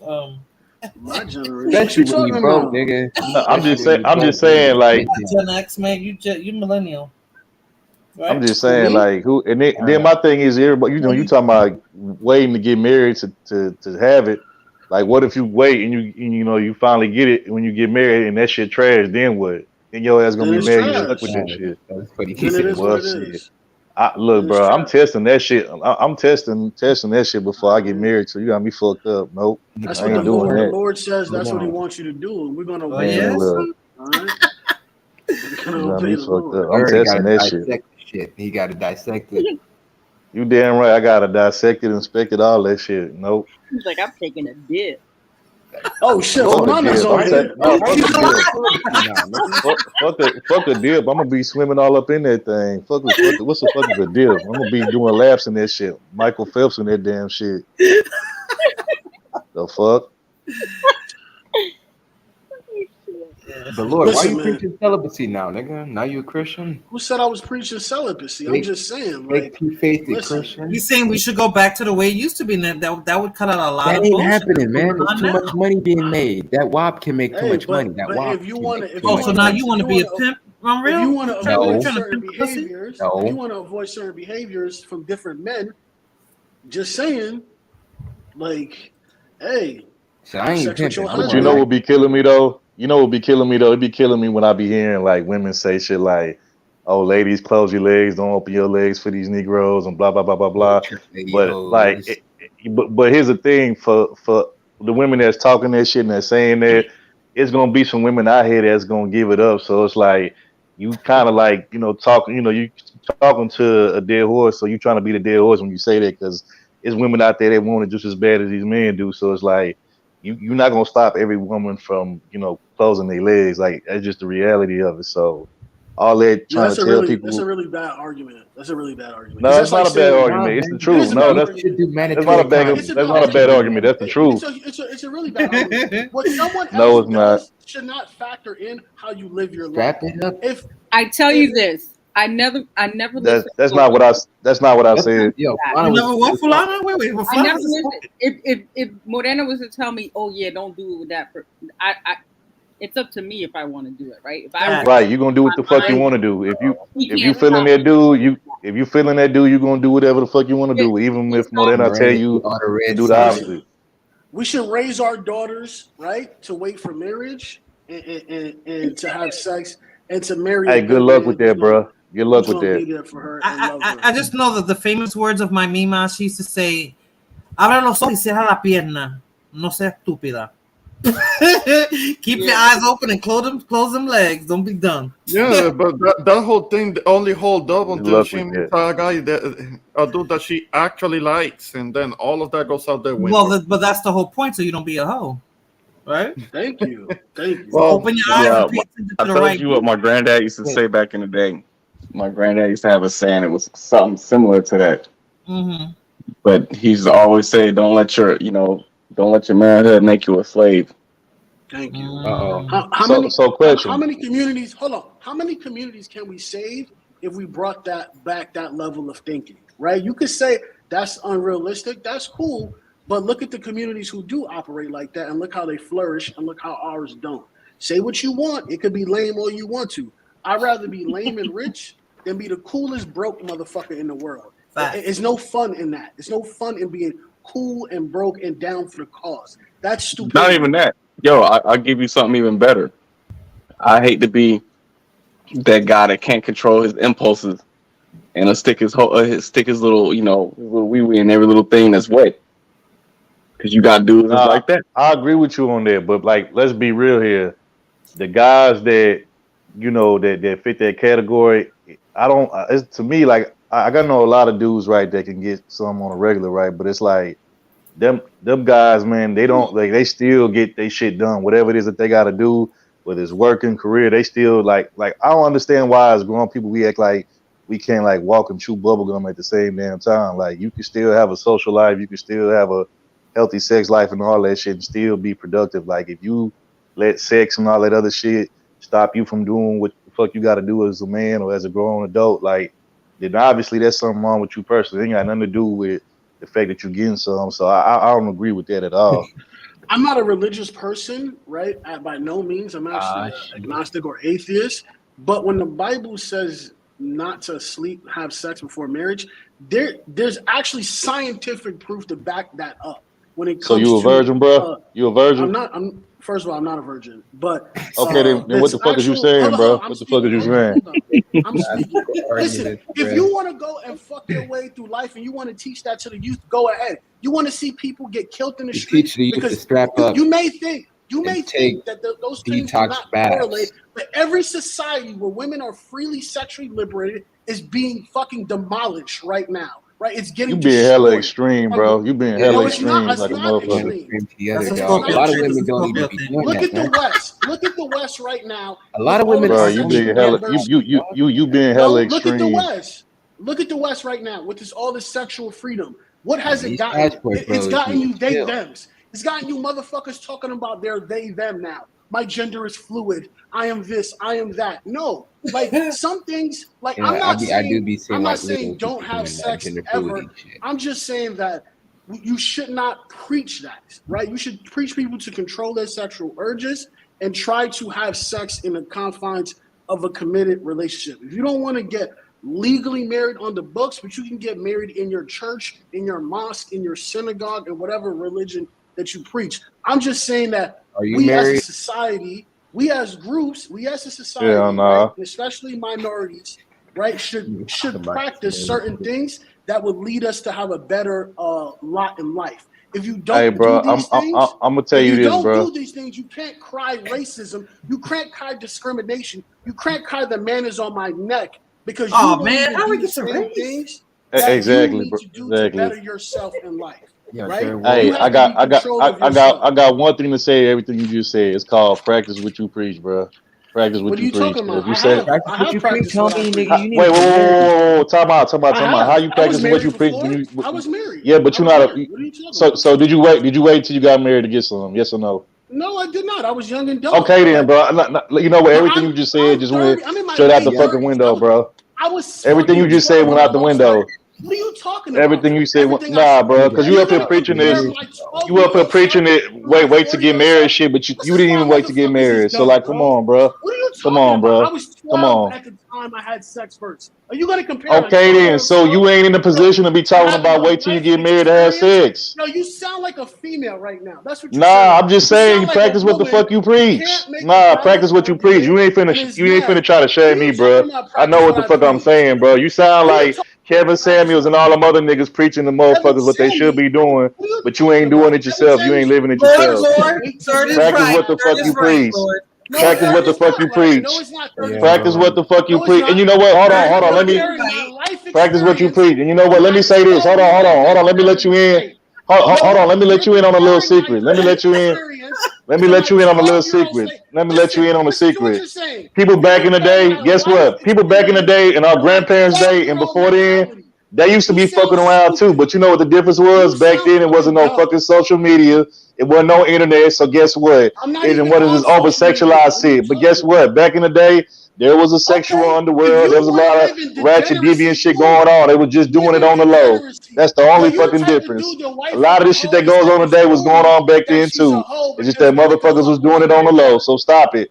Stop it, Five. Stop it. That people do what they do. Listen, if you want to live in a Judarian society, be my guest. But from my look, I just be me. I'm not trying to act like I'm holier than thou and shit. You know what I'm saying? That's just me. I don't act like I'm holier than thou. I believe is best, right? And if someone say, "Did you do this?" I say, "No, I did not make these decisions in life. But what I've seen from my life and watching other people and decisions I've made myself, this is the best possible outcome. If you don't like that because it offends you, because you're Ain't nothing offending me. I'm just saying you sound like a hypocrite right now. You sound like a double talking hypocrite because you're talking out of both sides of your neck. In one breath, you're saying motherfuckers should wait to get married to have sex, but then you talking about you had sex at the age of 12. Which one is it? You know what I'm saying? Because no, I didn't hear that. you know what I'm saying? Because I'm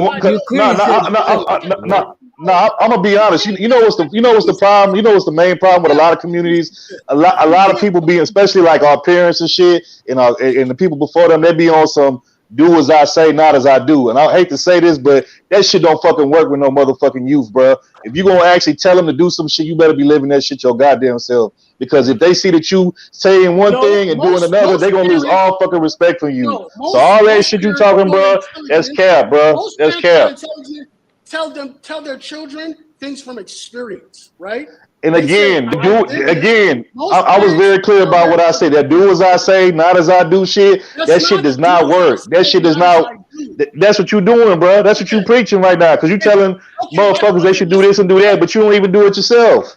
So that's exactly what that shit is. If I committed murder and I went to jail and I said, "Yo, you should not murder anyone." That is basically me telling you. Murder has nothing to do with this conversation. This is strictly about, marriage and sex and shit. We ain't talking about fucking murder. Quit trying to spin this shit, man. You tripping. No. Your argument states that you have to live a certain life.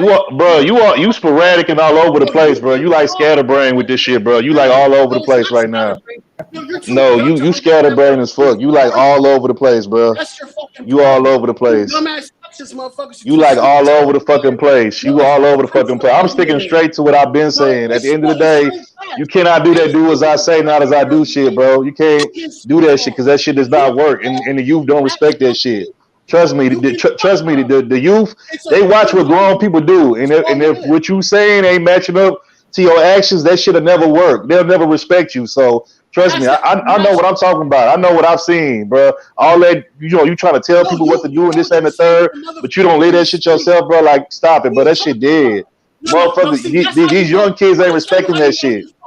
They need somebody to look up to that actually live the life that they fucking preach. They don't need nobody to just say, do this and do that, but they see you doing the opposite of what the fuck you saying. That's called being a bad example. None of those young niggas in the hood are listening to motherfuckers in suits that went to college and got an education. They listening to motherfuckers that sold dope before and tell them, hey, you shouldn't do this, you should do this. So that bullshit, like you had to live a certain way in order to talk about it. If that's the case, you would have never had a fucking Malcolm X, right? You would have never had a Malcolm X. Hell, you wouldn't have never had a Martin Luther King. But what the fuck does Malcolm X and Martin Luther King got to do with this conversation? Not a goddamn thing.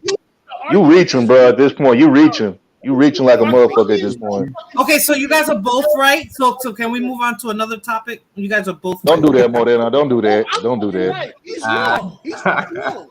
He knows he's wrong. He's speaking niggerish shit, and he wants people to live in. I mean, hey, look, this how the fuck I speak. You got a problem with it? Oh, fucking well. Sound like a personal problem to me, but I'm gonna say what the fuck I gotta say. It is what it is. Like, I'm not the one that's big mad. I'm just spitting the facts. You don't like it. You the one that's getting mad and hollering and shit and all emotional and shit. That ain't me. That's you, bro. That's you. You projecting like a motherfucker. It's not. You projecting like a motherfucker. You know what I'm saying? That's you hollering and all of you fifis and shit. I'm just speaking the truth, bro. Again, I don't go around telling people what they should and shouldn't do with their life, but I'm not doing the same thing. I'm not a hypocrite. I'm not a double talking hypocrite. You know what I'm saying? That's what double talking hypocrite niggas do. That's what y'all do. I don't do that. I tell people like, look, do what's best for you, but I ain't the one to be listening to because I ain't perfect my goddamn self. I'm not gonna tell you to do something if I ain't done it. You know what I'm saying? Like, I'm not gonna do that. But if that's what you want to do, hey, go ahead. Go on at it. Do what you do, bro. Yo, I can't wait for the meetup. I cannot wait for the meetup. The meetup is gonna be crazy. I've been trying to get a meetup for years. Meetup is gonna be crazy. I mean, look, we went a couple of hours without no arguing. That's true. I'm not trying to argue with nobody. Look, if you disagree with me. That's cool. But my thing is, bro, like, at the end of the day, like, I stand on what the fuck I say. I don't care who got a problem with it. You know what I'm saying? Like, my thing is, like I said, it just be like, okay, you agree to disagree with me, but you ain't gotta like come at me sideways about the shit. Like it is what it is. We just disagree. Like it is what it is, bro. Okay, cool. So, what were we talking about before? Because how did it even get to this? Fucking Lord, man. Because niggas gotta make fifis. That's why. Yo, the past month too, because I never knew what a fifi was. I didn't know that was a real thing, and the age range between men that talk about these fifis is scary. So you guys pass that down to the next generation or what? Because it's gonna be fucked up for the next generation. We're gonna have think the dude different. Yeah, The first one I heard it from was like 50. Huh? That's a messed up. It only gets worse. Really? It seems when it gets passed kids down. I don't know where did fucking generations. I don't know what happened there. You'll have some gay ass kids. I was like, what the hell is a fifi? Okay. Bueno. I learned about Fifi from Big Hurt. I don't know if y'all ever heard of Big Hurt. Big Hurt, man. He is. That is a funny dude. He's funny and corny, but that's a good thing because ex-cons need to be corny. Y'all need to stop being hard all the fucking time. No pun intended. But you guys went from this gangster who supposedly financed death row while what's his name was locked up. Yeah, but that was me and Third giving y'all like the prospectus.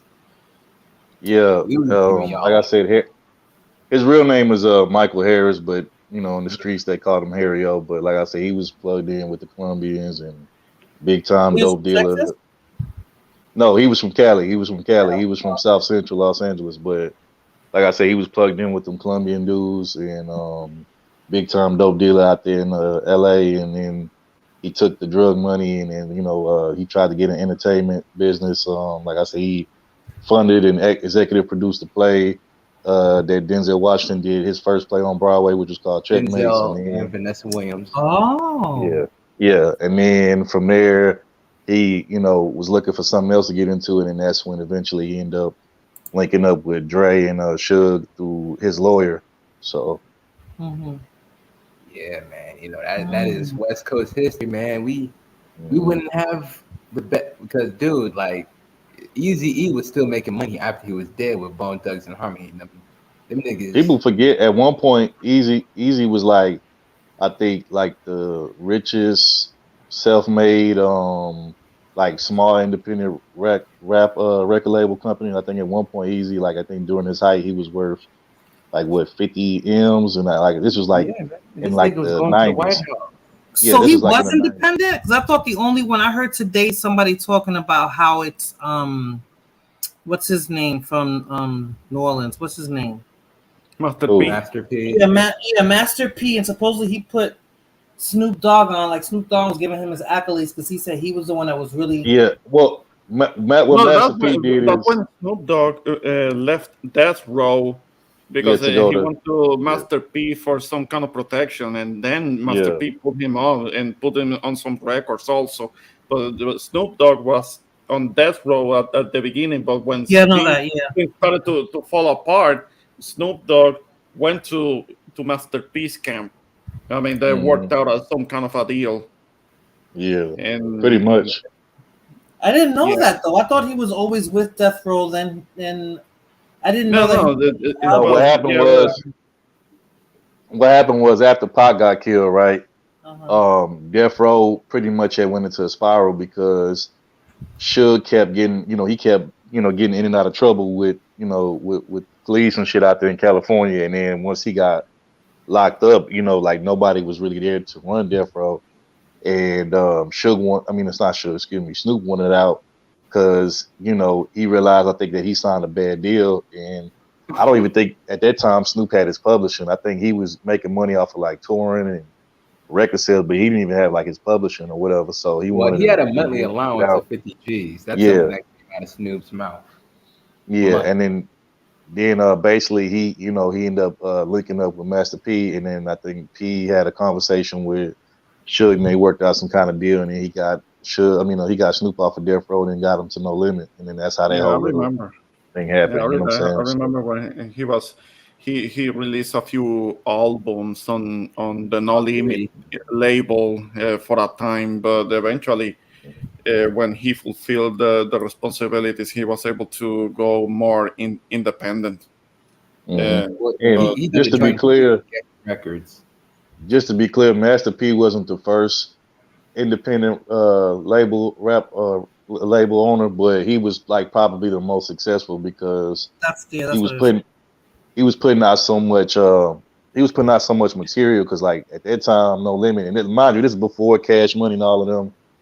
He was putting out I think like they said every month they was putting out like 20 CDs a month, some shit like that.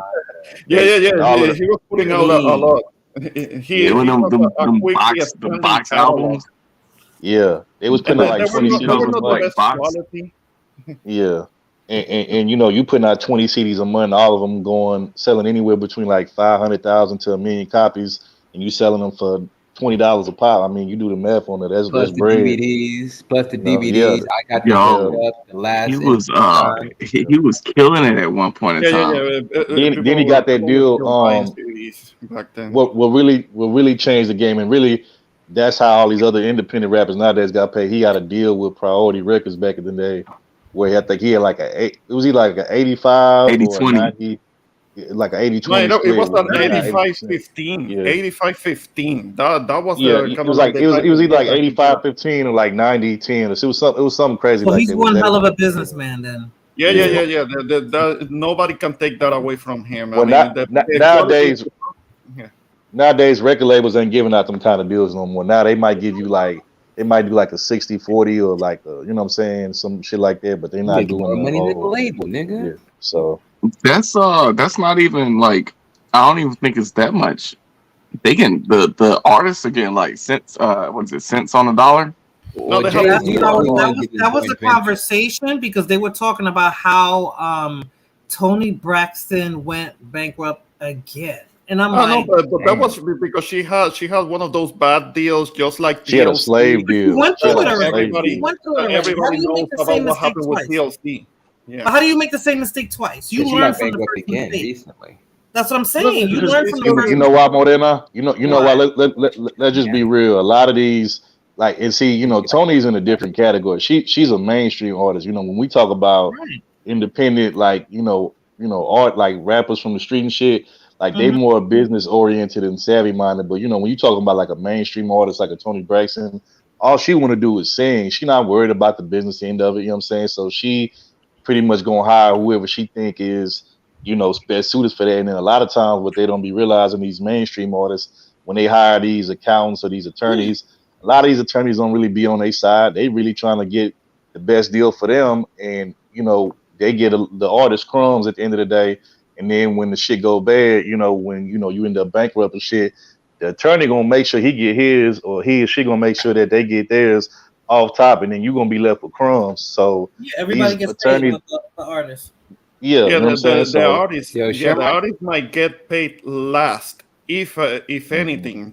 There isn't going to be much, and they have to make their money by doing as much touring as possible, because they can't depend. But they were even saying on she was better streams. off doing that, Ramon. That she would have been better off not dealing with the record label like that and just touring, like and making her own money off her tours. Because she was getting like 33 cents on an album, not on the dollar, on the album. That's like slavery. You're right. And meanwhile, they don't understand the business, and they get taken for a ride, and they have them sign all of these papers. It's like what Here's the happened problem with TLC and what Pebbles, Miss Pebbles, the manager, did with them, that she's still bitching and complaining about it because she felt like she didn't get all the money that she thought that it was due to her. But I mean, if you look at what happened with TLC and the breakdown, I remember watching that special that they did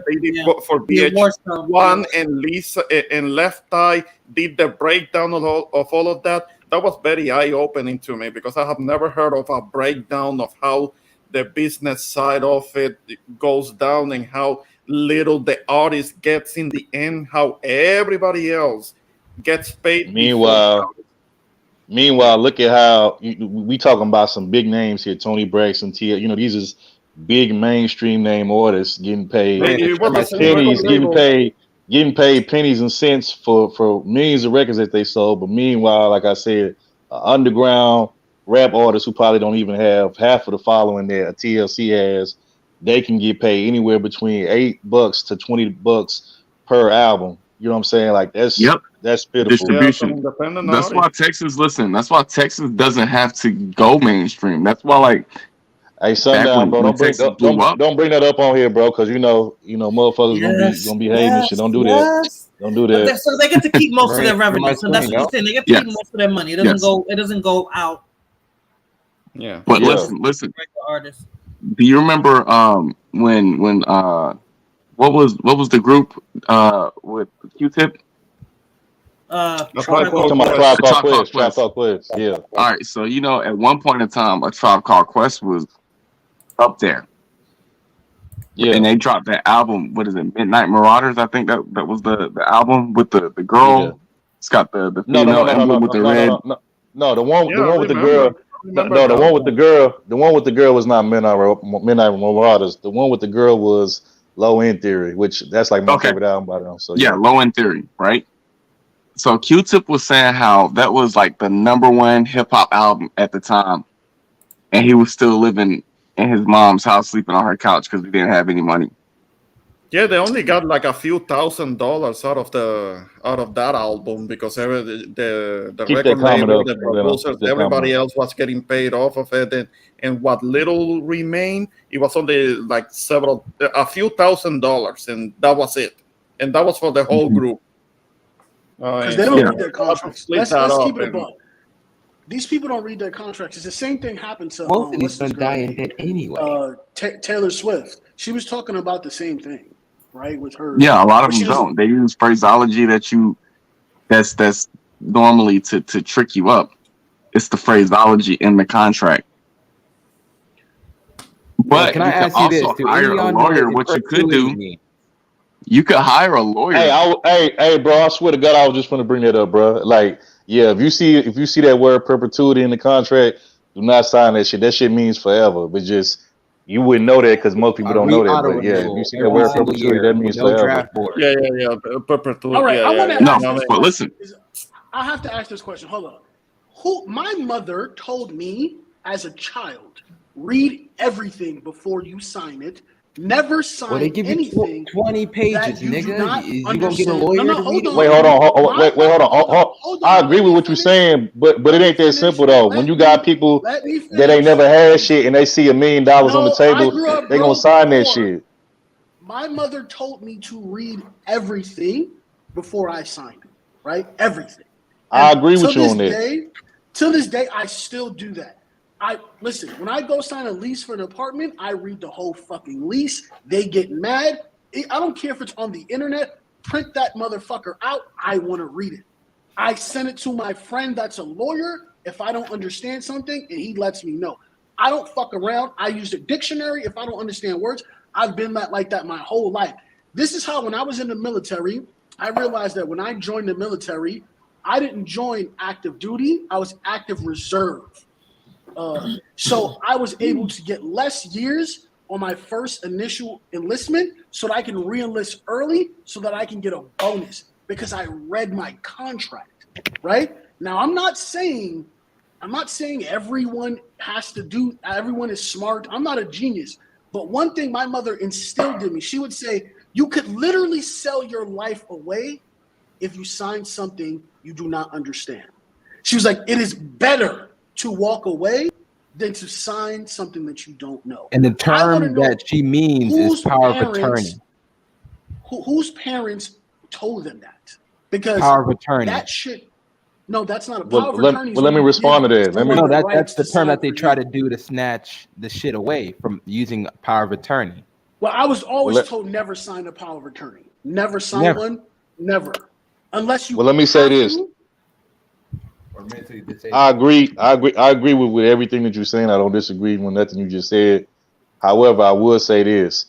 That is probably your way of thinking, my way of thinking, maybe even somebody like a real deal. But you got to understand that a lot of these people that come from literally nothing, all they see is that $1 million or whatever the advance is on the table. That's all they see is that they don't that, and then when they put that contract in front of you and they see all of this fucking contract jargon and lingo that they do not understand. Like, granted, yes, you should hire a lawyer, somebody that understands, but again, when you coming from nothing and you don't never had shit and you see all this money in front of you that you probably would have never seen in your life otherwise, they're not trying to read that shit. They ain't thinking about that shit. They just want to sign and get the money. But then once it's too late, and then later on down the line, they get stuck in a bad contract or they get put on the shelf or they don't have no creative control over their own music. That's when they want to cry and bitch and complain about it. And I agree that, you know, it's too late. You should already, you know, had somebody look over the shit. But again, And third ward, how do you money feel about is the a motherfucker though. People would do anything for money, even if it means selling their soul or signing their life away. Like we see that all the time. I don't know why that's such a surprise. But third, not a like people like surprise. Young Boy, he got a $60 million deal. Just imagine what's the terms in that deal. NBA Young Boy sound like a damn slave on the beat. You Yeah, but $60 million. he got Birdman backing him though. That's the thing. And Birdman could be giving out good deals. Birdman doesn't have the best reputation when it comes to representing artists. Didn't Lil Wayne have a beef with him because of money? Yeah, he because didn't give of him his money. contradiction? He eventually paid him. He eventually gave him his money. But yeah, nigga, but that here's took my it thing, 12 years, and it took away from his career. He couldn't be able to release no new shit after the Carter I don't 4. disagree. Hey, did y'all notice? Okay, so you know when Trump was in office, right? You remember he was at that time he was giving a lot of people like pardons and shit. Y'all remember that? Yeah. Okay, well I think Lil Wayne at the time he was supposed to go do a bid over I think over having like a gun or some shit in New York or some shit. And I think Trump ended up pardoning him, so he got, but he thought he was gonna have to go before Trump gave him that pardon. So what he did, because you know, like you said, he wouldn't get paid from Birdman, and so I don't know how much money he had or didn't have, but I just know that he was hurting for money. And so what he did is he sold not only I think most of his catalog, but he sold like I think like that whole Young Money catalog. So all the early shit that Drake and Nicki did, like he sold all that shit off. And he sold it, I think, for like 150 million. Now most people would say, oh, that's a lot of money, but you know, if you really think about it, you know, because they had that run from like what 07, 08 all the way up to like what 2015, 16, 17, something like that. You know, like that catalog should be worth more than 150 million. That catalog should really be worth, I want to say maybe probably at least $500 million, but he sold it for 150. You know what I'm saying? So $1 billion. but Like, it's but he sold all the Nicki early shit, all the Drake early shit. He sold that shit. They sold that whole catalog. He had the motto. He had the motto was my because shit with Drake. like now if Drake and Nicki drop some shit, they own all of their shit. You know what I'm saying now because they've been in the game a long time. But when they first came in, Wayne and it was owning all of that shit because he was he was over them. So you know. And that's fucked up, man. So that means Take Care has been sold. Yeah, all that shit. Drake first album, Nicki first, maybe 2 albums, maybe her first 2 albums. I think. Proud of you. All that shit. The Young Money album, all that shit. Nigga. Here's the thing, right? Any artist that comes out now that get jerked, I don't feel bad for them, right? And the reason why is because I don't give a fuck where they come from. Back in the day, I could feel some sympathy for them for the simple fact that the information just wasn't out there, right? Yeah, you didn't read your contract. I have a little sympathy for you, right? But the ones that come out now, I have no sympathy because all the information is out there. Like anybody that still signs to Diddy is like, yo, you a dummy, right? Like you a dummy. Like, come on. Like he's literally known for jerking everyone. And you still gonna sign for him? So you're special? Nah, I don't have no sympathy for any of these guys, right? Like, it just doesn't make any sense. Like, Mace signing to Death Row is like, who's waiting for the next Mace album to drop, first of all? Secondly, right? No one. No. Secondly, right? You just going to keep signing your life away? You just can't go independent? Like, that doesn't, like, sit right with you in your brain? Come on. But see, that's why my favorite artists have always been independent artists. Don't get me wrong. I do like some mainstream artists. I'm not going to cap on that, but like my favorite artists have always been independent artists, you know what I'm saying? Like, period. Because, you know, they control their own destiny. They do their own thing.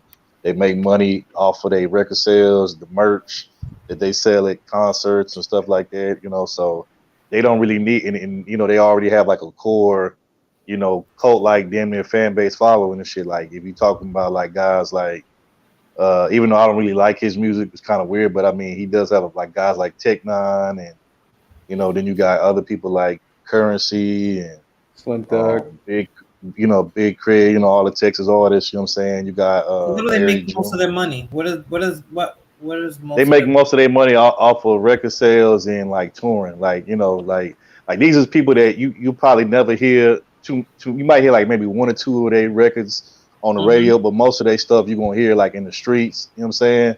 But these are people that when they go do a show, they getting like maybe anywhere between like 30, 50,000 a show, you know what I'm saying? And like I said, these not mainstream artists, so they getting paid damn near close to what mainstream artists getting paid, but they more or less like underground, you know. So they're still selling up, but they're still selling what DVD? What are they still selling? I mean, I thought everything CDs. I mean, people still drop CDs, but you know, everybody does like streams now. Or what you could do is like you could buy, now they have like online, you know, CDs that you could buy, you know what I'm saying, where you could buy like directly from their website and shit. So, you know, you got shit like that.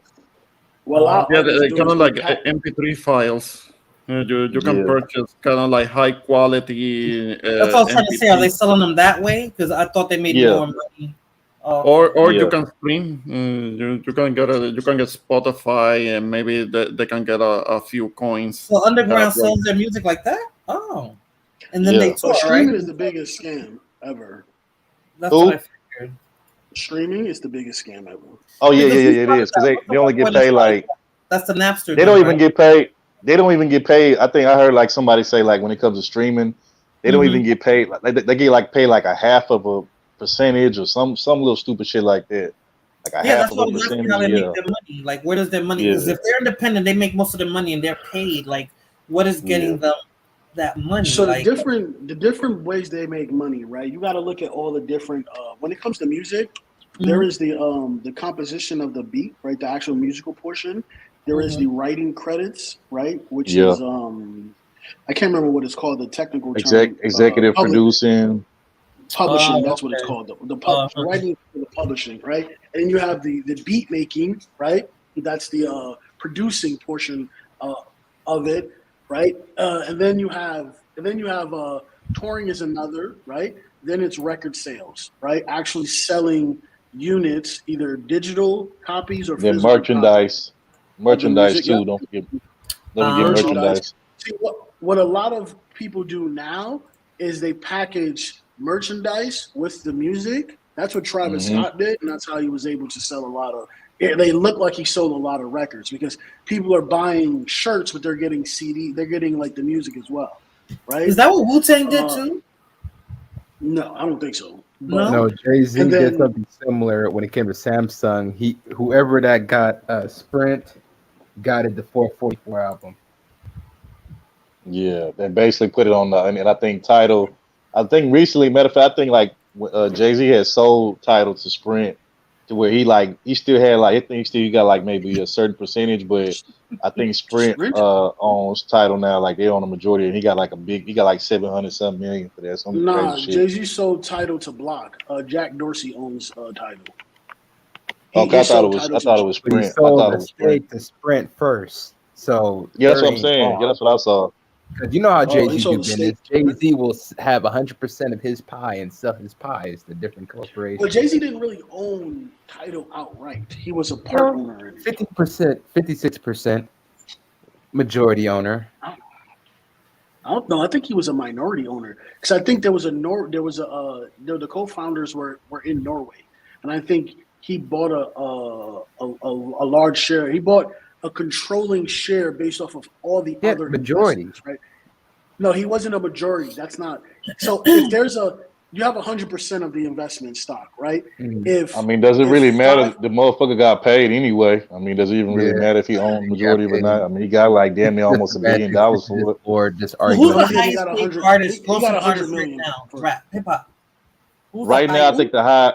Wait. When you say highest paid, do you mean like making the most money, their own money, not like wait. Hold on. No.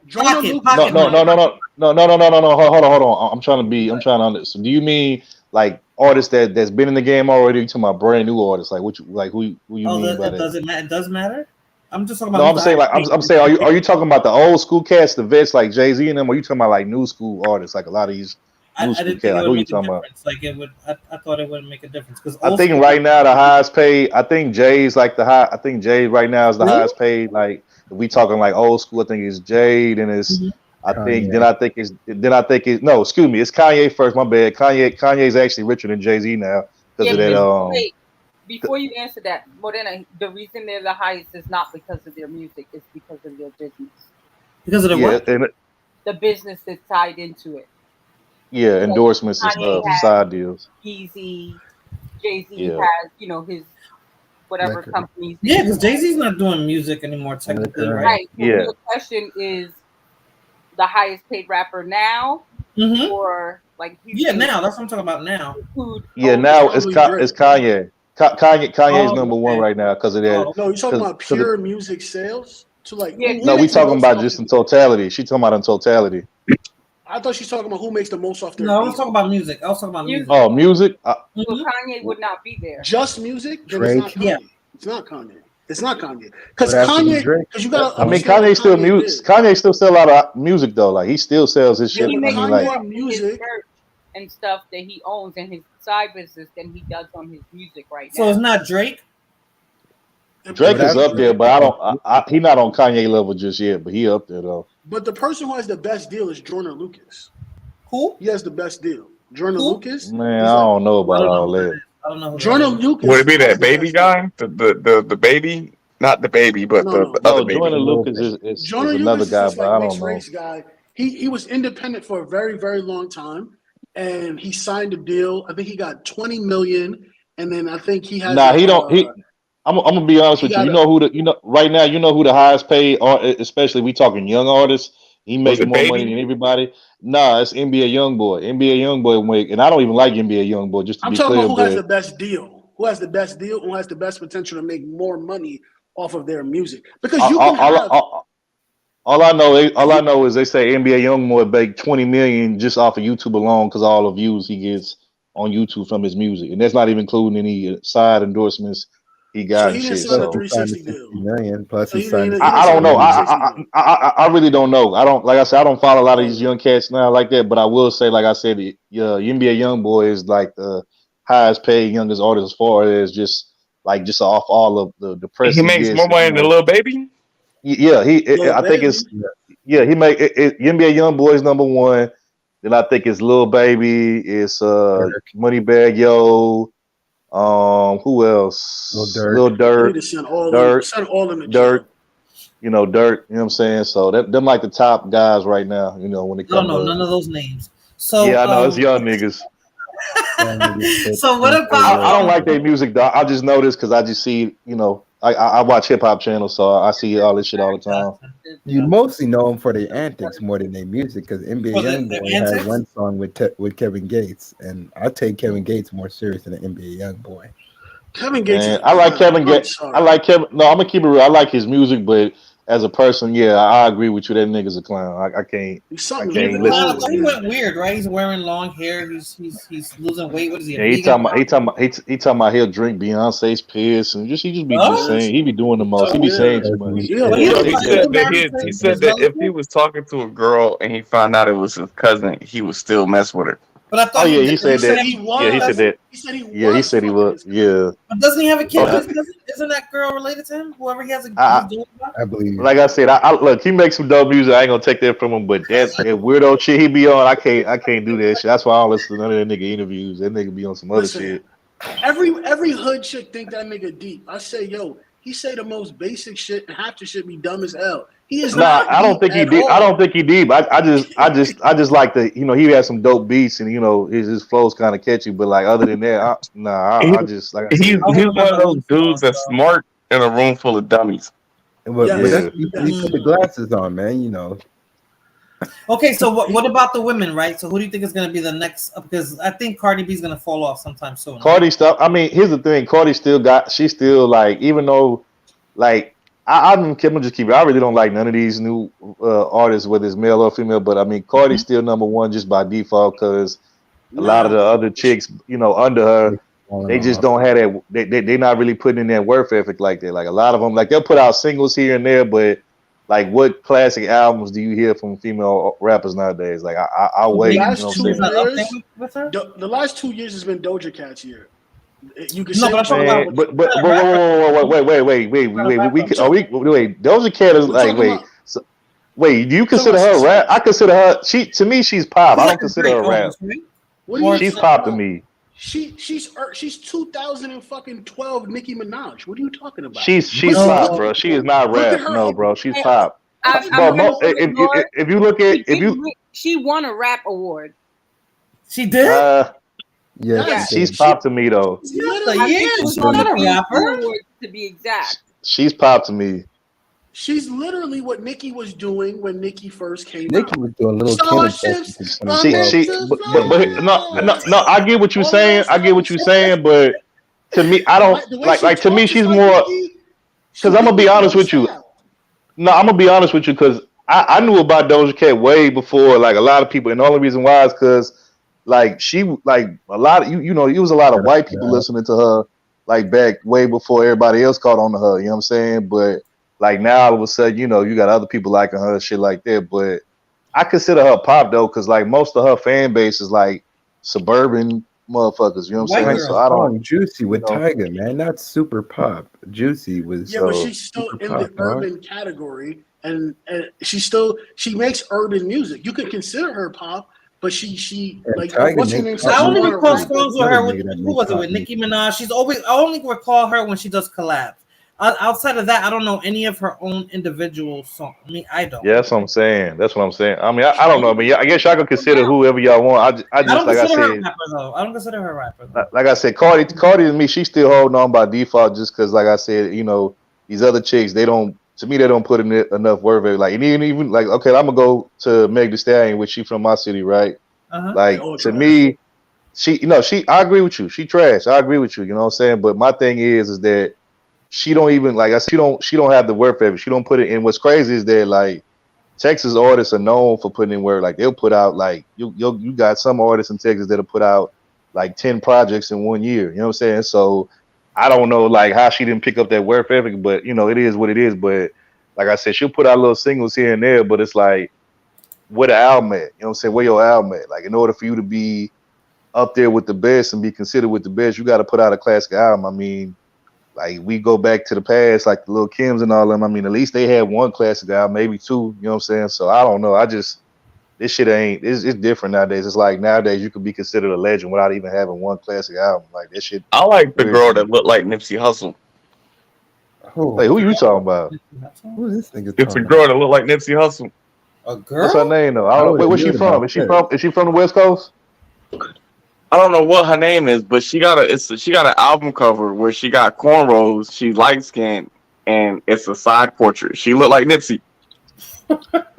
Wait, I know you ain't talking about. You talking about Lotto? You talking about Lotto? I know you talking about No. Okay. Oh yeah, what's up with her? Why nobody mention her? She looks like Listen. The girl that I'm talking about, she got a song with Jizza. I don't know who the fuck you talking about, bro. I'm gonna look her up. I don't know who you talking about though, bro. Real talk. It's a light skinned girl. She got cornrows like Nipsey, and on her album cover, she's looking to the side. It's a side portrait. She kind of look like Nipsey. Nigga. So why didn't you guys mention Lotto? Hold on, I'm gonna find her. I'll be back. I like her beat energy song. Like that was well, I'm gonna say this. Lotto at first, back in the day, like when because she actually been rapping since she was a teenager. She used to be. Yeah, I saw her on what's his name show. That's why I seen. Yeah, she used to be on that. Yeah, she used to be on that show with Jermaine Dupri. Jermaine Dupri had like a show where he was. But like I said, this is when she was a teen. But back then, like she was actually like spitting some real shit. But now that she grown and you know she part of the industry, because back then, like I think she was just getting managed by her dad or whatever. Now like she signed to a record label. But now she pretty much went from actually like Cardi B. She's a Cardi B.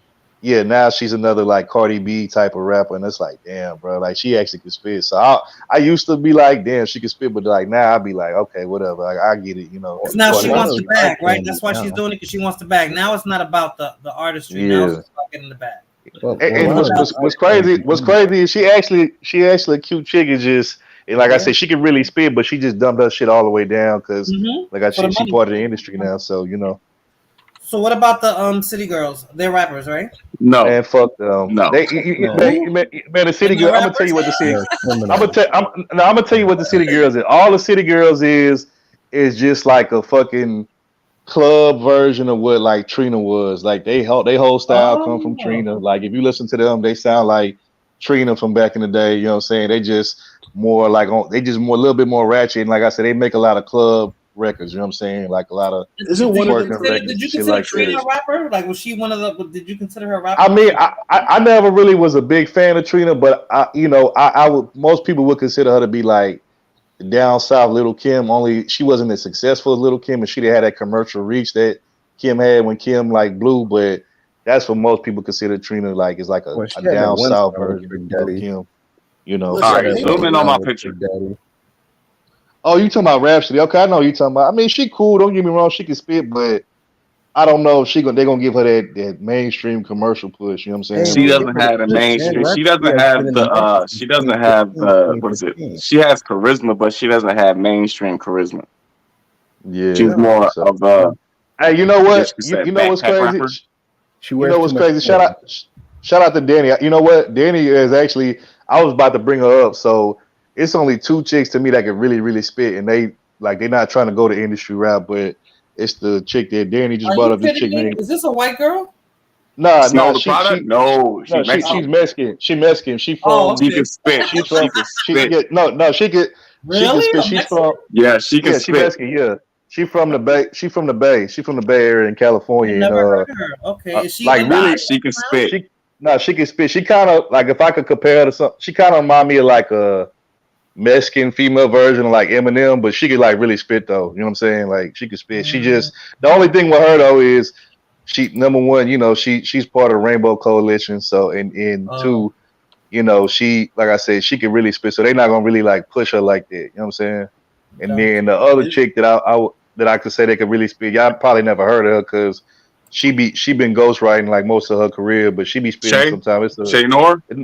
Nah, it's a chick from New Orleans named 3D Naughty's her name.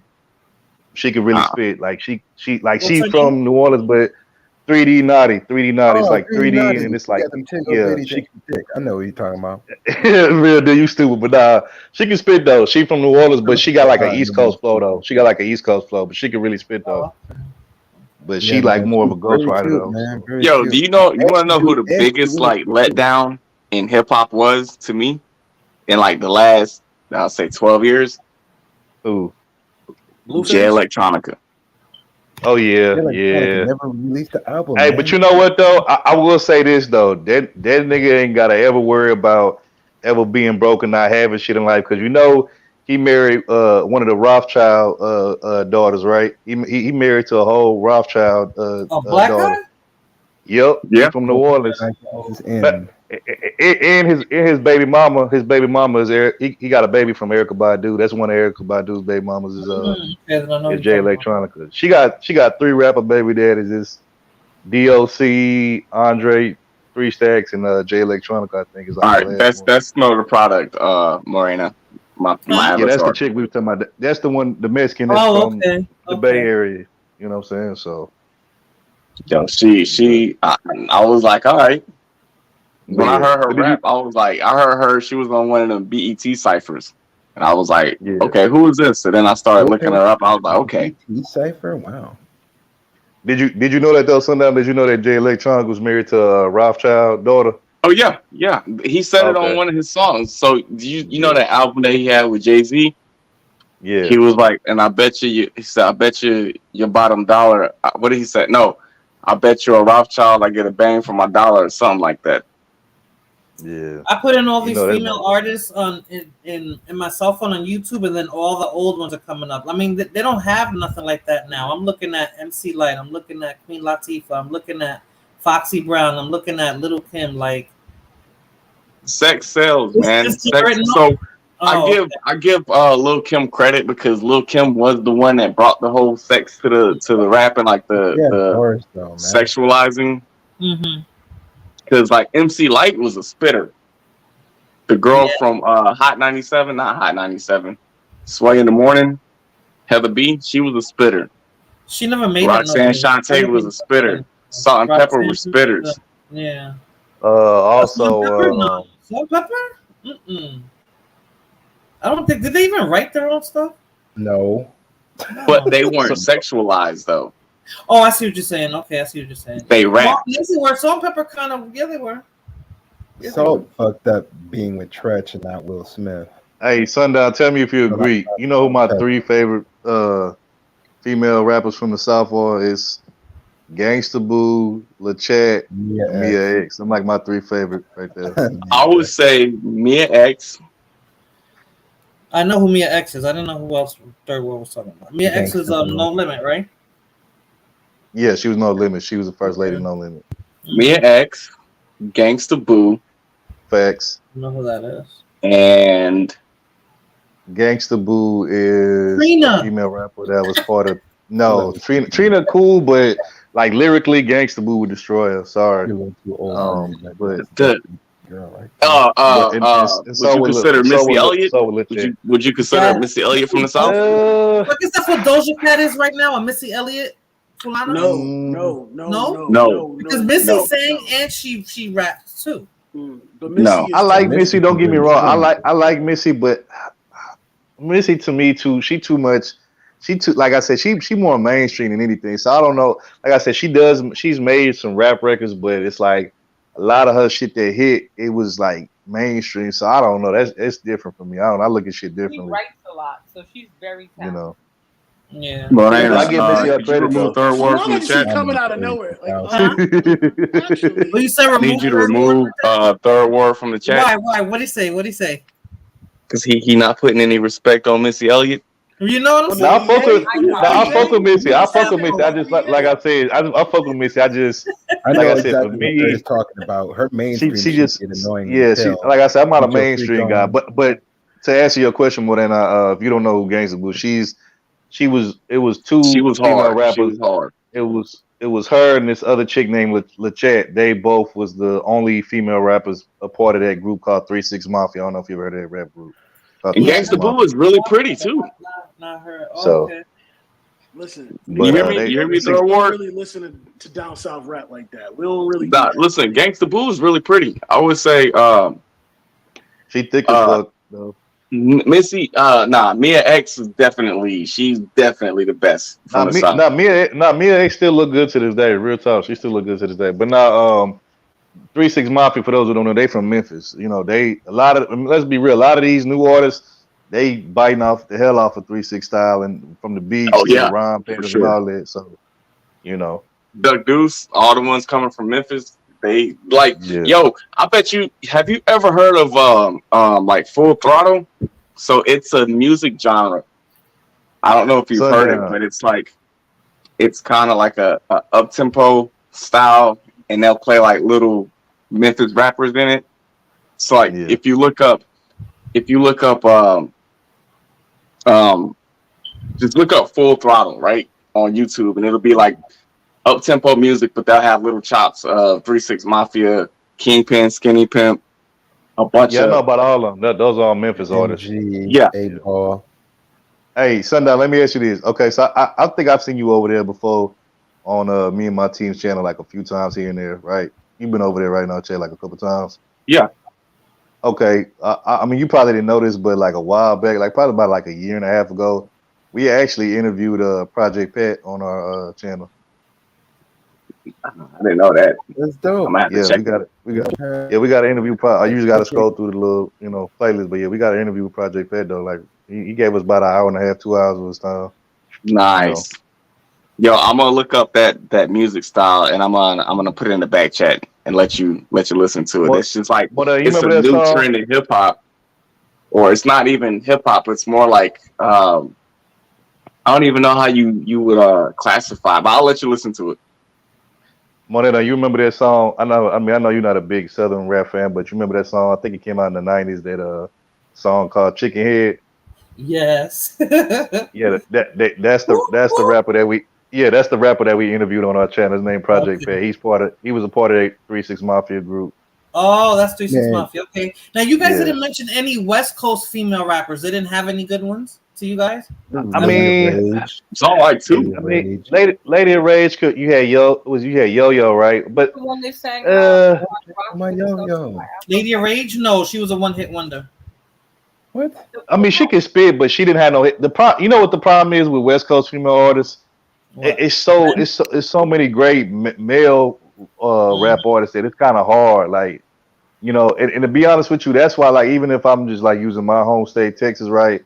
Like, Meg's not the first female rapper to come out of Texas, but she's probably the most known and most successful to date. Which, you know, I still don't even really consider her a big deal, but a lot of people do because she's more like on a mainstream level. But there were other female rappers before. I don't know any Texas female. You know, but it's just, but the problem is Texas is such a dominated, you know, male rap scene that, you know, it's hard for like a female. That's really, to be honest with you, that's why the biggest female artist to come out of Texas ever will probably be Beyonce, because she's not a rap artist. She's, you know, R&B / mainstream, you know what I'm saying? But like, yeah, female rap artists, it's hard to make it if you from like Texas or Cali. Like, it's hard because there's so many good male artists, you know what I'm saying? So it'd be damn near impossible to make it, you know? So, but I don't know. I'm not a fan of a lot of this music that's out. Some of it is cool, but for the most part, I still listen to old school shit. Man, why you didn't interview the nigga that did Show Enough, man? You talking about Tila, man? I gotta be honest. I gotta give a shout out to Brandon though. Brandon, the one that made that project pay interview possible. You know what I'm saying? So, yo, Third Ward, I'll put it in the private chat. Okay, I'm gonna look at it. Let me see. So it's an up tempo song, but they chop up Memphis, and it's like a style. Okay, so I was like, yo, if 3 6 Mafia knows about that, then they can make money off of this genre because this is popular. Hey, did y'all see that thing recently? I was looking at it. I'm like, damn, this is crazy. That they were saying that that Biggie stole that Juicy song from a rapper down south from back in the day. How dare you talk about that? How dare you talk about that? Man, did y'all see that? Nah, for real though. Like, y'all can go look it up. If y'all think I'm lying, y'all can go look it up. It was a guy that had that same. Morena, I think they had that same. He's spreading propaganda right now. Nah, man, look, y'all can go look it up. Y'all can go look that shit up for y'all want to. I think he called himself. He's no, he's not from Texas. He's from Mississippi. He's somewhere from South, right? He's from Mississippi, but he called himself. He called himself the Notorious. I think he was like the Tories. What was it called? Like the Tories something. The Notorious one. That's what he called. Yeah, something like that. His name too. That's what you. He used the same beat and everything. I like, and it came out before Biggie's version. So I'm like, damn, that's crazy. Supposedly. No. Actually, I seen the actual dates. His actually came out like I want to say like maybe 6 months before Biggie's version came out. So it wasn't no supposedly. Yeah, we don't know nothing about that. How did they find it? Any internet then? I don't believe that. That's actually. That's How the actually. fuck did they find it? No, I seen the dates more than I'm not trolling. I'm being serious. I seen the dates. His version came out like maybe about 6 months before Biggie's. Nah, that's the truth. But I mean, whoa. So wait. So we gonna act like East Coast artists having stole to jack other ideas from other people first. Never. Man, please. We don't do things like that. You know what I mean? Cam already didn't prove that. You know what I'm saying with that swagger jacket. Cameron, he proved that Jay stole a lot of shit from a lot of niggas. And I fuck with Jay-Z. Jay stole, Jay stole a lot of shit. Wait. Jay stole a lot of verses. Jay stole damn near majority of Biggie's best verses. Let's just keep that a book. Wait. What is he saying, Lord? Kick him off? Lord. No, hold on. Listen. Hold on. Jay-Z, 99 Problems, that second verse. Now, once upon a time, not too long ago, he stole that whole verse from UGK. Stop it. Yeah, he stole that whole verse. No, Morena, I'm gonna send it to you. If you think I'm lying, I swear to God, I'll send it to you. Now, once upon a time, not too long. It's called biting.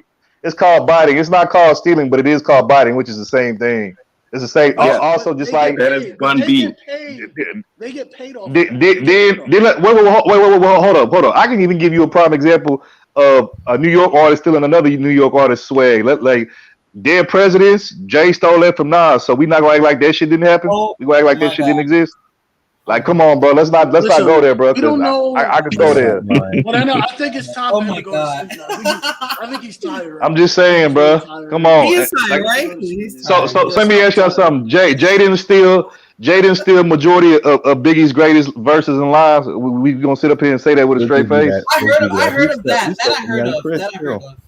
He stole his 2006 flow. Conspiracy theory. Shit, Jay even stole a couple of Snoop's verses from back in the day.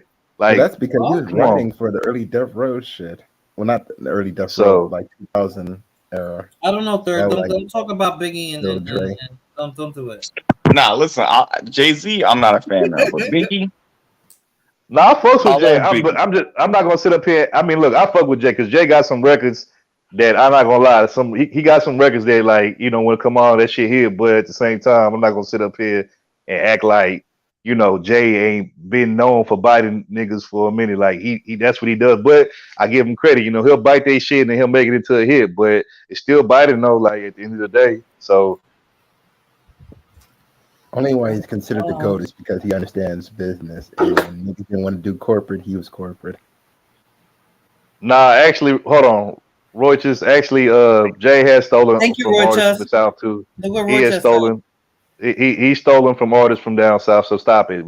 Sundown just brought up the whole that little verse from 99 Problems. He stole that verse from Bun B. So stop it. Oh man, just don't talk about. That's why I didn't even want to go there, because I already knew this was gonna go in this direction. I already knew. He's sensitive about that shit.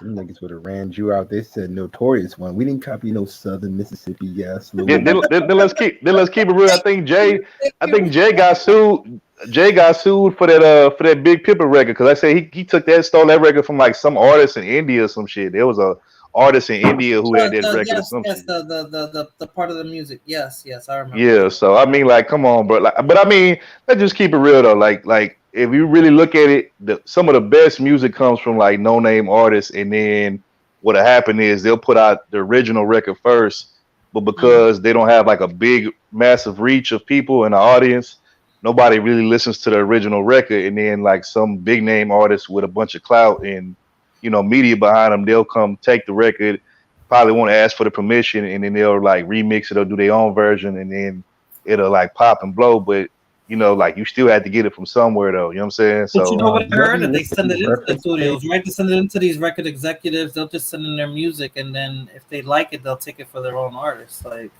yeah. Third, do you be listening to these reference tracks? Man.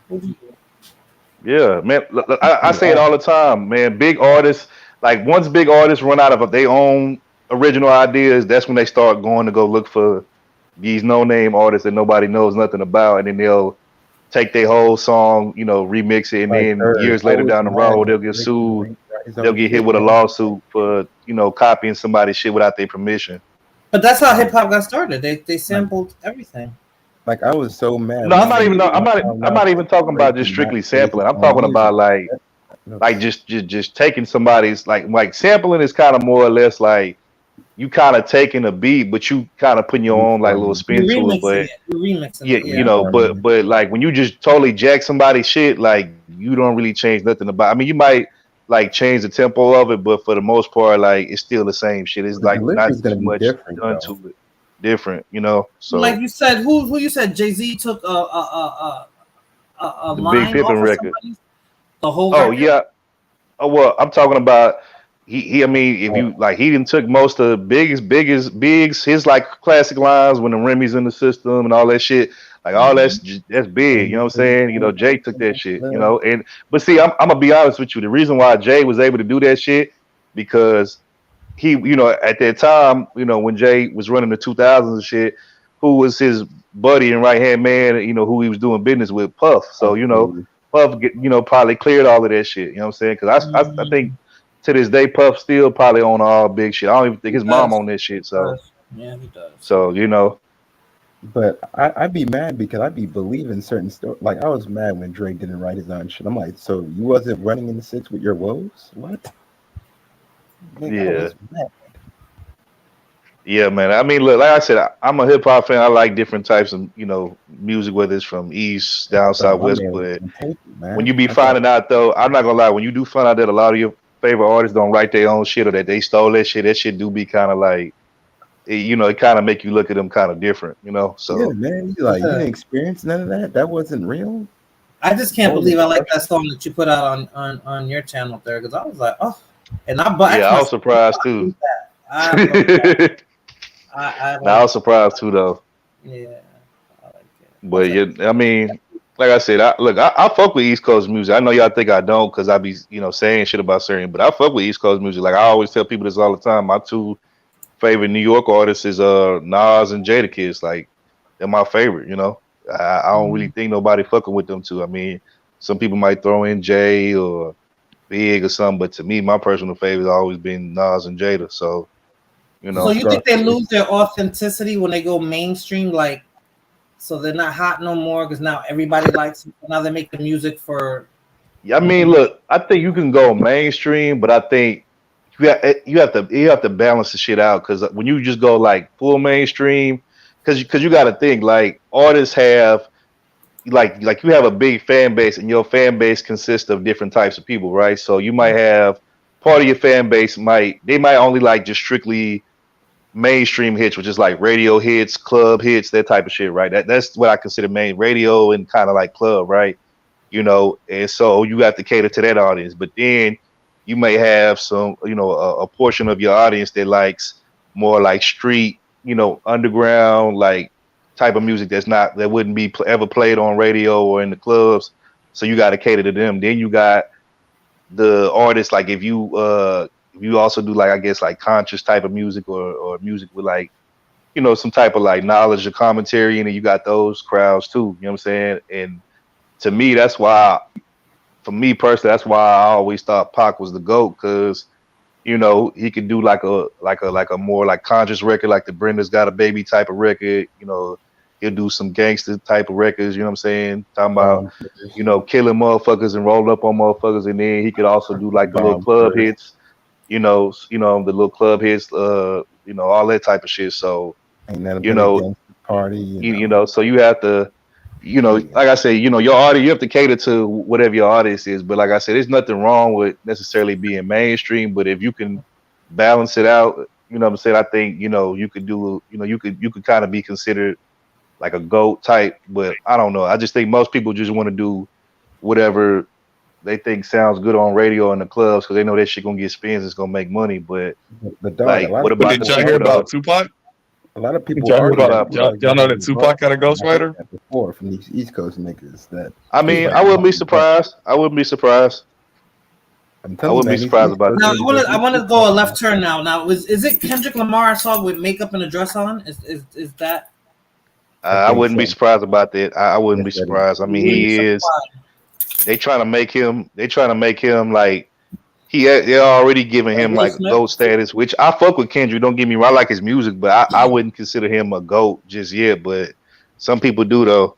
So if Is he trying to Will Smith it? Like, is he gonna do like a Will Smith type thing? I don't know.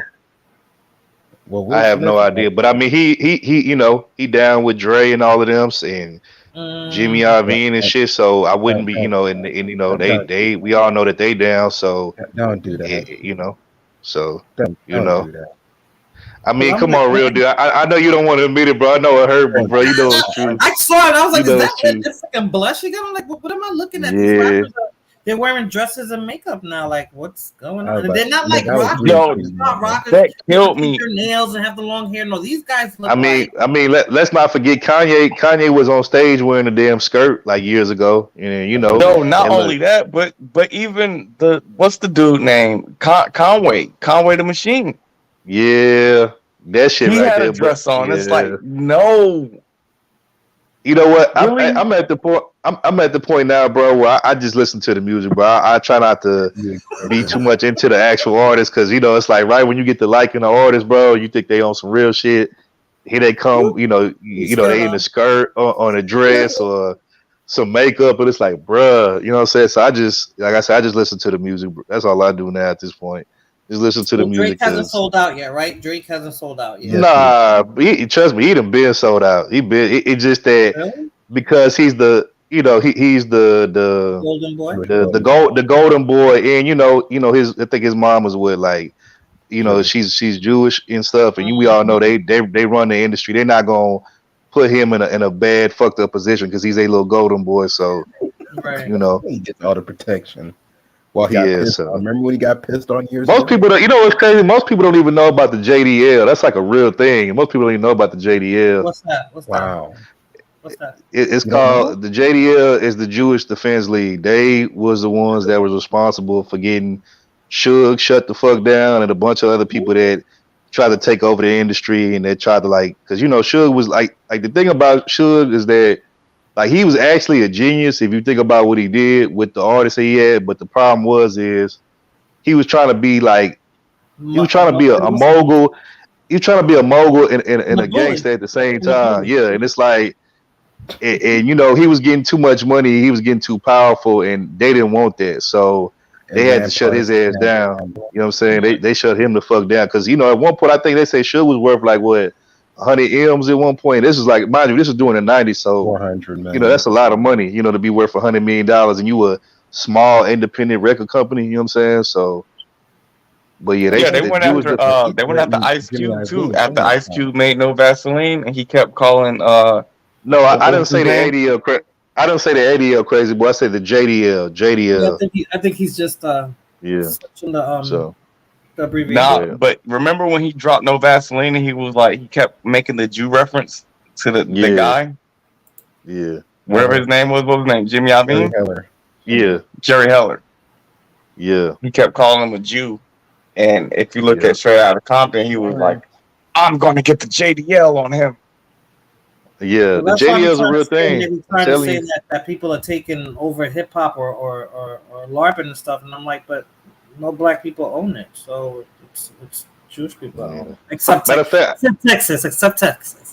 Matter of fact, somebody brought up Doja Cat. I think she have Jew too, if I'm not mistaken. Yeah, they did. And Fulana sent me a YouTube video where she is a rapper, so I guess. Yeah. You know what's crazy? I think I cut her hair off. Hey, I was just about to say that, bro. I was just about to say that. Britney, like everybody goes to those young girls go through that stage where they just want to cut all their hair off and do something stupid like that. Like that's like a rite of passage or something. Like I think that's what that is. I mean, I don't know. I don't think she's going crazy. Well, maybe the money does make you crazy, right? Yeah. Yeah. Hey, what's up with early you brought up Cardi B more than you brought her up early. What's up with I think was this like last year or some months ago where she said that she tired of the industry and she was saying like a bunch of like cryptic.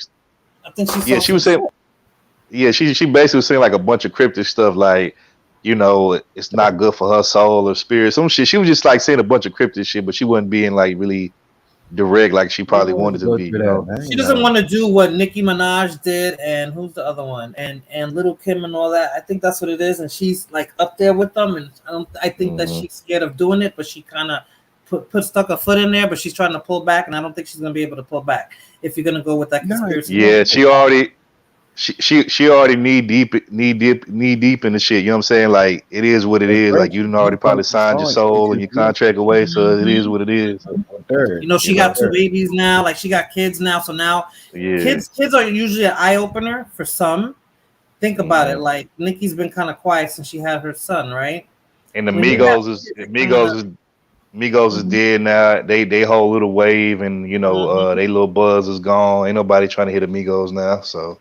Yeah, so a lot of people be having those trials and tribulations because Drake's recent album, he had In Too Deep, the Loverboy situation, In Too Deep, and he was pretty much stating that he came this far, motherfuckers way in too deep. You got to provide those rituals on deck, or the hit pieces come.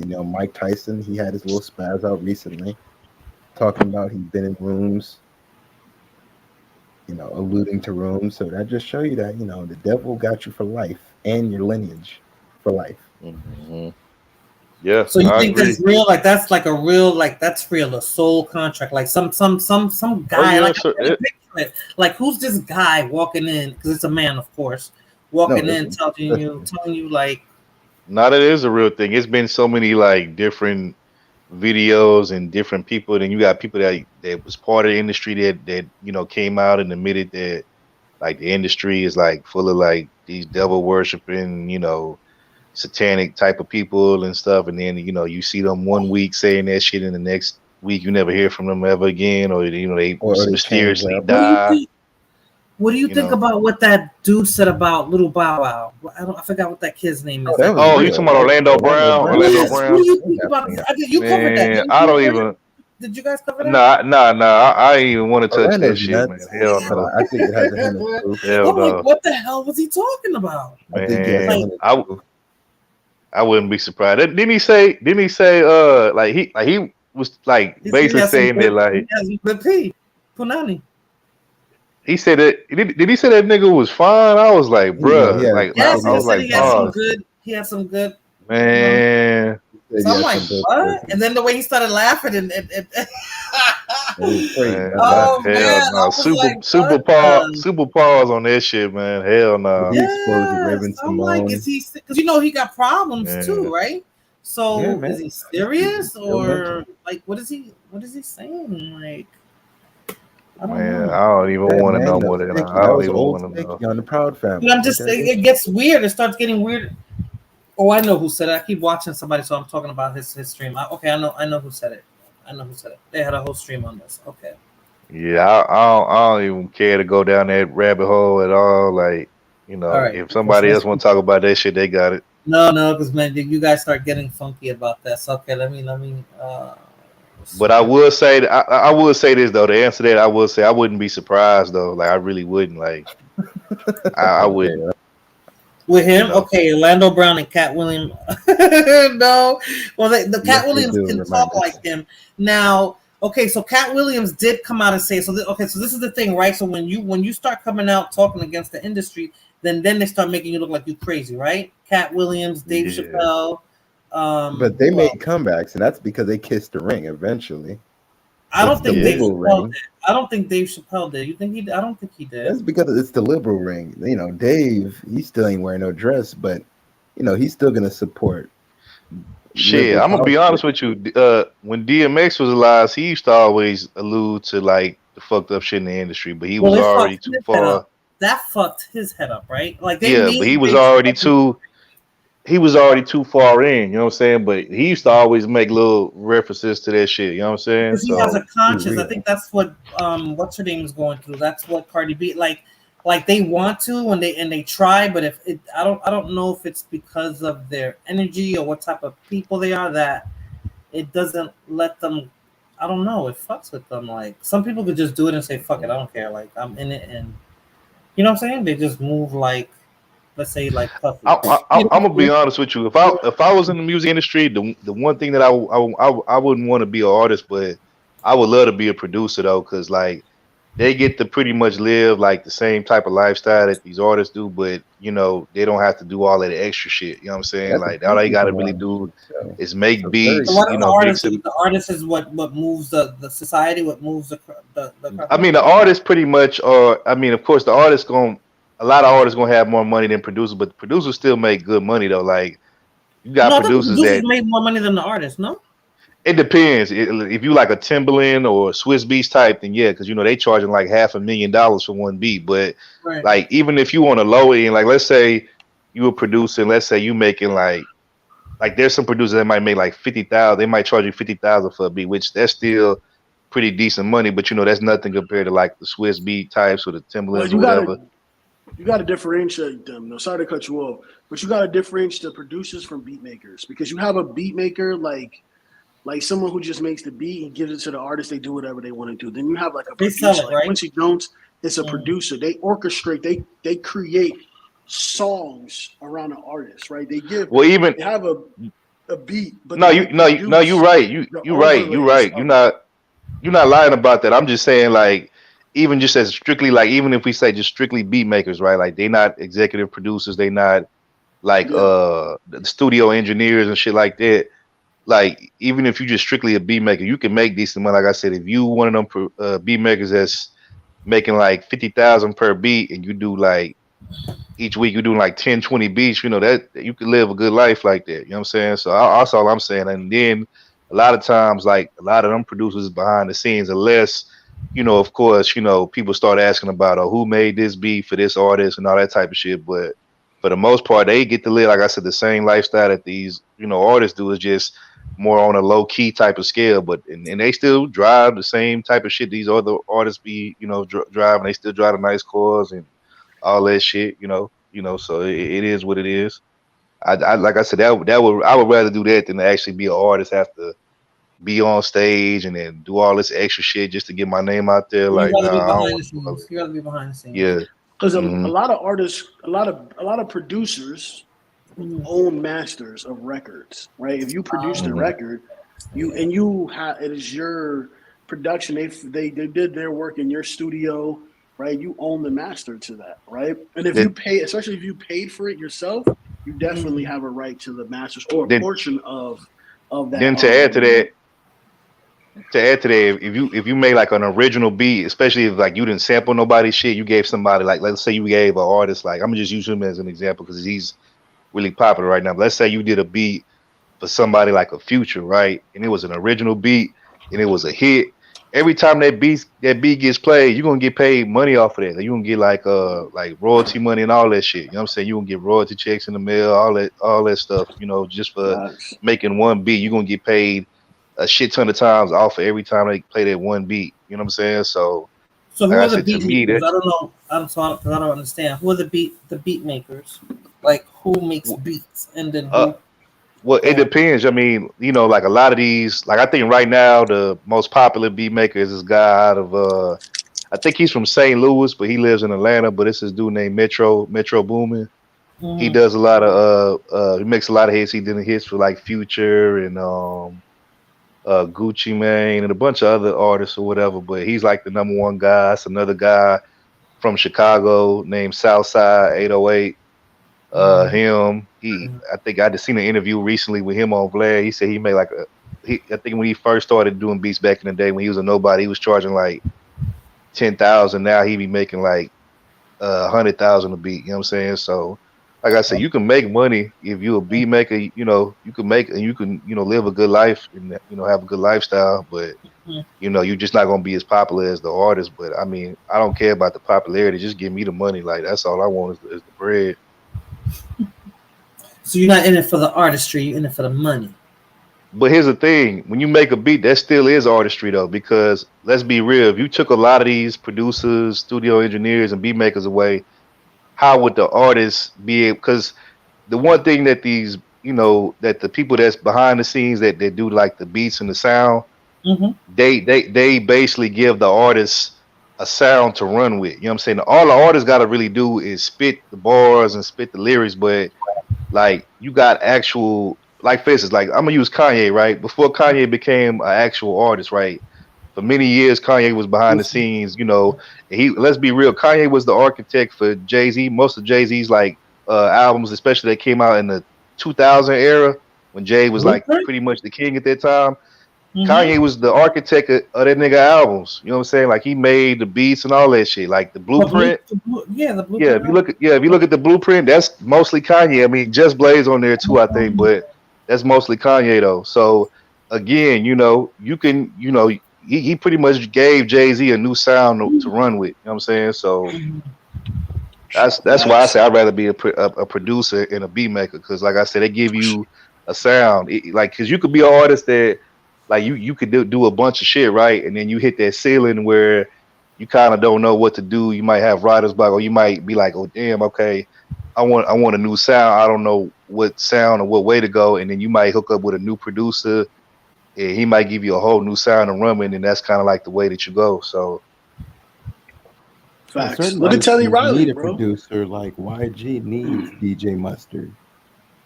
I'm gonna tell you, you brought up Teddy Riley, and Yeah, that's Teddy facts. Riley. But who don't get enough credit because he was the man like for a long time. He just didn't get the credit. But y'all remember this dude named Dallas Austin? Yeah. Oh yeah. Well, he was the sound Yeah. of the '90s with right. He was the for R&B. TLC. All everybody that came out in the '90s from TLC to Escape to The South anybody. too. It was the South too. Yeah, Escape. I think Crisscross. Anybody from that era. Like he was responsible for that sound. Babyface because it was But Dallas was built differently, Babyface though. Dallas and Yeah. Babyface Dallas and what's the other guy? Pebble's husband. Babyface Yeah. Dallas. And Yeah. I don't know if y'all remember this group back in the day called ABC. I don't know if y'all remember them. another But bad creation. Yes. yeah. Yeah. That's all Dallas Austin. So, but he don't get enough credit though. Well, he used to write. So- He wrote songs. Like he wrote And he like, most of produced. Hank's first album. He produced. You know, he's ultra talented. Ultra talented. Really, let's be honest. Before the whole like Outkast, Goody Mob wave of Atlanta, before that whole like sound, he was the guy that was like he was the guy that kind of like put Atlanta on before like the Outkast and the Goody Mobs, and then like pre Outkast and like and Goody Mob and all them, pre CeeLo, all of them. You know what I'm saying? So he was around like doing like I said doing the Crisscross, TLC, Escape days and shit like that. We gotta give him some respect to. Nobody really talk about him when it comes to producers and songwriters, but Jermaine Dupri. Like Jermaine Dupri wrote all the Confessions for Usher. Hey, you know what? Hey, you know what? I'm gonna say this. I'm glad you brought him up. I'm gonna say this, and I know a lot of people gonna probably disagree with me on this, but I would dare to say that Jermaine Dupri probably has just as many classics in that he's produced and engineered as like let's say like somebody like Diddy. You know what I'm saying? Because you got to think, man. Really, let's be honest. Diddy stole that whole. He had a conglomerate. Diddy stole that whole. You know how when Diddy like became like the king of the remixes. Yeah. Like that's what Jermaine Dupri was prior to Diddy. JD was the remix king before Diddy. You know what I'm saying? Like, and then you got to think. JD has put his hands in different genres of music, from rap to R&B to pop. You know what I'm saying? Right? Was he? Yeah, he executive produced the Emancipation of Mimi, that album, Confessions, Escape. Escape. Who else did he produce? Like TLC. He didn't produce for TLC. The Bread. The Bread. Lil Bow Wow. So yeah, Usher. Mariah Carey. Like I said, since he was a kid. So, but like JD been around for a minute though, man. He got a mean ass catalog. Yeah, he got a mean catalog. Right? But wasn't it his dad? Somebody was in and I'll be honest with you, I've never been a big JD fan. I respect him especially like when he tried to come out as an artist, I was like, nah. But as a producer though, and as an engineer, he dope. I can't even take that away from JD. And I'm not even like a so Def type of fan like that at all. But like just the shit that he's done for other artists, like you can't take that away from JD. So no, but Teddy Riley, Lord, he was New Jack Swing. So that was what? That was late 80s, 90s. He was bigger than everybody went there. He created New Jack Swing, but he was so much bigger because he was. Teddy Riley was making beats for big artists when he was young in Harlem in the projects. Like that's how crazy Teddy Riley was, right? Well, I forgot what was the name of those two producers that was under Teddy Riley. The ones, what's their name? It was Jimmy Jam and no, you're talking about Clips. Yeah, Jimmy Jam. That's what I'm talking about. Yeah. Oh, Eclipse. Pharrell and what's his name? Pharrell and the other little kid. What's the white Chad? Pharrell and Trad. I thought it was the Teddy Asian Riley dude. when he moved to Virginia when he was broke. He was dead broke. He had no fucking money, right? He talked about the story. He was dead broke. He lost everything. All he had was one American Express card. He used that to set up his whole shop in Virginia Beach. Those are the best. And they are, right? And he like made a big comeback. Listen, man, shout out to him, man. Like, shout out to Teddy Riley. Like, he's a legend. Nobody really gives him nobody really talks about him, But if you Well, that's if you listen because to him, he didn't That was a put whole no movement, marketing yeah. behind himself in the 2000s. If he would have survived with the 2000s, he would have been still talked about. He made You too much know, money you know though. what? He had to. He didn't. He didn't You know, have to. y'all just made me think of something. You know what else was probably like would be considered like a pretty like a failure with all the talent that they and just the like the staff that they had at their record label that was it should have lasted a long time, but LaFace record should have lasted way longer than it did. But like LaFace yeah, had you're so right. much talent though, like that's crazy what happened to LaFace. And like I said, really, if you really think about it, like I said, Dallas Austin, all Jermaine Dupri, Dallas Austin, I think Jazzy Faye, But all you of them. Babyface was a producer too. He left. Babyface Yeah, started doing his yeah, own thing. yeah. But He I'm saying left. after he left, the people that was responsible for the LaFace sound for those artists like TLC and all of them that was on that. Matter of fact, I think Outkast was on LaFace too at that time, if I'm not mistaken. Tony But Braxton was the biggest artist, no? yeah, she was on there. But like I'm saying, like the artist that was behind her that was like next to blow was like TLC, Outkast, and shit. The people that was responsible for that whole sound was like Dallas Austin, Jermaine Dupri, Jazzy Faye, like they was all like a part of that little, that little group of what LaFace was back then. But LaFace, I think, well, I forgot what happened to LaFace. Did they sell it? I think they A either boy sold it or it sold it went for under. $100 million. Yeah, man, that should have, LA man. Reid Look, sold it for $100 million and went as, back to college. yeah, as much hits as LaFace made, it should have. I wouldn't have sold LaFace for no $100 million. I would have sold it for like I'd be like, give me $500 million, because to me that's what I thought it was worth. Well, 'Cause they had people made a thought he lot. got shortchanged anyway, but that just Yeah, show you know so Berry Gordy he sold Motown to BGM for $80 million. No, $100 million in '88. man, as legendary as Motown was, bro. Should have held on to it, yeah.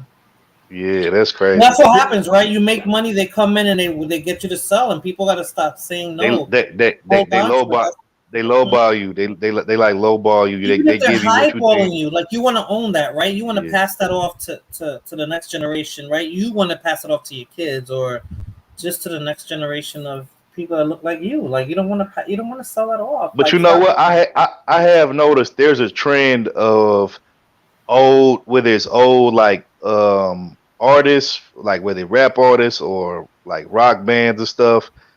I've noticed like when the pandemic hit, it was a lot of artists that was selling off their whole entire or at least a majority of their catalog for like 100 million, 200 million, 300 million. Matter of fact, old boy, we forgot to bring him up as a producer. He was another classic hit maker. Like I want to say from like the late, no, it was probably the late 90s, early 2000s. But you remember that? What's that guy's name? I forgot his real name, but they used to call him Dark Child. Oh Yeah. That's right. What was his name? He made that song, Say My Dark Name. Child. Dark Child. Yeah, he produced. I think he produced. He produced for what's the group? Brandy. The group. What's the group? Black Street. I thought that was Teddy Riley, no? Oh no. Black Street is it's not Teddy Riley. Black Street is Teddy Riley. It is Teddy Riley, but it doesn't. No, mean but they don't get no. He made some beats for Black Street too, though. But I think it's Rodney Jenkins. Rodney Jenkins was Rodney his name. Jenkins, I think. yeah, that's his name. Yes. Yeah, but I think he sold most of his catalog. I think he said he sold it for like 150. And don't get me wrong, 150 is a lot of money in today's time. But if you think about like just the span of work that you have done, and you got hits all over the place in different genres, yeah, I would want more than 150. I would want Not at even least selling it. Do you know that those people that buy it off of them, their kids and their kids' eat off all that shit? Yeah, of course. Why But if let's say you in that position where they say, let's say they actually give you what you think is worth. Let's say they want to give you like $500 million. You turning that down? Yeah. Remember what I said? Okay, you smart though. You smart though. That goes in for generations. So no, I want to create. But it depends on how much money, because you could buy other things, right? And you can make it into something more valuable. However, if you're not business savvy enough to do it with your own product, because that's really what it is. That's really what it is. The individuals, they're not business savvy. So Right. the fact that they are willing to sell off their product like that, because basically what they're doing is they're selling off their commodities, right? Yep. Their money making machine. It's because they don't understand how to make it revenue generating. All they probably understand Forever. is like, yo, yeah, they understand like if I pour, that's how I make money. Right? Right. Not knowing there's so many ways to make money. Like if your song plays in a commercial, you make money off of that. Your song plays in a movie, TV show, Guess you make who? money off of that. Licensing. Yeah. Guess who just? Guess who? I want to say this was 2 months ago. Guess who sold off? He sold majority of his catalog for $100 million. Justin Timberlake Dylan. sold majority of his catalog for about $100 million. Justin Timberlake, and mind you, Justin Timberlake had some hits. You know, he had his little run. Mm-hmm. Like to me, like I said, his catalog should be worth more than that. But I guess depending on your financial need at that time, you're gonna take whatever you feel like you can get that's best. But he sold his shit. Like I said, this was 2 months ago. He sold his shit for $100 million. Red Hot Chili Peppers. But you guys know where I'm going with that, right? That's what I'm saying. No, they won't be a Yeah. price because I know how they work their shit. So yeah, you got to get into the business sense aspect of it and say, well, I'm gonna make this make money forever. Like, Well, you know, See, a this lot is of people why- don't understand how to do the licensing thing correctly, though. yeah, but you have to have the business mind too. I mean, you can license it, but you have to know how to keep that product going. It's just like Lord said, if it's in a commercial. Yeah, but whoever comes to you with the agreement and say, "Hey, listen, we want to be able to buy your catalog for X amount of Catalog. dollars." Well, you gotta just say, "What do you plan on doing with it?" Well, we want to do Right. this, and this. True. Okay, how about this? How about I license you my catalog for the next 5 years? Then you show up dead. That's You what don't he like said. that. I'll license you my catalog for the Don't next like that 5 shit. years, right? And Uh-huh. exclusively to your company means it won't. It means we both make money off of it, right? For X amount of dollars, and you get a 30% split. I get a 70%. You know they never want it like that. That's it. That's what They're not, bro. Like I said, Wait, hold on. I told you earlier that's like some Master P deal type shit. People ain't getting those type of deals no more. I'm telling you, they not. These No, you artists is not can. getting those type of deals no more.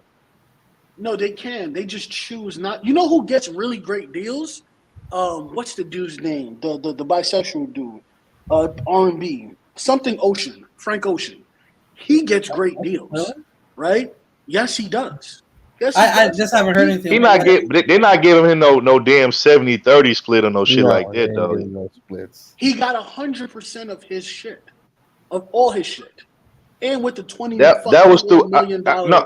I know what you're talking about. He basically finessed the industry because there was like it was like some loophole or some bullshit in his contract that he was able to like finesse in. But for the most part, like that doesn't always happen. That's like a once in a lifetime type of thing. Most of these artists that get signed to these deals, they get like these really bad contracts, and then a lot, like you said, a lot of them ain't even have enough common sense or just be smart enough to read they shit. They just want to sign a dollar line for the money, and so they don't even be knowing that if they have a way out of their contract or some wiggle room, and it might be right there in front of their face on the contract. You know what I'm saying? So, but yeah. No. After 8 years, you could remaster your record and you could own that masters and have now that thing on the streaming services now being the primary record that's put out. That's why when you go to That could work for some artists though, but people No, like that works. Beanie That's Siegel, legal. he can't do that no more. 6 months ago, six months ago, y'all remember their rock group called Sting? Remember them? Yes. Mm-hmm. 6 months ago, Sting sold their entire catalog for $300 million. What? Which is crazy $300 because million. Sting was one of the most stingiest artists for releasing clearing records, right? Yeah. And he was like he would like be like, "Yo, you ain't pay me my money, so you can't use it." Like he Yeah, was really. I think also Red Hot Chili Peppers. I forgot how much they got, but they sold $100 million. their catalog, something like that. Honestly, I'm not surprised with them. They probably needed the money. Well, that's why they killed Michael, though. Let's keep it a buck. That's why they killed Michael. Yeah, That's why they killed Prince. Right? I was just gonna bring that up next because he was not only did he own his shit, but he was buying other people's catalog, and he was like, I think he bought Little Richard's catalog and then gave it back to him. Yeah, he owned the Beatles. Michael was a gangster. He was like, Paul, how many? He owned the Beatles and put it right back in white hands because all those kids are white. You know, that's what I'm talking Then about. But you know what though? He right. Michael was kind of gangster though. He was petty because I don't know if y'all remember this, but there was a time where Eminem used to stay dissing Michael Jackson in his songs and videos, like dressing up like him and doing all this goofy shit. And so Mike bought that motherfucker's catalog and was getting paid off of his shit. Like real talk. He bought Eminem's catalog at one point. Did he give Eminem something? Like give him part of some? Like Eminem was he didn't give him shit. He bought his catalog, was getting paid off of that man. Like real talk. Now Eminem, he talked. I was watching an interview recently. He talked about Michael Jackson gave him something. I can't remember what it was. I think after he died, or we all know what happened. But after he passed away, after he passed away, I think that's when M was able to get his catalog back. But yeah. But imagine being in the studio. Michael to die to get their shit back. Yo, me and Morena in the studio. I'm just like, yeah, you complaining to me, Morena, about your fucking your rights, and I just be like, okay. And then the next day I come out like, and you come back mad because somebody bought your publishing. It's like, yeah, I bought it. Yeah, I would be pissed. Morena, yeah, you'd be seeing all the red dots around you too. I'll be like, Lord, you better start ducking. You know who I heard. You know who I heard recently. You know who I heard recently. She trying to get her. I think I forgot if it was her like publishing or her masters or something like that. But she trying to get her rights to her music back. And no, and they not. I think Anita Baker. She trying to get her shit back. Really? Anita Baker, she got a court case she got to deal with. That bitch ain't paid property tax. Hey man, look more than Anita Baker. That's my shit. She one of my favorites. So I love me some Anita Baker. But here, I'm gonna say this, and I'm related gonna take off. Ricky Ross. But you got to look at it like this, right? No, none of these artists, the melanated artists. Let me say that, right? To be respectful, to me, when I listen to these artists complain about the record industry, I say, it's funny because it's enough for you motherfuckers, and there's enough athletes, so that shit never has to happen, right? So you're gonna tell me if I got jerked on my deal, and well, let's be clear. Real quick. Let's be clear though. Athletes athletes make a lot of money, especially if we talking like NFL, baseball.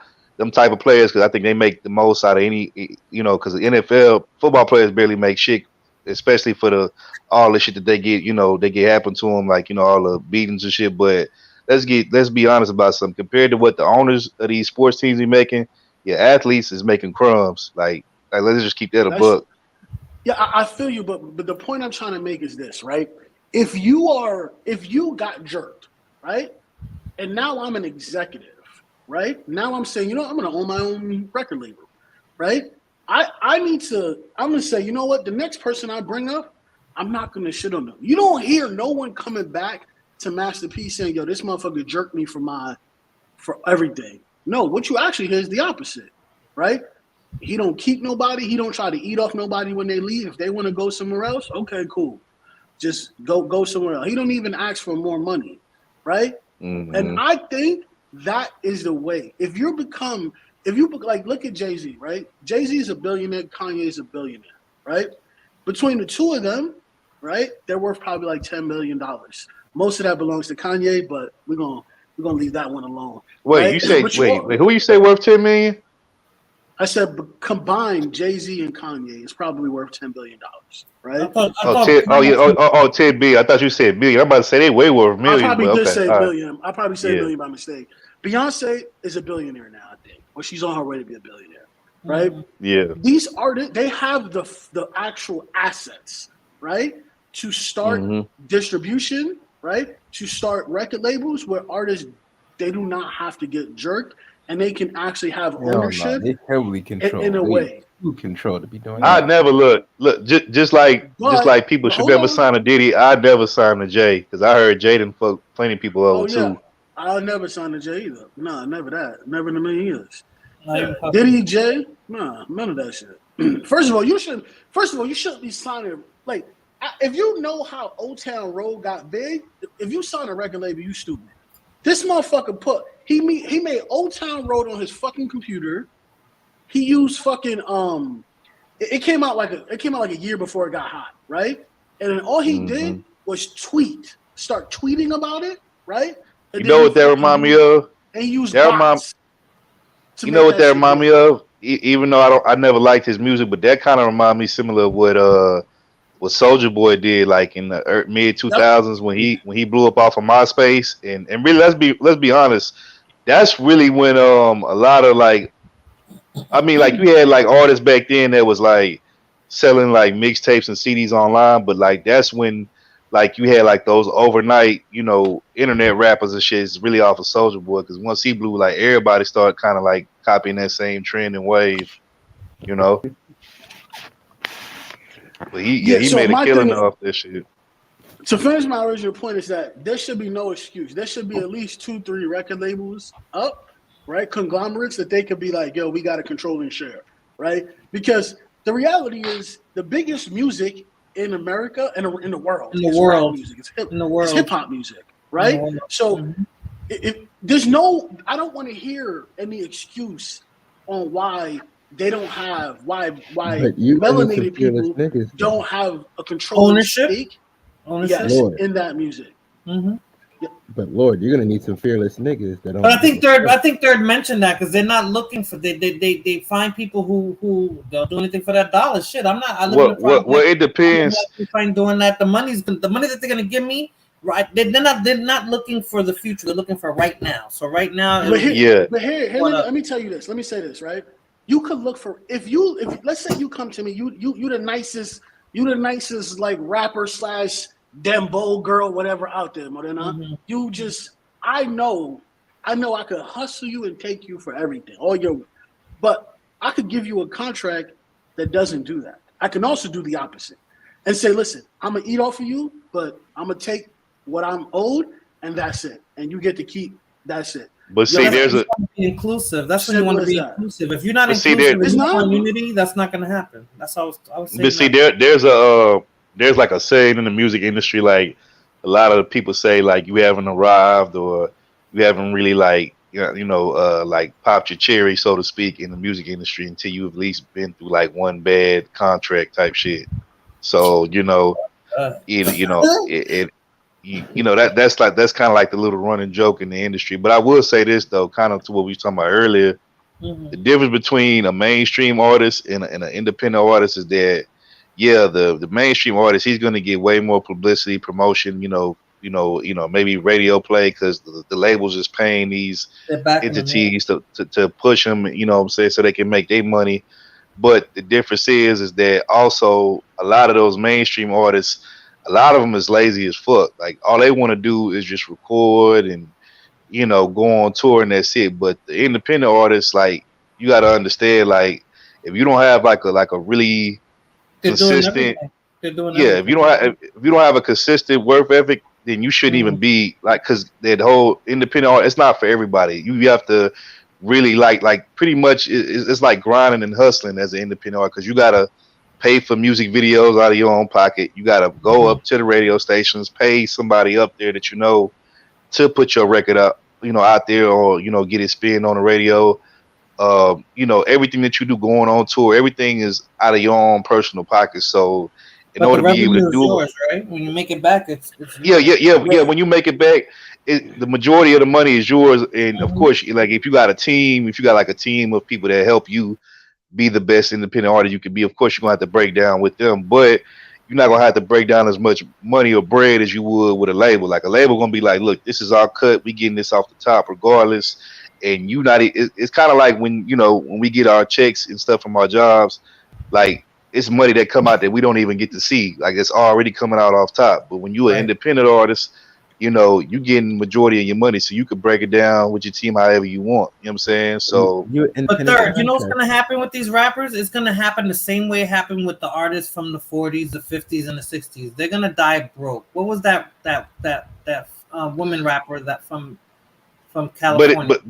But Morena, look at the ones that's down broke. It's not. It's the mainstream artists. It's not the independent artists. Because a lot of these independent artists, they still having money, and it's not even just so much because of what they sold independently. It's also because, like I said, these are real people with like real hustlers and businessmen, and they got like things outside of rap, you know, and outside of music per se. But the ones we're gonna see is the ones that are mainstream. Like we're gonna see Toni Braxton, but she's 50 now. 20 years, she's gonna be broke if she lasts that long, right? Yeah. Well, because they spend more than they spend. Well, that's more what I'm than saying. earn, So right? if she got fucked around the first time, then you're not gonna get me the second time. That's what I meant to say earlier. She's used to living a certain way, right? So if I know I'm used to living a certain way, and it's gonna cost me money because everything Third just said, how they're gonna be taking money off the top that I don't even see, then that means my next contract, yeah, I'm reading it like Lord said. I'm gonna read that bitch. If it takes me 4 days to go through it with a fine tooth comb to make sure I don't get screwed like I did the last time, I'm gonna do it. Because how you go bankrupt twice? That's stupidity, They're right? desperate. And That's plus, crazy. I'm gonna use Birdman. Tony Braxton is living under That's dumb. Birdman's residency. That's dumb. If I don't have I'ma nobody, I'm gonna use- learn the business.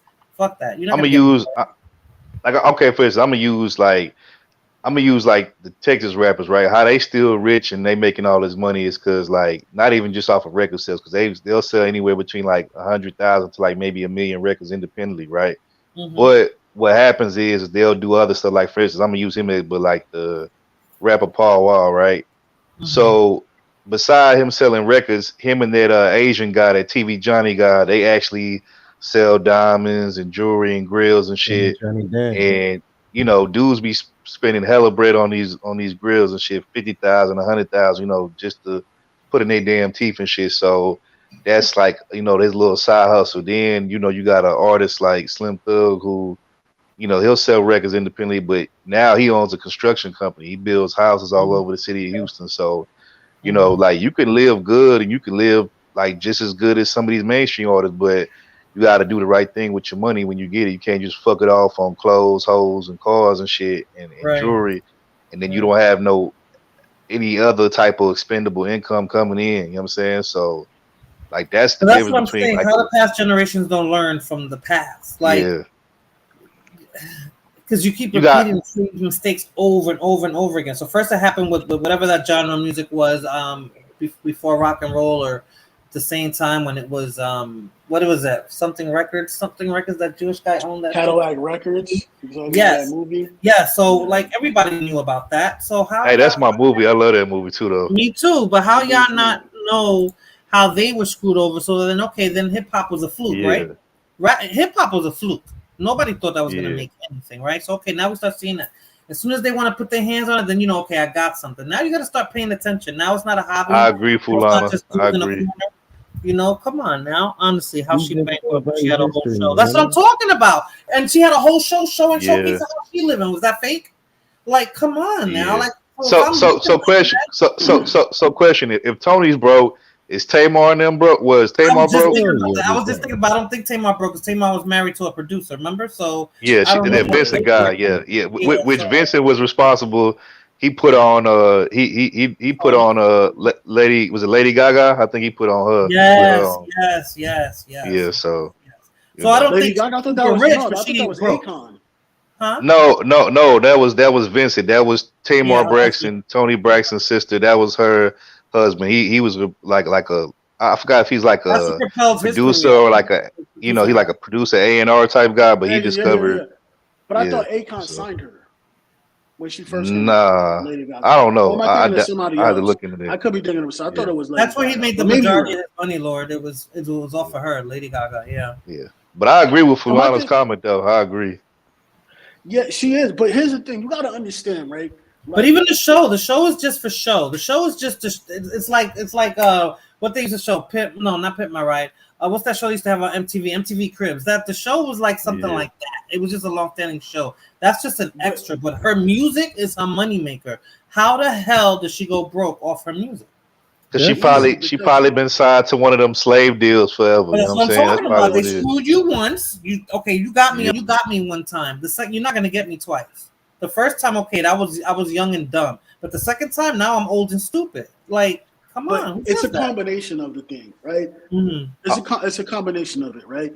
They get these bad contracts initially. They start making money from touring, right? They make good money. They have to pay back the record labels, right? Because the record labels give them advances. You got to pay them back. They recruit. Most people don't audit the record label like they should, right? To make sure that they're doing. They ain't paying taxes neither. Yeah, they But ain't the paying contract taxes, is the right? initial thing, Lord. The contract spells out who's going to Contract start is getting the paid initial, first. but you got to understand this, right? You got to understand that. I'm gonna give you a more updated sample. So, Sydney Sweeney, she played on Euphoria, right? Sydney Sweeney came out recently and said, "Yo, I can't live off the money I'm making. They don't pay actors what they make anymore." Come to find out, she was getting like I think it was like 20-something thousand or more, a little bit, or so something in the less than 100,000 an episode, right? Most people was like, "What? How the fuck you can't live off of that? Like I can live off of that. I can live good over that, right?" Right. And in reality, Because they living beyond their means too. That's another fact. Living but here's the beyond their thing: means. she has to live beyond her means because you got to understand when you're that famous, you have to isolate yourself. Right. You cannot live next to Like normal people because then you'll get hounded constantly. You need a barrier between you and the regular world. Because look at the sexually explicit shit that she was doing on the show, right? And the type of creeps, right? Yeah. Type of really fucking perverts that will be after her. Because on the show, she was playing a little girl, a high school girl, right? People are gonna look at her like, and she's an adult. People are gonna be like, "Oh, I want that." So she living next to you, Third Ward, right? What you gonna do? You gonna, yo, what's up, man? What you doing? You looking real good. All right, people gonna impress her. She can't do that. So sometimes they have to live a little bit higher, but then they take it to the top, and then they live too far above their means, right? Amari Especially Hardwick artists. was asking 50 Cent for checks. Amari Hardwick said he didn't start getting paid until the third season of Power. Once Hey, speaking of, hey, you know what's funny? You just let me think about. So speaking about 50, man, you know what? Say what you want about 50, but man, I love that nigga's. I love his pettiness, man. Like they say, he's still trying to take fucking what's that chick's name? She had like a little hot little summer buzz. What's her name? The chick. Tiara. Yeah, the Tiara chick. They say he's trying to take her to court for like 20,000 or something. He's like like a that. cat playing mouse. She's the mouse, and he's just swinging her back and forth, like driving her crazy. But that's what I'm trying to say. Is right. So then that's why artists start going crazy, right? Because they live a certain way. They seclude themselves. They used to like kind of like. Let's be honest. Let's be honest. A lot of these artists is like, especially like the mainstream ones.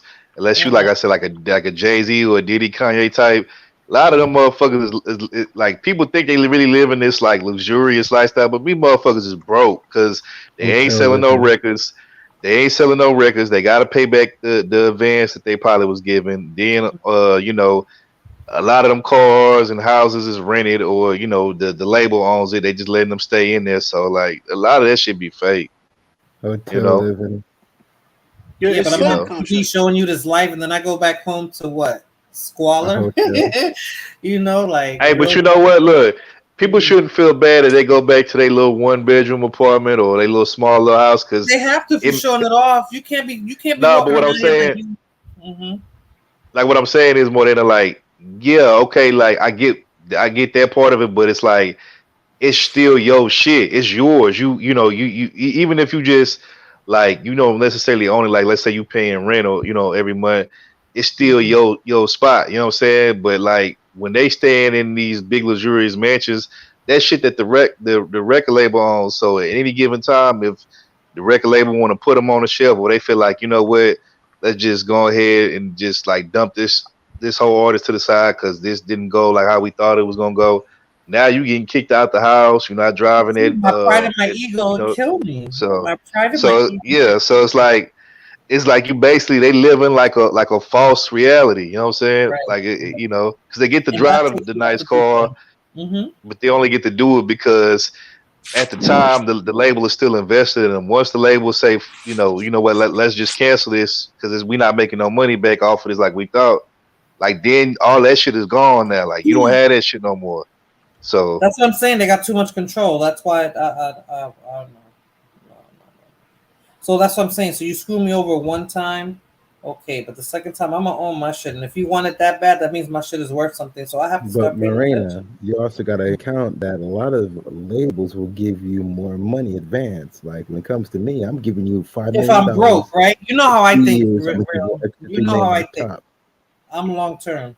You know how I think. but see that advance, that what that is that's really, see, the people that sign these advances that ain't never had shit, they thinking that, oh, this is a blessing, I'm finna come up and yada yada yada.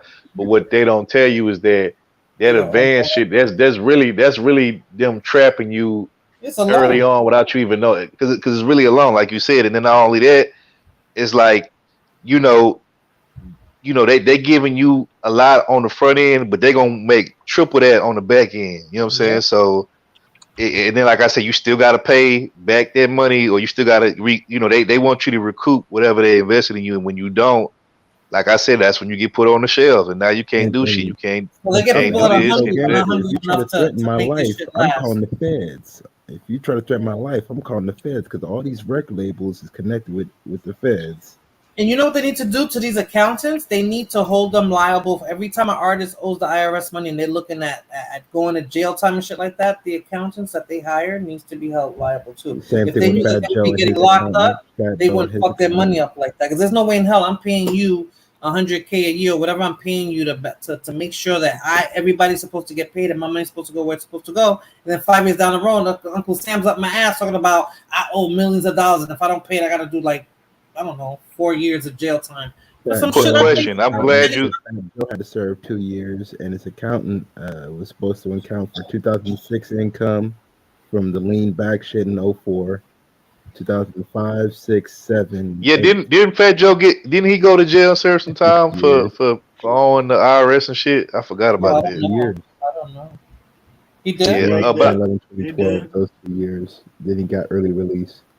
but the Time one thing served, I can't say about Fat Joe though, that motherfucker know how to make a hit and bounce back. Like he didn't went bankrupt and being in IRS trouble, and then out of nowhere he'll just come out with a hit or two and then he'll be right back on top. So I give him That's that, because he but got That's DJ a Khaled hustler. That's a connection, man. hustler. Khaled was his homie for the yeah, longest, and Khaled wasn't though. yeah. But nah, you bring up a good point though, Modena. Like the question I have off of basically what you just said is, should these artists, once they make like a shit ton of money off of whatever it is that they're doing, should they even hire a finance attorney or a person to like manage their money, or should they do it themselves? How could Well, you you do it should yourself? hire. You gotta concentrate on your music and that. How can you have to manage your Because money? nah, because think about it. Yeah, I know it's a lot of money to manage and handle, but like let's be real.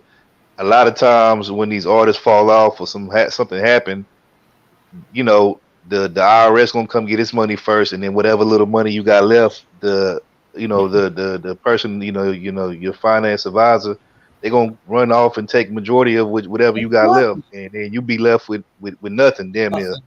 Mm-hmm. So it's like, That's what the fucked up. fuck are you paying them for? That's That's Well, what I'm fucked you saying. up. So should they should be hire. held liable too. So if I go to jail, you go to jail too, and you lose your license. So I bet you they'll manage my money a little better because you paying them to do that. Third, they're not doing it for free. They don't get paid every year. They That's get what I'm paid. saying. You know. I agree. But here's my thing with a lot of guys, right? A lot of people are too afraid because my thing is this: you can put a stipulation that they have to sign. You have to sign off because you got to look. A lot of people they steal money and they don't pay taxes, right? That's two things that they do. You could put, hey, listen, you need my signature before you could do anything, right?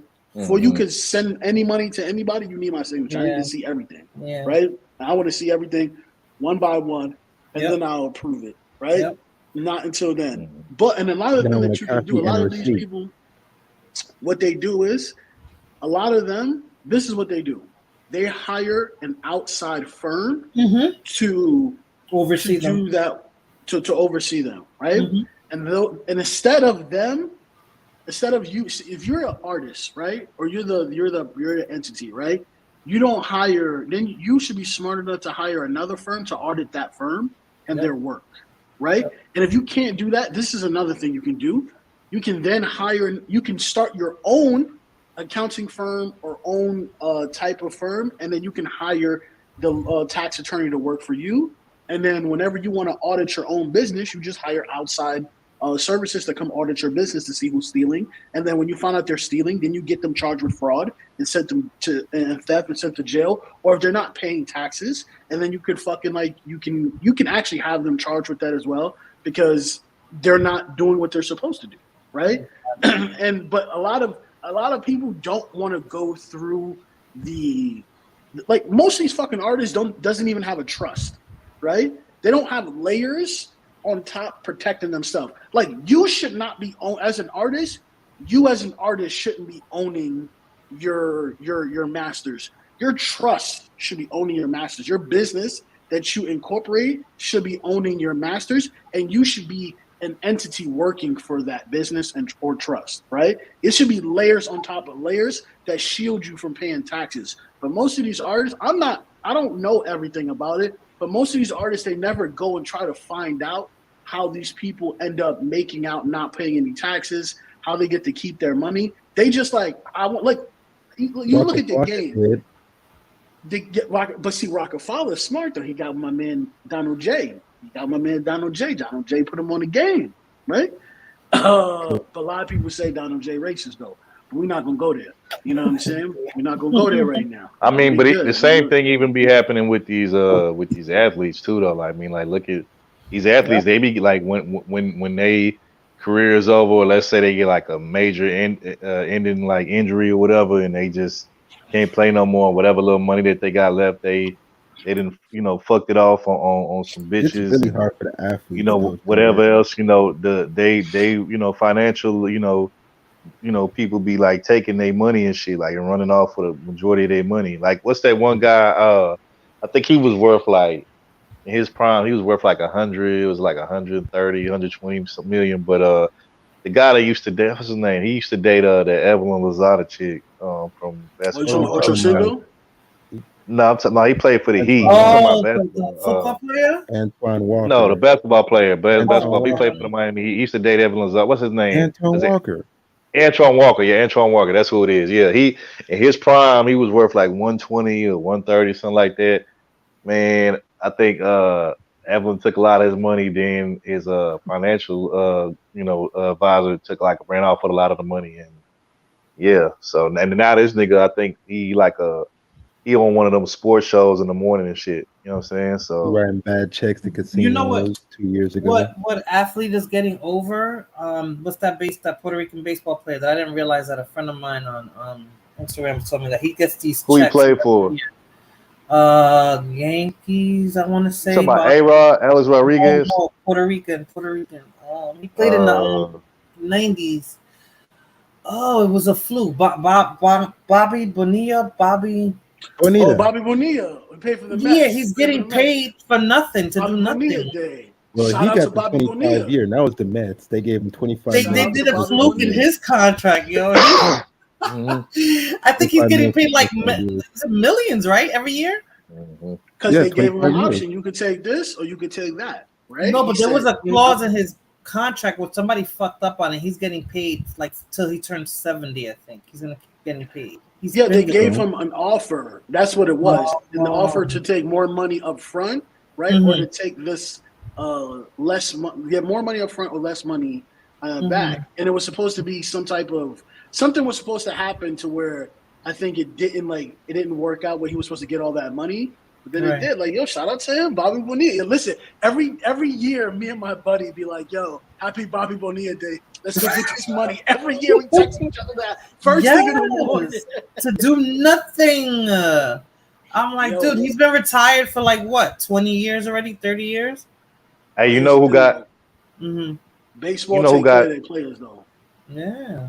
Yeah, they do. You know who got saved?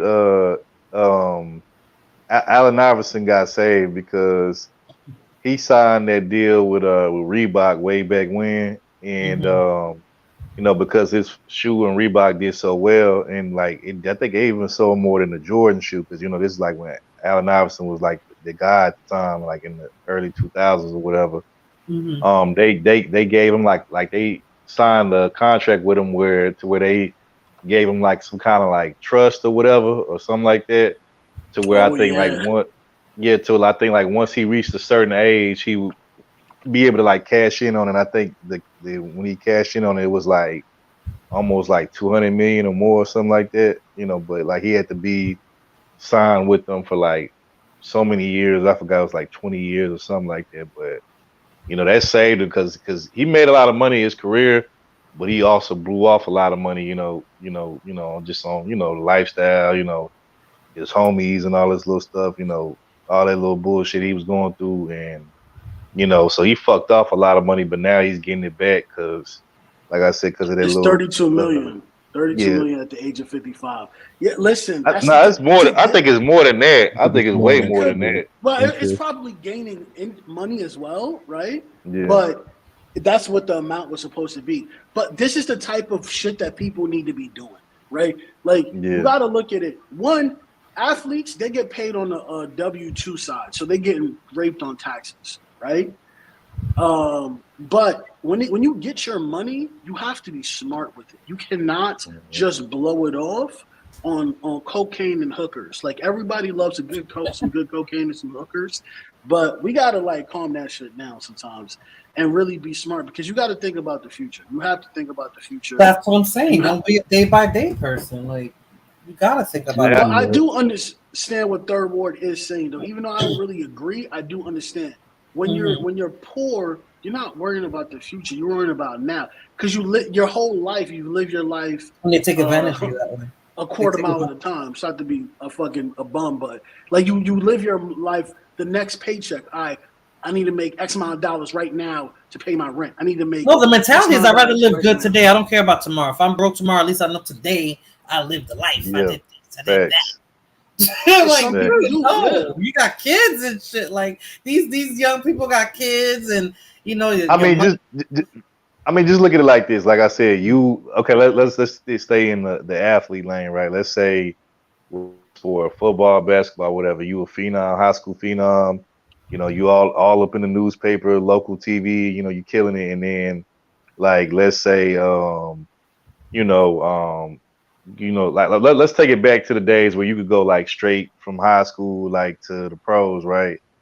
And let's say like this college is like giving you a free ride and all that stuff. You know, you can come here and whatever, but then you got like a NBA team, or you might even have like a company, like an endorsement company that's like, hey man, if you skip college and you go straight to the league, hey, I'll give you X amount of dollars, this amount of millions and stuff like that. Like, and then like I said, you coming from like nothing. Like I said, man, these kids are signing their check. I think I seen an interview with Tracy McGrady, right, where he said that he, even though he went straight from high school to the pros, he said originally he was gonna go to college. He was gonna go to Kentucky, to University of Kentucky. That he had went down there, visited. He liked the program.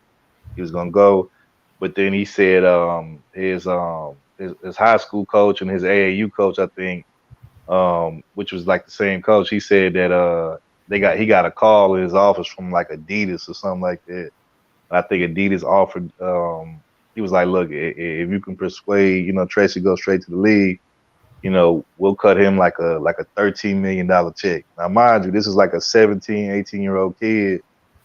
And like I said, you ain't never seen that type of money ever in your life. You know what I'm saying? Like that's hard to pass up, bro. Like I get what you saying, read the contract, but that's hard, bro. Like you ain't got shit, your mama ain't got shit. Like, you know what I'm saying? Yeah, so you're thinking of right now I can get my mother this. Right now I can do that. Right now, instead of saying, you know what, we live this long like this, like what's another couple of years to make sure we get our shit right, or at least the mama. That's what I was gonna tell you, Third. You know what nobody's covered? These mothers is mostly mothers who invest in their sons. It has to, because it's single mothers that do that, right? And I give that to you, Lord. Single mother, you know where I'm going with this, right, Lord? Single mother. I know where you're going with it. Because I've been around them like that, and I was like, yo, that's not going to be me with my son. Because my son is, I'm not banking on his sports career, like, for him to make money.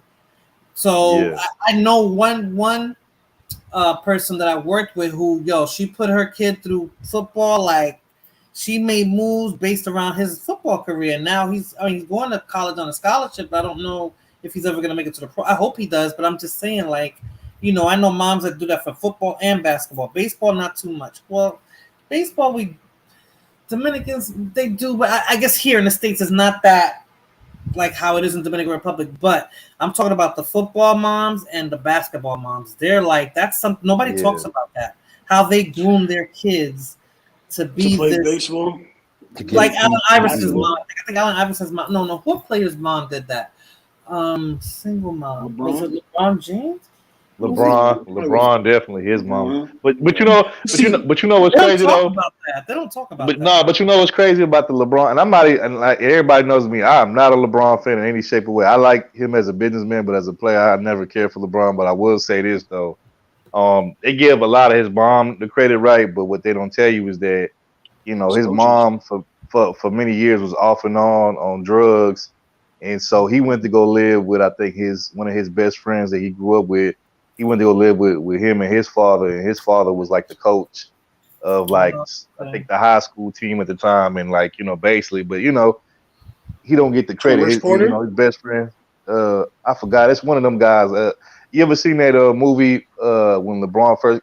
What's that movie called? Like, it's like Not a I think it's Game. called like it's More Than a Game or something like that. But anyway, it was the guy that played on him in high school. It's the little dude. I forgot the point guard, the short guy, but it was his father that raised him and LeBron, and basically it was like kind of like a stepfather to him, you know what I'm saying, and kind of like raised LeBron and stuff. So, well, LeBron's mom is out of pocket. She was fucking the players on his team and shit like that, fucking the coach. Man, Get Buff out of mom, there, bro. Allen Iverson's mom, right? No, was that? Well, you know what? No, a friend of mine, when I put my son in football, she used to say that there was women who would sleep with the coach.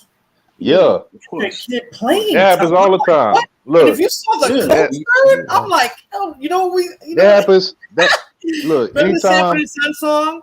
Burn it. Yeah. Well, he looked like Yeah. Sanford, with the big belly and the hat. I was Yeah. like, I don't know. I'm like, Look, Morena, I'm gonna tell you what happens. So what happens is My son's anytime you have playing. like because let's be real, it's not that like these guys don't have fathers. They kind of have like de facto fathers, like when it comes to like the coaches and maybe like the pastor at whatever church they go to. It might be some guy like in their neighborhood that's like a guy in the neighborhood that's like some kind of mentor or whatever. Like they kind of play like the fill-in roles of like what a father should be. Yeah, but again, when it's time for these guys to go to the pros or whatever, like they don't get the credit. You know what I'm saying? They just like like they might get like, oh, I appreciate it, but they ain't gonna be like, oh, I think like when they on draft day when they get drafted, they're not gonna say, oh, I wouldn't be here without Mr. Such and so. Like they're not gonna get that. It's gonna be Mama. Mama get all the credit. But Mama's the one that was really doing the. She was doing a lot of. Look, Mama gave money on uniforms, on trips, on sneakers. If you a basketball player, Mama gave Mama gave birth, but let's be real.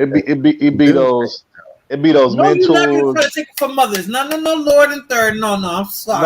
No, I'm saying like, look, these women spend their money. No. What I'm saying is, but who usually be there day to day with these these guys? I'm talking about. No, I'm talking about you talking about when they at home. I'm talking about when they on the basketball court or on the field. The mothers. What do you mean when they at home? No, stop it, Morena. Stop it. I swear to you. Stop it. No, it be the. No, it don't. It be the. That's why people should. It be the coach. It be the pastor. It be them guys. No, it don't be the moms. Maybe I don't know. Maybe when you were growing up there, but I've seen these women. They're there every day, yo. Huh? Listen, these women, they only come around because they want some. Not the ones I see. The one I was just telling you about. She's always they're there. bad mothers. All right. No, she's always there. So wait. So you saying you saying the mamas be shooting in the gym with their son? Fuck yeah, and they be paying for it. Hell nah. No, these people, women don't be handing off their kids to no pastors. Look, me and you did. No, they Look, be Moneta, looking. me and you disagree very rarely, but nah, we disagree on this one though. Hell no. I seen Yeah, it, third. I'm not. I kid you not. I'm not even exaggerating. They be there. nah. Like I'm like, yo, I'm not dedicated. Even my son will tell you. I'm like, though, this is not a career. Hey, Like I'm did you not. see? Hey, Moneta, did you ever see? I know Real Deal probably seen it. I forgot, but it was like some years ago. There Mhm, was a mother, right? She had like a high school phenom football player, and it was mhm, time for him to go to college. And they have this thing that they do every year on like ESPN and shit. It's called National Signing Day, where the high school players they make a commitment and they sign to whatever college is pursuing them or whatever. They finally like they have like a list of college teams they want to sign them, and they make a decision. And then what they do is they sign it on national TV, for the whole world to see. And after they sign the contract with whatever school they ask them, why you signed with this school, and they'd be like, I signed because of this, then the third, blah blah blah blah blah. And it was this one dude. He was a football player, and it was his national signing day, and he signed with the school that he wanted, which was the school that was opposite from what the mama wanted. And do you know? She literally got up. She was sitting right next to him. She got up. She was pissed. You could see her like her whole facial expression. She was mad. She got up and she just left. Didn't even hug her son or nothing. It was like like well, like I'm happy for you. You know what I'm saying? Like she literally, like she made it more about her than it was about him. I was like, wow, that's fucked up. There's He moms wanted to that get do that. drafted too There's in moms the that do NFL. that. There's moms that do. I've seen. That's what I'm saying. Like they be there, and yeah, they act like they. You're right. Okay, you're not the one shooting in the gym, but I'm the one supporting this dream that I Look, have. look, look, look, look, look, real nigga, you notice how she cleaned that up now, right? You know how No, no, no, she no, no, does. no, because that's wrong. What you just described right now, third, that's wrong. How the hell are you My gonna? nigga went to Texas. He You used to don't went to do Texas, that. Like, I mean, if you're gonna Louisiana. support your kid to make them, you don't do that because you're not the coach, right? That's the coach's job to be a dick. Like, She wanted him to go to Alabama. no, no, no, no, no, no, no. If he makes it to the pros, I did it all by myself. If he goes to prison, it's because of his father. Yep, exactly, Rakim. Shout out to Rakim, man. Shout out That's a to him. true statement. That's a true fucking statement. Well, Right Marina, there. the dude is Yeah. actually in the pros now. Dude, she deserved a piece of his check after she Who? did some more stunt like that 5 years previous. Who? The mother of that child that Third was talking about, he actually is in the I mean, NFL. but is she funding He the, deserved a like, piece. to put your kids in sports like this town? All the sports that my son played, the school paid for, right? But when I was in New York and New Jersey, no, we had to come out of pocket for that shit. So most of the time, these parents are coming out of pocket. That they're investing in their kids. Now See, the the mother one- you described that is wrong. She shouldn't have been like that. Like you're not gonna. I mean, come on, Even- your mom is gonna be like that. But you know, that's wrong. Even like in Texas, right? Like even if like you like Texas even is let's big, say huh? let's say like they decide they don't want to pay for like the sports programs, right? Even though they usually do. Mm-hmm. Texas is such a big like the three things that's big in Texas is like football, basketball, and religion. Those three things right there. People say barbecue. Yeah, well, I mean, of course that too, but I'm talking about like as far as like money makers. I'm talking about like the money makers, like Yeah. those three things right there. So like even if you have to like raise the money, because you got kids that are like try to raise the money like by selling candy or whatever the fuck, or selling. You got families that are like sell plates of food or whatever. But a lot of times they usually could come up with the money because, like I said, Texas is they heavy into sports. Like we bleed sports. It's a religion. It's a religion. Yeah, so like it really don't be that hard to raise the money. You know what I'm saying? So I mean, it gets bad. My son's coach got actually got into argument when my Fulana, that's true. Fulana, that's true. That's not just a statement. Yeah, that is true. Everything is big in Texas. Yeah, I guess. Is it third? I guess. You want to find out? You want to find out more? You want to find out? You will find out. Probably I'm getting sleepy because I'm getting delirious right now. So we've been on 6 hours. Yeah, Texas they're huge on football. In Texas, and I was determined, huh? Asses is fat as hell in Texas, nigga. I don't know what the fuck. Damn right they is. Damn right. So I guess everything is bigger in Texas now. Okay. Correct. But yeah, football, no. And the way they wanted to involve the parents third, I was not with it. I was like, yo, this is not my life. I don't eat, breathe, and shit fucking. So I don't give a fuck about football. I said, this is not gonna be a life. Like, I'm not, I was trying to discourage him, if anything, from playing, but he played up until last year, so I don't gotta worry about football this year. But I don't care. I didn't care for the football. They push for that. It's like that's what they push the minorities to do, right? Especially black kids. They push them You for don't want your football. son to want to be like Junior Seau, man. Huh? Man, do you know how much? You know what direction I'm taking my kid in. So You don't want your son to be like Junior Seau, a hitting machine. You know what direction I'm taking my kid in. Nope.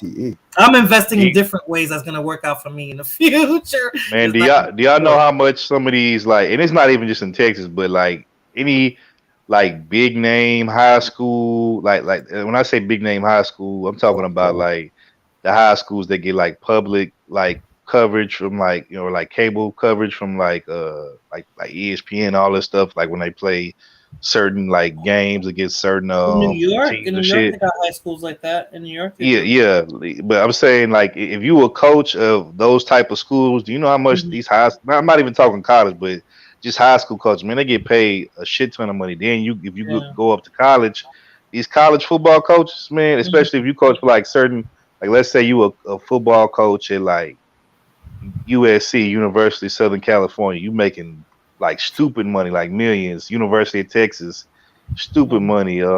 Alabama, Florida, like Texas all these A&M. programs. Yeah, Texas A&M. They making like stupid money, like millions of dollars.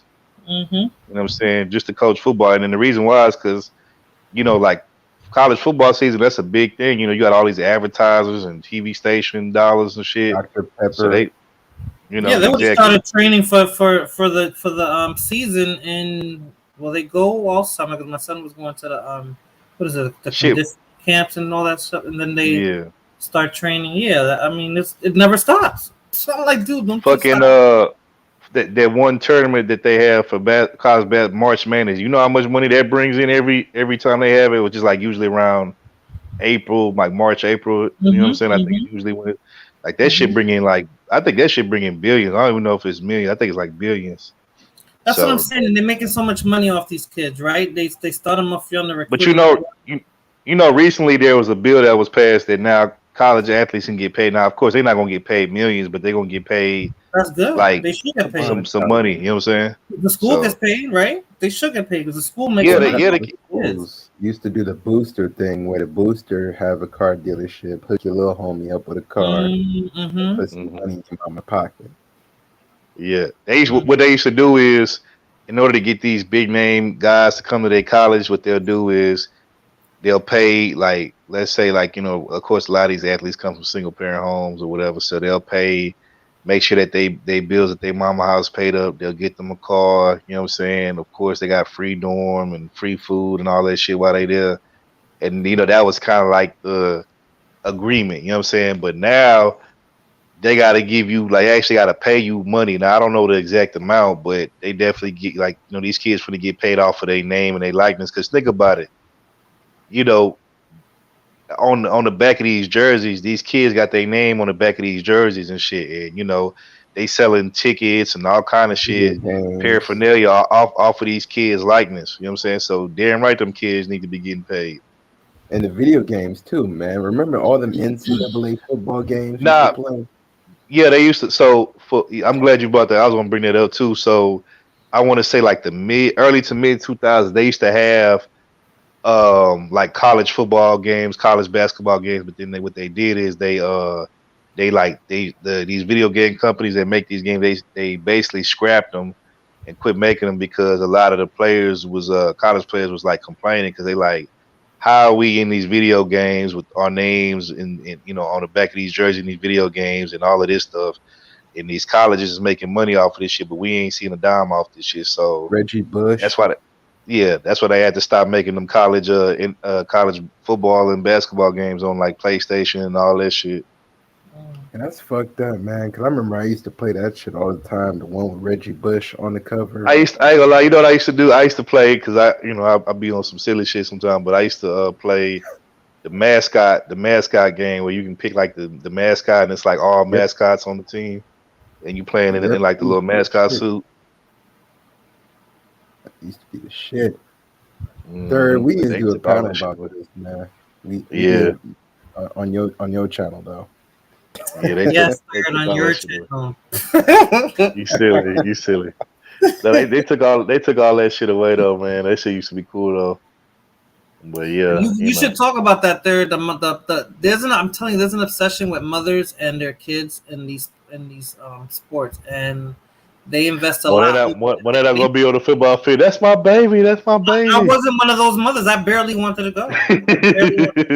And here, when I moved down here, like they involved the parents and everything. I'm like, did you tell them I don't give a fuck about this shit? Like I used to really be like that. My son used to be like, Mom, like you gotta come. The beginning of each year, I'm sitting on those hot ass bleachers. Thank God, it was over 100 degrees this summer. I would have been sitting there while they're talking to me about football. Like I really give a shit about football. I don't care. You know what's crazy? I actually, when I was in high school, I actually had the biggest basketball court or arena that we played in.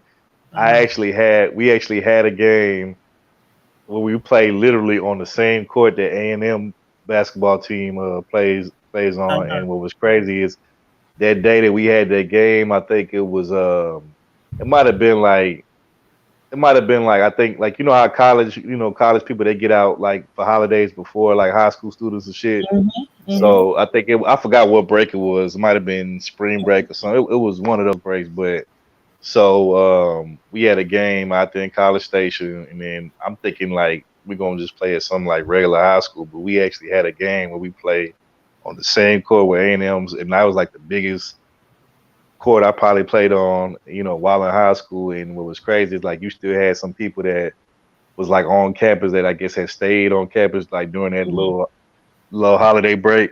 They actually came to our game and was watching us, and I was like, man, this is crazy. I can't believe I'm on the A&M basketball court. Like that was a hell of an experience, So I was just like, man, that's crazy. It's big out here. I mean, they built another stadium. The college has like 4 or 5 stadiums. I'm like, how many are you going to build? Like, And I remember after the game was over, we all had ate at like not too far, I think, from that A&M. They had like a place called Freebirds. It's like a burrito place. I don't like Freebirds. Yeah. I don't know. I don't like Freebirds. So my son said he liked the burritos there. I don't know. I don't like Freebirds. Yeah. So, but yeah, I remember that though. I was out. I mean, like that was dope though. Getting to play at Texas A&M, which is like one of the biggest colleges in the state. I never heard about that college until I moved out here, because I was like, when I used to talk to people on the phone, I was like, oh, you. Question: do you know? Do you know what the A&M stands for? I just want to see. Mechanics and agriculture. Oh, okay. Look at you. But I've been doing that. Because I always wanted to know what the A&M meant, because my cousin used to go to Florida A&M. Yeah. So I didn't know what that meant. Yeah. It's people that go to this, not just strictly for that, but it's people that go to school from like farming and shit. I didn't know if you knew shit. A lot of people don't know. That's what they be trying to push for, right? And I was because the high school offers a lot of programs, so they were trying to push my son into something real stupid, like, and I was like, no. This is what we're. Is he trying to go in state or out of state? First, he said he wanted to go out of state. Now he wants to go to A&M, which I'm like, thank God, because I was afraid for him to go out of state. Well, that's what's up, because that's right there. Okay, so that's what's up. Yeah, but to him, that's not an experience, right? Like he wants the experience is to leave home. Like to be out on your own, and I mean, you can stay on campus, shit. That defeats the purpose. I told him, I said, "You gonna pay that money? Why would I pay for that third if we're in town?" But you know what though? But you know what though? You know what? If he still decides to stay with you and like just go to school, he could always like once he get his work done, he could always like stay on campus. See, even though I never they room out here. Yeah, he can get his own apartment. Yeah. That he can do.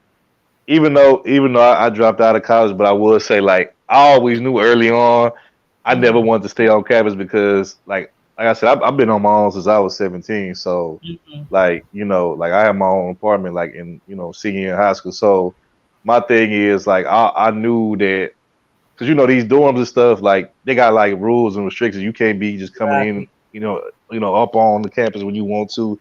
Like they got curfews and shit. You got security and all this shit. So You don't got the I was freedom you like, think you're nah. gonna have. Yeah, so I was like, nah. I'm like, man, ain't nobody go, like I'm paying my own bills, and I'm like, man, I'll be damned if you tell me I can come in at this time. Like hell, no. So I Well, if always you're have my own working, apartment.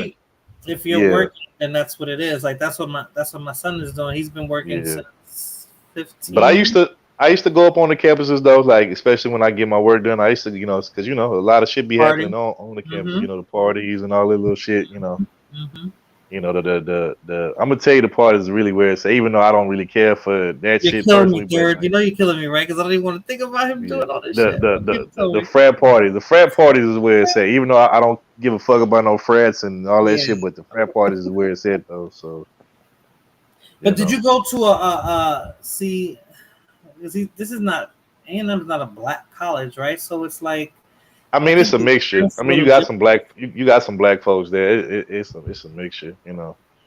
So I don't know. it's Because we got but Prairie Views right over here, and I didn't yeah. realize Prairie View was over What you here. know? What you know about Prairie View? Prairie View, yeah. Oh, Man, what? let me tell you. Look, let me tell you. Let Uh-huh. me tell you a story. So initially, that's where I was gonna go, but the problem is that I didn't want to be way out there. You know what I'm saying? Because Prairie View from Houston, it's about an It's hour and a in half the away out middle. from Is it an hour Houston. and a half? Yeah, it's about an hour and a half from Houston. Now, from where you at, it's probably a lot closer, but No, from it's Houston, it's about an about a. hour away from me. That's why I thought.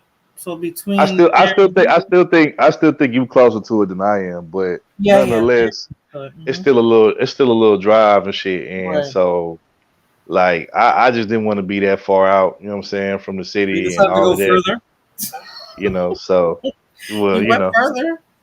well, that was no. At first, I was going to school in Houston, but then like once I moved up here, it was different, But like I was actually going to school in the city. You know what I'm saying? So Okay. it was There different. is a But I college in mean, Houston, right? What college is there? There's a you college in Houston. got U of H, which is actually you got okay. So most people don't know this, but the neighborhood I grew up in, or particularly the hood I'm from, which is called Third Ward, is south side of Houston. We have two universities in my hood. You got on one side, you got University of Houston, which is the big main school. What? Then on the That's other in the side, hood? yeah, that's in the hood. You can They look it got up. college football, University of University of Houston. In the Bronx, Yeah, Fordham University is in the hood. I mean, it's in yeah, the yeah. Bronx. No. I swear to God, like on everything Anyway, I love, we got two universities in my neighborhood. You got University of Houston, which is it's the university of the city. Then you go on the other side, you got the HBCU school, which is TSU or Texas Southern. It's kind of similar to it's similar to Prairie View, but it's just it's kind of like Prairie View, but it's just Texas Southern University TSU. But anyway, And I'm in so these it depends. class to Now these the black churches. No, these now black the schools. now I'm gonna tell you where it works. So like TSU is where like all the hood people go. Like, you know what I'm saying? Like it's where like, all the hood niggas and hood chicks go. Then U of H, not to say you ain't no hood people out there, but it's more like I guess you gotta say like the more uppity type people, you know what I'm bougie. saying? Go there. Yeah, bougie and all that type shit. So yeah. But I used to be, what's crazy though? Like I remember when I was in high school, like, cause I had like cousins and like older people, like homies and big homies and shit. They used to go to like both of them schools. So like we would be in high school, like going to college parties and shit. Like, you know what I'm saying?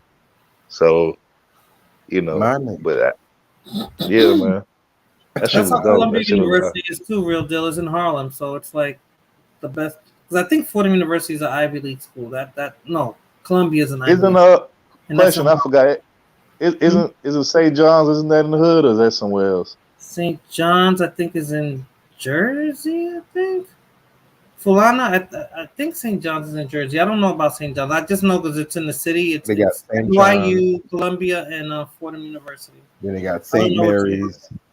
I don't. Yeah. Oh no! Wait, no. St. Mary's. I think that's my Then they brother. got St. Joe's in Philly. What about Rutgers? Where is that in the hood or is that outside the hood? Rutgers is in Jersey. That's in Jersey too, New Brunswick. That's in Jersey. Okay. Rutgers is in Jersey. NYU. What is it? Is New that the York. hood? That's downtown New York. That's not in the hood. NYU. New York? Okay. No, it's not in the hood. That's downtown. But Columbia is definitely in the hood, and you forget you're in the hood once you're on their But campus. And so is but Fordham University. I'm gonna say this though. Prairie View. I'm gonna keep it real. Like there is one program that Prairie View has that's really good, and they have a really good like program if you want to be like a lawyer. They have a really good look. But here's the thing though, Prairie View is more known for its legendary like parties and shit and all the fuck shit that go on up there than it is for people graduating. Cause man, look, them parties used to be legendary. I think I bet you got stories. yeah, you know what I'm saying? Like, yeah, that shit was crazy, but yeah. And Prairie I View is a didn't realize there mixture. was a black college there. I was like, Prairie oh. View is a mixture between Louisiana and Texas people because you got The some people that's game from third when Louisiana's playing them. yeah. Yo, all I saw was purple and gold. Purple and gold. I was like, yeah. I said, where y'all going? I used to go to all them games too. So they call it like the HBCU classics, but you got like pretty much it's like Prairie View A&M versus Southern University, which is in Louisiana. You got Prairie View TSU, which is the other historical black college in my neighborhood. You got TSU versus what's that school? Grambling State, which is another school in Louisiana. You know what I'm saying? Though, but yeah, and to be honest with you, like, don't get me wrong, the football games be lit. Most people just go there just strictly for the you silly. Most people go there strictly for like we used to just go there just for the chicks, and then also we would see like the bands at them historical black colleges. Them bands be like the shit. Yeah, man, I'm definitely taking notes, man. I'm going to TSU, Prairie View, probably in August of next year. Man. This is August. Prairie View, next year. I didn't realize that, like, because I'm over here, so to me everything here is like why. But I was like, okay, and it's not that. You're right, it's not that far. No, Prairie View is like 45 minutes away from me. Yeah, that's what I'm saying. So it's a lot closer you a lot closer to Prairie View than Houston, definitely. Yeah, so I'm doing. But like the way Prairie View is, like I said, you got your Louisiana people, then you got your Texas people. It's mostly the Texas people is mostly like Houston people and Dallas people. You know what I'm saying? And like I don't know, it's weird. I tell these people this all the time, but like Houston and Dallas fuck with each other, but it's also like low key. There's always been like this rivalry between the two. Because Dallas thinks they're better than Houston, right? Because Houston is like the city, Dallas is like the bird. It's it's kind of like who's gonna like claim the rights to be like the top dog of Texas. You know what I'm saying? So yeah, you know what I'm saying. So it's always been like the low key rivalry, but we fuck with each other, but it be just some like low key rivalry shit. I still can't believe I'm in Texas, because I always tell people, I said, if you would have told me a year before I moved to Texas that I'll be in Texas, I'll be like, what the fuck is in Texas? Why when you moved to Texas? What year you moved to Texas? 2013. 2013. Okay. You'll be officially this upcoming year. You'll be an official Texan now, because anytime you've been somewhere for about 10 years. My son is, but I'm not. Nah. Anytime you be somewhere for about 10 years, nobody's taking my Bronx card, Joe. Nobody's taking my New York City card. I'm taking that motherfucker. I'm putting it in the shredder. I'm putting it in the shredder right now. No. I still talk like a New Yorker, please. No. My son now, definitely Texas. I'm gonna change your name to Morena de Texas.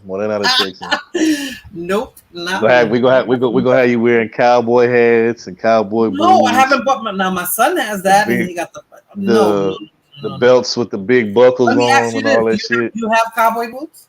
Hell no, I don't like that shit. Never? Because you from Houston. I'm too G'd up for this shit. Hell exactly, because you're from Houston. You're too cool for that. No, I wear it. Look, I don't do the cowboy hats, but but you know what? You know what's crazy? It's a lot of the boots. So you don't got cowboy boots either. I don't do neither one. But it's a lot of like you got rich black folks that wear that shit. You know what I'm saying? And none of that.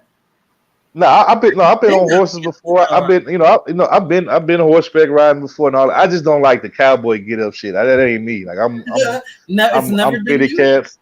Nah, I'm fitted caps and snapbacks. I don't do no damn fucking. Now is that a Houston thing? Because out here, like if you go further north, where I'm at, then you're going more towards the country. So that's where you start seeing them. And I gotta be honest too. Like if you trying to like it's levels to this shit, right? So like when you talking about like cowboy boots and cowboy hats, like like if you really trying to like really stunt with that shit, like you gotta like be official and buy like the expensive shit. You can't be buying no Yes, it cost like me no cheap ass. money. Yeah, like you can't I be told my you son, can't your be feet better not grow, yo. I spent a yeah lot of money on them boots, and they're nice. They don't look like cowboy boots, like the vaqueros or yeah. the pointy. They're not those ugly ones. Man, They're look nice. They're look really. them rich ass Texas I went to wives and shit that Cavenders. I be went to Cavenders.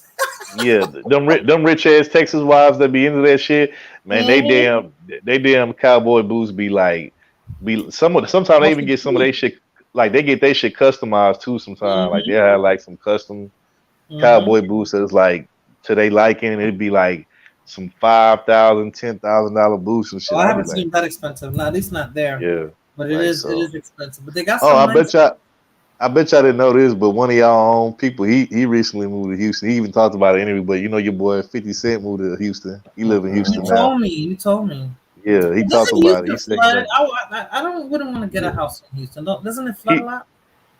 I mean, yeah, we do get flooded, but that's kind of usually about it, you know. That's all. I mean, but I mean, it depends on what part of town you living on. If you live like pretty much North. anywhere on the south side of town, like yeah, you probably gonna get flooded out. You know what I'm saying? But what So about the Woodlands? Because if I was going to nah, visit Houston, the it'd be woodlands, you Greater know, Heights, the Woodlands. woodlands don't get flooded because it's like that's the outskirts of Houston. That's like more like the The suburbs birds. and like yeah, you know. I got to be in the But yeah, the burbs. woodlands is about maybe 30, 45 minutes outside the city. You know.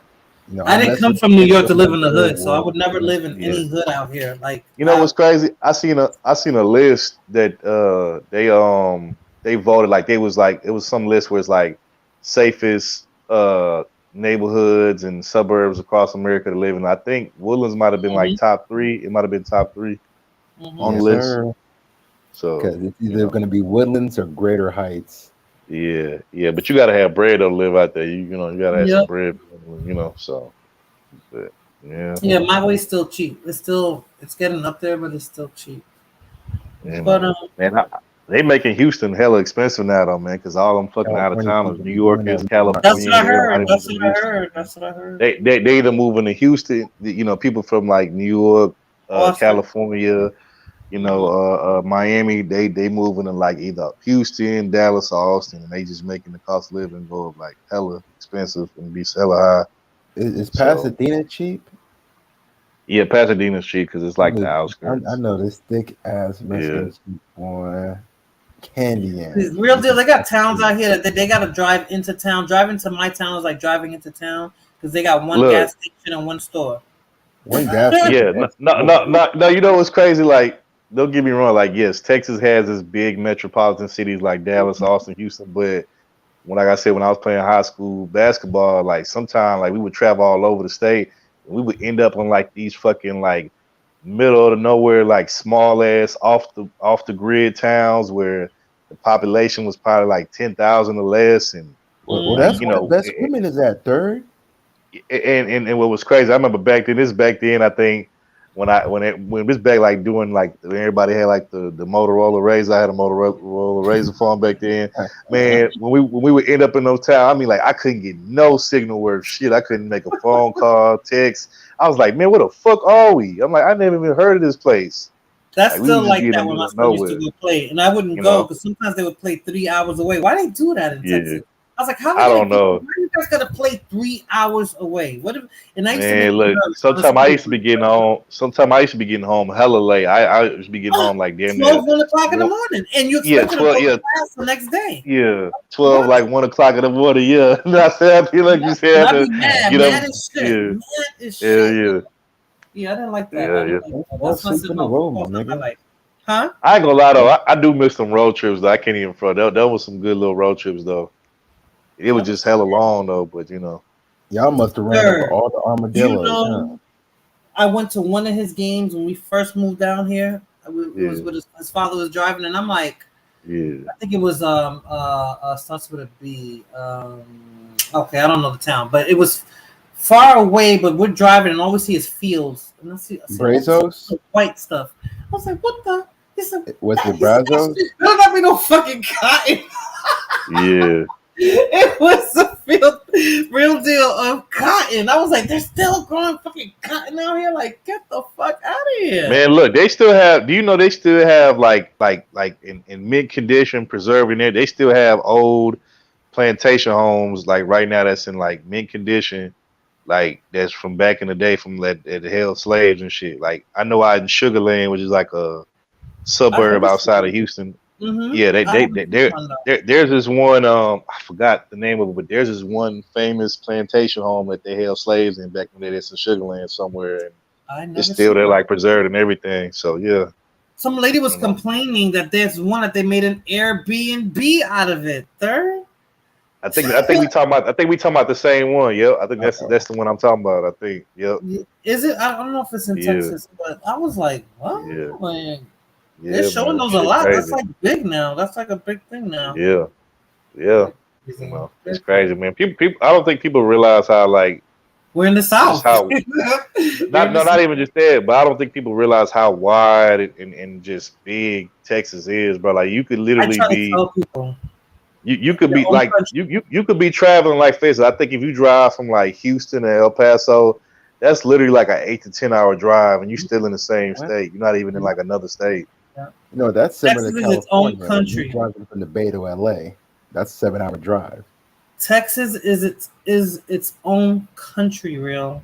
They can separate. They can. This is their own. We country. used to be. We was the last state to join. That's why they got their own flag. Texas has their own flag. Real. We also have Texas has its own. It has its own militia, like separate from the government. You know what I'm saying? So yes. Yep. So Well, we in California, just we don't got fine. that. We don't got that in Cali. We trying to But separate. wait a minute. Wait a minute, Moneta. Doesn't New York? I mean, I know when people think of New York, they think about the city, but in New York, don't y'all have like little country rural areas too, like outside of the city? Yeah, when you go upstate, when you start going upstate, Yeah. Towards Albany and all that. Yeah, but you got to go pretty far. Well, no, I think if you go towards Westchester and all that, yeah, they do. They do really nice. I miss that, I miss that because you get all 4 seasons right where you at. Man, Texas, my grass looks orange, and when you walk on it, it crunches because it's been so fucking hot, and I think it only rained twice. Yeah, it's because of the fucking humidity. That's why. But there hasn't rained at all. It's been over 100 degrees like for 2 months straight. You know my AC is down at 53 and in my house is 76 degrees. Yeah. That's now. During the day it goes up to like 85 and I gotta lower it. And I'm like, my AC is gonna conk out. It's gonna conk out. Yeah. Look, man, I'm gonna just say this for the people that's in Texas that don't have a car and you gotta catch public transportation, you gotta walk. Man, look, I feel for you, man, because that shit is like the worst, man. Like, people be looking mean and shit out here, right? If they're walking in the street, they got an umbrella on looking all mean, like, what the fuck you looking at? It's hot and humid. Like you gotta have. I don't see people walking. People really don't walk. I might see some Asians every now and again. They're the ones that got their umbrellas out, but people, and that's like further in town. I'm on the outskirts, but further in town, they're walking because everything is like there. But outside of that, no. You run in the car real quick. You can't hold on to the steering wheels. It's hot as fuck. Like, and then even if you have a car, don't let you not have no AC in that motherfucker, man. Well, they told me if a car doesn't have AC in Texas, it's useless. That's garbage. It doesn't matter what the hell else it got. If their car don't have no AC, it's garbage. Yeah. Sir, when they gonna clean up Bissonnette, man? Bissonnette. Man, look, man. Fuck Bissonnette. Bissonnette is a lost cause, bro. Just chunk it up to a loss. And if you don't know what you're talking about, Bissonnette is basically like a whole John Pimp strip. You know what I'm saying? Where girls be basically prostituting and shit. That's what Bissonnette is. It's a long street strip. So. Because I get it. It's like South Figueroa here in LA, but it's kind of like it's basically like Figueroa in LA, where you see girls selling themselves and going up to cars and all that type of shit. Like Really. But I wouldn't dare. First of all, I don't believe in tricking, but let's say I did. Bissonnette would be the last. Bissonnette would be the last place I would buy a bitch from. Because nope, sorry. Hmm. A lot of them bitches be drugged the fuck out. Nope. Strung out. That means they do anything. Yeah. Hell But nah. What is the worst hoods in Houston, man? Because I've heard of Stockyard. My hood, Third Ward, Fifth Ward, you hear how he Acres wants to know about Home. all the bad places? You don't travel to Yeah. go to the hood, real. I ain't gonna lie though. You nobody fucking hood. I'm gonna keep it real though, money. I don't know. I'm weird in that sense. New Like, don't York get is me wrong. different. When New I York is different. New York is different. like, don't get me wrong. Like, I'm the type that, like, yeah, when I go somewhere new, I do like to go to like the nice, but I don't know. I don't know. I like the hood, so I'll be wanting to go see the hood too. But but like, answering your question, really, like I said, Third Ward, Fifth Ward, Acres Home, what's Cashmere Gardens, Okay. what else? Oh, Southwest, A Leaf, what else? Oh, it's a hood like up the street from mine. It's called Dead End, and that's the reason why they call it that.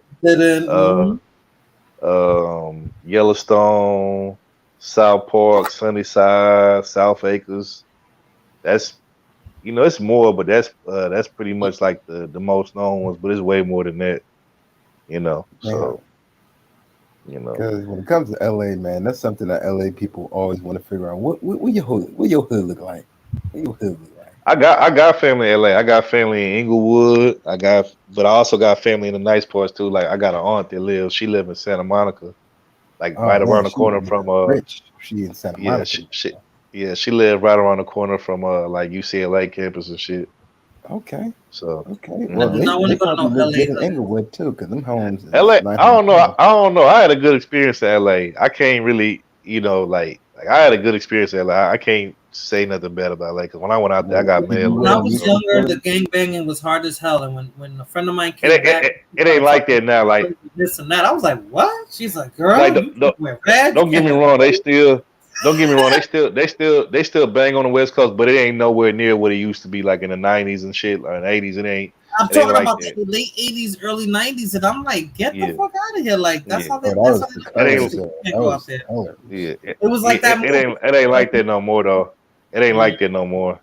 Oh shit! I knew I wanted to say something. So real deal, bro. You heard the rapper from Compton, YG, the Blur rapper.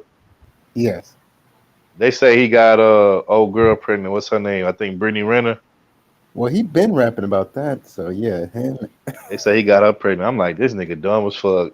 Like Yeah, cause she just got pregnant like what, a few years back by that PJ Washington dude. So she getting 2 checks. She gonna get 2 checks. YG Yeah, don't got no money, she man. YG said that he ain't getting paid for none of his new music. man, look, that's his dumb ass, She gonna bro. get two Hey checks. man, She gonna get I two don't feel checks. sorry for that nigga. That's him. You already know she a sack chaser and you up here getting her pregnant, but hey man, that's on you, bro. He don't have to ask Kalani Yeah. for some money. He gonna ask for Kalani for some money. He got he got her pregnant too. About to. He was about Wasn't to she do that. pregnant? Yeah, she was years ago. She was pregnant by that. Remember, it was a guy. He was like a rookie NBA player, and like I think she got some kind of deal where he had to pay her like 200K or some shit. I forgot it. I can't remember if it's 200K a month or 200K a year, but yeah, she basically fucked. He got fucked on that deal. He wasn't even. He wasn't even. He wasn't even like a big superstar NBA player. He was just like a normal like one of the low level tier players. Average You know? ass nigga. Yeah. So I'm just like, man. But you know what though? I'm gonna just say this though. Like, I don't be like these guys that like put themselves in these positions knowing like who these women are and how they get there. I don't even be really feeling sorry for them dudes because it's like you kind of already know like what to expect, how they get down. And it's like you still Mm-hmm. fall for the trap. Like, I don't. You know what's crazy? Mm. They said that the Brittany Renner chick. They said that she like it was certain. Okay, so like certain guys that was like just like being on some simp shit over here. Like, like yeah, they would be paying all this stuff to like fly her out and all this stuff, but they said it was like other guys that she was dealing with that like she was really into that she would pay to like go see them. I think one of the guys, I think Colin Kaepernick, they say that he used to make her pay her way out there to come see him. Like he would make her pay for like her Wow. own ticket. So she'd be flying herself out to go see him. He wasn't paying for shit. He was still like, knocking her down and all of this shit. And I'm like, damn. I'm like, man, that's some player shit right there. She paying to come see you, and you still piping her down, man. That's crazy. But see, that just proves what I've been saying for years. Like, every nigga ain't gonna get the same treatment. Like, certain dudes gonna get way better treatment because she really into that I guy. heard this conversation already earlier. Yeah, so that's true. That's a fact. You know, if you look like Uncle Phil and shit, yeah, you gonna have to pay out your way. So you trying to say the pretty boys don't gotta pay for it? The pretty boys get pretty it? much. Yeah. And you know what? I know that, and I get it. You know, that's kind of like shallow. You know, when you think about it, but I mean, that's just the way of the world, though. Like, it is what it is. That's why. Like, why you think? Like, let's just keep it a book. Why you think that must be the new ninjas? Because I mean, I mean, they're just not paying as much as like the Uncle Phil's, but you like you know. But let's be why you think you be hearing dudes in this space, you know, say shit like, just dudes online be like, oh, well, you know, this nigga ain't had to pay for it. She just get it's and there's a reason for that. It's because number one, she really into this dude, she feeling him, and two, did you ever consider? And you know, I'm not in the business of judging other man's looks, but like, if I'm just gonna be honest, like, you know, you got some dudes out here that women find appealing, and then there's some dudes out here that women don't, and the ones that don't, yeah, you're gonna have to pay for it. Like, that's just what that is. And if you don't want to pay for it, then don't pay for it. Like, I'm gonna be mean. These niggas look like the bottom of my foot, the south of the equator. I remember one nigga came up on my panel and showed his face. I was there. You know what? Real deal, bro. You know, be killing me. You know, be killing me about these niggas. So like. So niggas be like, I don't want no ugly woman. Like even if like they could be like super like just unattractive themselves, right? But they be like, I want a dime, or I want like a model looking chick, right? But they act like as if the woman that look like that, like, she not supposed to want nobody that she find attractive. And I be like, man, I don't know what planet you niggas live on, but bruh. And they know they pay for it. There's one in this space that I be laughing. Like, when I hear him talk, I'm like, dude, please, shut the fuck up. Shut the fuck up. Because if you are not pulling out a couple of bills, you ain't getting jack shit. Exactly. For a fact, I know that so bad. Dude, on your looks, you ain't getting nothing. You can say whatever you want. You can say, I got this, and that. She gonna be like, show me the money. And I've said this too. When again, I don't look. If you want to be, if these niggas want to be trick ass niggas because they think it's easier, it's a shortcut way, or let's just say they have to because they just that hideous looking, right? Okay, do what you got to do. I mean, look, who am I to say? You know, I just don't agree with that shit for my own personal reasons. But what I will say is this: when a woman is basically like fucking a dude because he paid her. She basically all she doing is really like just she's performing a job in an obligation to you. She don't really want to fuck you, but she knows she has to because you paying for. It's kind of like you paying for a service. You know what I'm saying? That dude that flew that chick out. No, I never got to see. Oh, I know who you talking about. Yeah. Are you guys gonna talk about that? Because I've never seen the whole video yet. But I'm just like, so he's upset. It was so crazy. I said I was in the street like, what you thought? She didn't have a backup plan? Like, yeah. You knew. She was like, all right, I'm gonna get here because she's probably gonna see the dude that she really wanted to see. She didn't have the money to get back. How the fuck you don't have the money? How did you not plan ahead and not have the money to get back? No. That's what she said. That's bullshit. She had a plan B because she was going somewhere. He was asking where you going, blah, blah, blah. She said, don't worry about it. Those chicks always have a plan B. There's no way in hell you're gonna fly out, especially if it's a dude that you don't really want to be with. I don't think she had a plan more than that because she was up there. I think she made like a GoFundMe or some shit talking about she needed to get back home and all that shit. That was a traque there. She had a plan because she told the dude like, I don't know, third. I think she had a plan, or maybe that was shit crazy. Because I never saw dude's face. I said all I saw was his hand in that pinky ring, right? So I'm like, why he keeps showing that ring off, dude? What you look like? I want to see your face. But she didn't want to fuck with him. All I'm gonna say is, I always made sure I got some. I don't know what these niggas be doing. All I'm gonna say is transactional sex is not the same as natural lustful attraction sex. It's not the same. Those are two different things. But hey, these niggas want to bore themselves down to just transactional sex. Hey, have at it. You know. Yeah, but there's A men lot that of be these looking. niggas. There's men that be looking for women to pay for shit like they the dudes. Like, come on You know. now, third. I don't know. Like I You said, say I'm you gonna looking. fly me out? You gonna fly me out? look, look, all I'm gonna say is this, man. I think the Most High that He blessed me to not have a hideous looking face, to where, you know, I don't have those type of problems and issues. You know, I'm glad I'm not in that case. I'm not gonna lie. If I was these niggas and I look like them and sound like them, yeah, I probably would feel some kind of way too about niggas that look like me, or that, I'll But probably third, feel if some you're way looking for a too. woman to basically pimp you out, or you guys don't care? Wait, what you mean? It's like doing the same thing that the men do to the women. So if it's in reverse, What you mean? Like I'm like getting a third, woman to I'll pay fly you me? out, blah blah blah. I'll take you out, I'll do this. I could treat you like a bitch. You okay? You know what? Well, you know, Let me say that. I think it depends on what point in a life like that nigga in. Cause like young niggas, some young niggas might be like, well, shit. If she, like let's say like a young Oh, nigga she's fucking a with like an cougar. older. She's Yeah, she like an older Jordans. I'm woman. She buying like you a cougar. Jordans. Yeah, or Yeah. like she like let's say she like a cougar or sugar mama. Mhm. A young nigga might be like, well, shit, this shit kind of fly, kind of play. Like, hell yeah, I'm gonna let her fly me out. I'm gonna let her pay for this, that, and third. You know what I'm saying? But you know, if you an older nigga, you gonna be like, nah, like you ain't gonna be doing So that where to do you me. Yeah. fall in that? Where do you fall in that third? With me, nah, I'm good. I don't need nothing. Like I'm good. Only thing I want to do is I just want to pull up. I 5-year-old want to mama pull up on cheetah. you. I want to pull up on you. Us have a good time. All that extra shit. Nah, I'm good on that because I can take care of myself. I I'm don't trying to need you to pay pay my my bills and bills. shit. Okay. Ain't So. nothing going on but the rent. That's what third Now I said. Ain't will say nothing going this: if on. you want to, now I will say this though. You ain't shit. I want to say that if you want to bless a nigga like with some with a gift or something, then, hey, who am I to turn it down? You know A what I'm gift saying? is If you just different, feel right? so, If it's your birthday or if you something, a gift is different.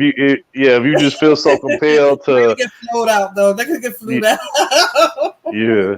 Yeah, if you just feel so compelled to bless a nigga, then hey, who am I to turn your gift to me down? You know what I'm saying? Don't worry, I know your shoe size. So, hey man, look, real talk. After this stream over, me and Morena are gonna be talking in the back about how we gonna set up this arrangement for her to fly me out and Right? shit. You know what I'm saying? My So we nigga. gonna I'm set tired as that up. fuck right now. What time is it? It's going on 7 hours. I thought I was gonna go on 3. Third came Yeah, on and I'm the whole conversation. Yeah, my bad. Jose. I kind of had it effect. I come through it. I just No, like it was hijacked the cool. You shit. haven't been on my panel since I started. Yeah, I wanted to come through Yo, is and that show you you or some is that Will good Smith? game. Cause that look like the Fresh Prince of Bel Air. You know what? Fuck you, bro. You ain't Nah, shit. he's You ain't cuter. shit. It looks like it kind of. He's cuter. But yeah, The hat that I had on in this picture, it matched with these J's that I had, so I had to get it. That's all it was. you But still yeah, have people it. was You like, still have the hat. yeah, I still have it. I still My have nigga it. got the Fresh Prince of Bel Air shit when he got out that taxi. You stupid, bro. You silly. You silly. My You nigga know had what? I didn't even think of that. You ain't the only one. You know what's crazy though? You ain't the only one that said that though. I've actually had quite a few other people say that too. So like third, like for real, yeah, like serious beans, man. I thought that was Will Smith. I'm like, No. you No, silly. you By, didn't. I didn't think. I'm by the way more than your ass better be in our motherfucking chat later on today. Like I ain't playing with your ass. I ain't playing with you. You better be in that damn chat. You're threatening. Yo, I don't appreciate your threats, yo. I Ain't no don't. motherfucking threat. Shit. It's shit. Yeah. I will be there Topaz with Beach bells and being bad and whistles, shit. tired as fuck. You in motherfucking Fulana too, because you know I fuck with Fulana. You know what I'm saying? You in so Yeah, My don't man be went to upset you two know with what for I'm me. one 'Cause I need my deal. sleep. I need my sleep. saying? Because it's gonna be 5 o'clock in the morning. Third went to two You for know what's one crazy? deal. After I get off, I'll probably stay up for like another 2 hours to go get me some breakfast and then come back and go to bed. Wait, this nigga said breakfast in bed. Well, it's what 5 o'clock his time. Yeah, It's it's gonna 5 o'clock where I'm it's at. gonna be So 6. Yeah, it's gonna be 6 o'clock. It's gonna be 5 o'clock. My alarm clock is about to go off. That's how late it is. So, well, gentlemen, any is this last the words? Huh? well, real quick, I was just about to ask you, is this the longest you've been up on the panel? Or is this like the No, latest you've been up on? No, but I didn't plan on. 24 I've been hours. shortening them up. Not trying Yeah. to be on here this You long. know what's crazy? The last one that you had did before this one, I was gonna come up. I was gonna come up like a little bit later because I thought you was gonna stay on like long like you normally do. But then I I seen you keep ended that it shit like at off. an hour. I think you No, like you like ended it 2 hours, what, maybe. like Like 2 2 hours. hours or something like that. I like damn. I like more that ain't into that shit. Like man, she must have got tired of them niggas.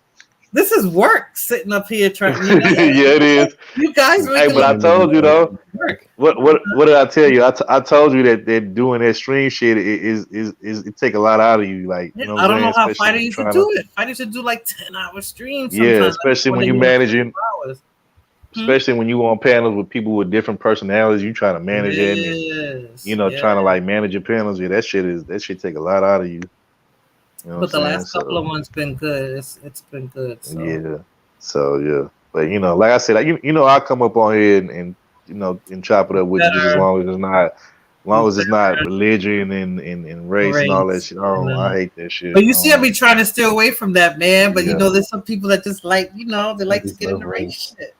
yeah. Like, we don't have to. Race, religion, and politics. I'm staying away from that. I ain't Like they got was time. talking about this incident, right? The one that I started talking about. And I'm like, this got nothing to do with race. The lady just happens to be black, but this has nothing to do with race at all. The race. Yeah.